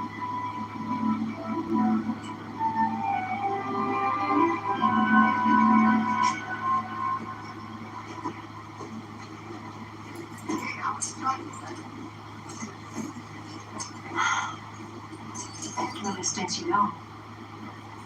Yeah, well, the mobile infantry will just have to get along now. I don't get it, Rico. You took your licks. They didn't want you, they would have kicked you out. Hey. I joined up for the wrong reasons. I got a guy killed. It kind of proves I don't have what it takes. Rico! The call's going through. Take it.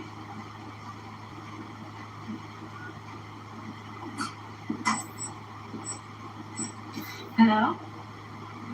Oh, Johnny! Hi, Mom. Bill, pick it up. It's Johnny. Johnny? Dad? Where's your uniform? Bill? It's just good to hear from you. How are you, son? It's not really working out here, Mom, Dad. I was hoping it would be all right if I came home. Of course, you should come home immediately. I'm sorry. I've been an idiot. Well, don't talk like that. You just come on home. Talk things out. We love you, son. What's that? Alright. Your transmission has been terminated due to atmospheric interference. Please try your call again later.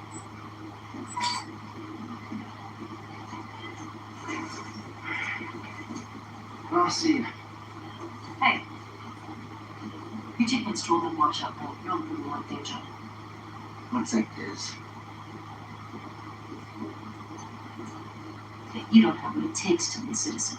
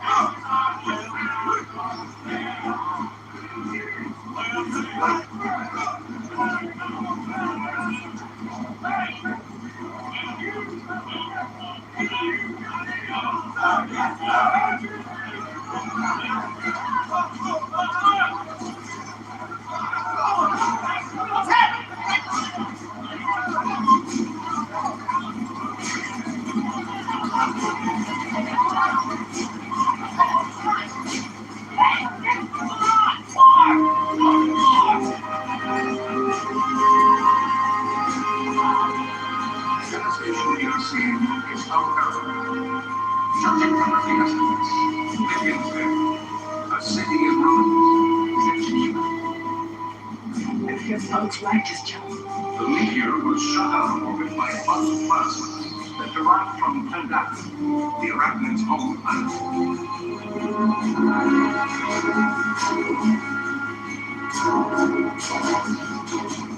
Nothing lives in what was once called the Latin paradise. Oh, Johnny, it's us. Buenos Aires has been wiped away.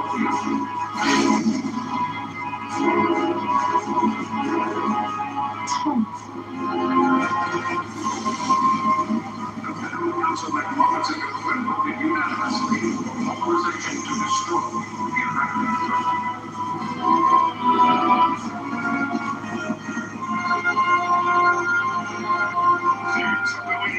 Saying we need you here. I want comments. The only way you're gonna see comment is if you bust yourself to front. Get me? Yes, sir. I get you. Sir. What do you want, Rico? I was to reconsider my request to drop out, sir. You already signed your 1248, son. It wouldn't be legal. Major, I know it was wrong. I didn't learn from one mistake and I made another, sir. You made your decisions. Sir, my family. My whole family was in Buenos Aires, sir. Is this your signature, Rico? Sir, you said it, sir.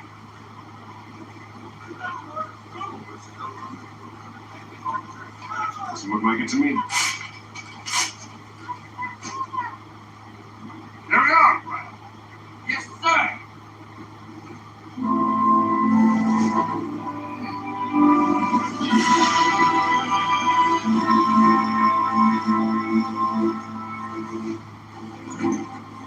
Out of the ashes of Buenos Aires goes first sorrow, then anger. The only good one is a dead one.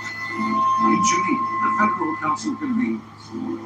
We must be the threat with our valor, our love, indeed with our very lives, to ensure that human civilization, not extinct, dominates this galaxy now and always. Sky Marshal Venus announces plans for an offensive against Pandak, the source of the blood meteor that destroyed Buenos Aires. Every day, federal scientists are looking for new ways to kill bugs. Your basic arachnid warrior isn't too smart, but you can blow off a limb. It's still 86% combat effective. Here's a tip. Aim for the nerve stem and put it down for good. Would you like to know more? Everyone's doing their part. Are you? The war effort needs your effort. At work, at home, in your community. We now break net and take you live to Fleet Battle Station Ticonderoga, deep inside the arachnid quarantine zone, where the men and women of the Federal Armed Services prepare to attack. Here's 2, 1. You're on. in the HQC knows exactly when the invasion of Gaddafi will occur. But everyone's talking about it. And the talk says tomorrow. Here's a bunch of for lunch. Yeah. So, Trooper, you're not too worried about fighting arachnids? Hey, shoot a nuke down a bug hole. You got a lot of dead bugs. I just hope it's not over before we get some. Some say the goats are provoked by the intrusion of humans into their natural habitat. That a live and let live policy is preferable to war with the bugs. Let me tell you something. I'm from Buenos Aires, and I say kill them all. Yeah. Big fan bugs, huh? Hey, guys, we're gonna get tattoos. Let's all get cut together. What do I want a tattoo for? Oh, what, your skin's too pretty to monitor this.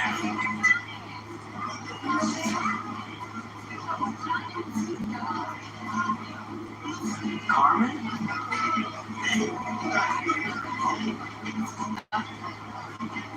Kitties.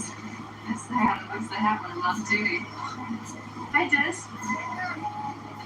Carmen? My mother was right about it.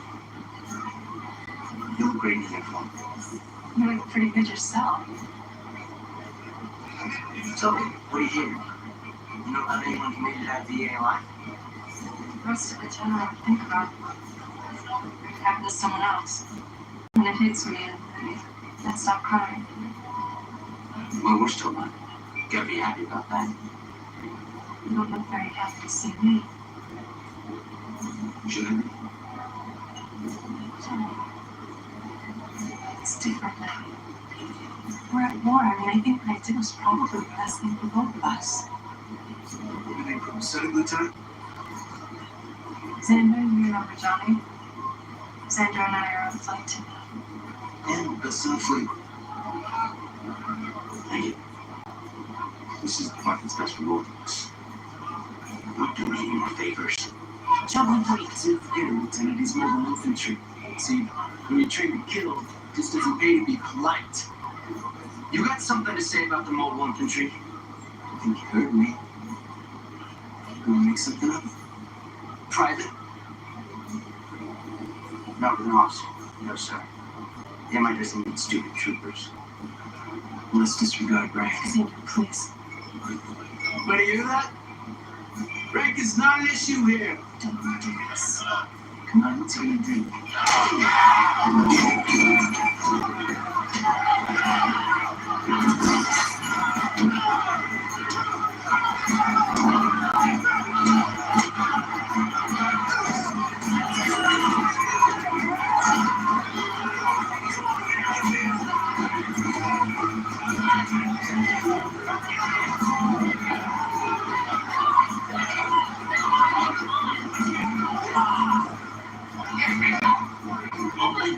Please don't miss.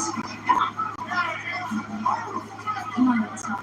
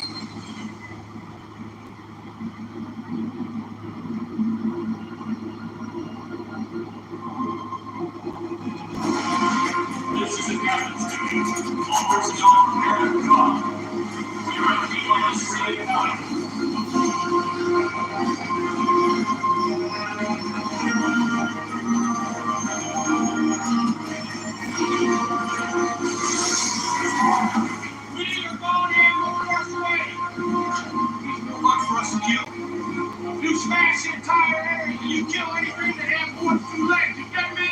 We get you,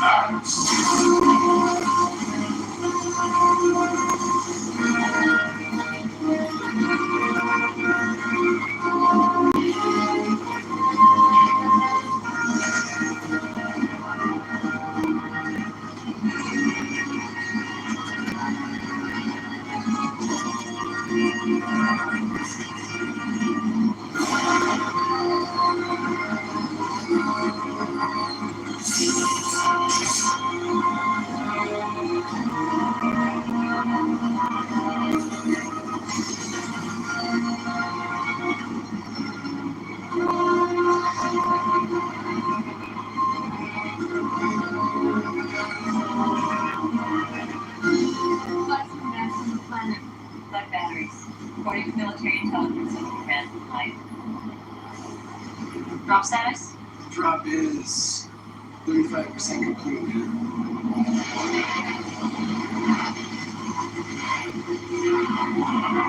Here she goes, number 2.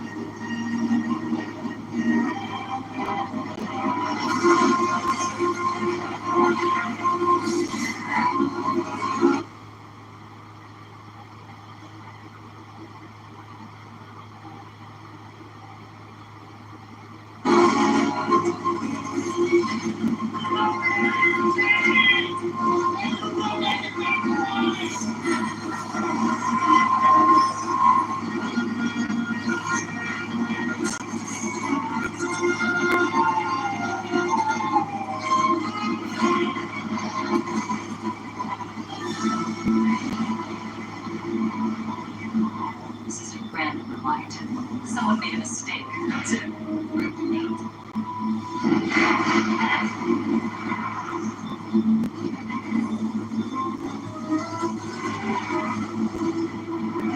Someone made a big goddamn mistake.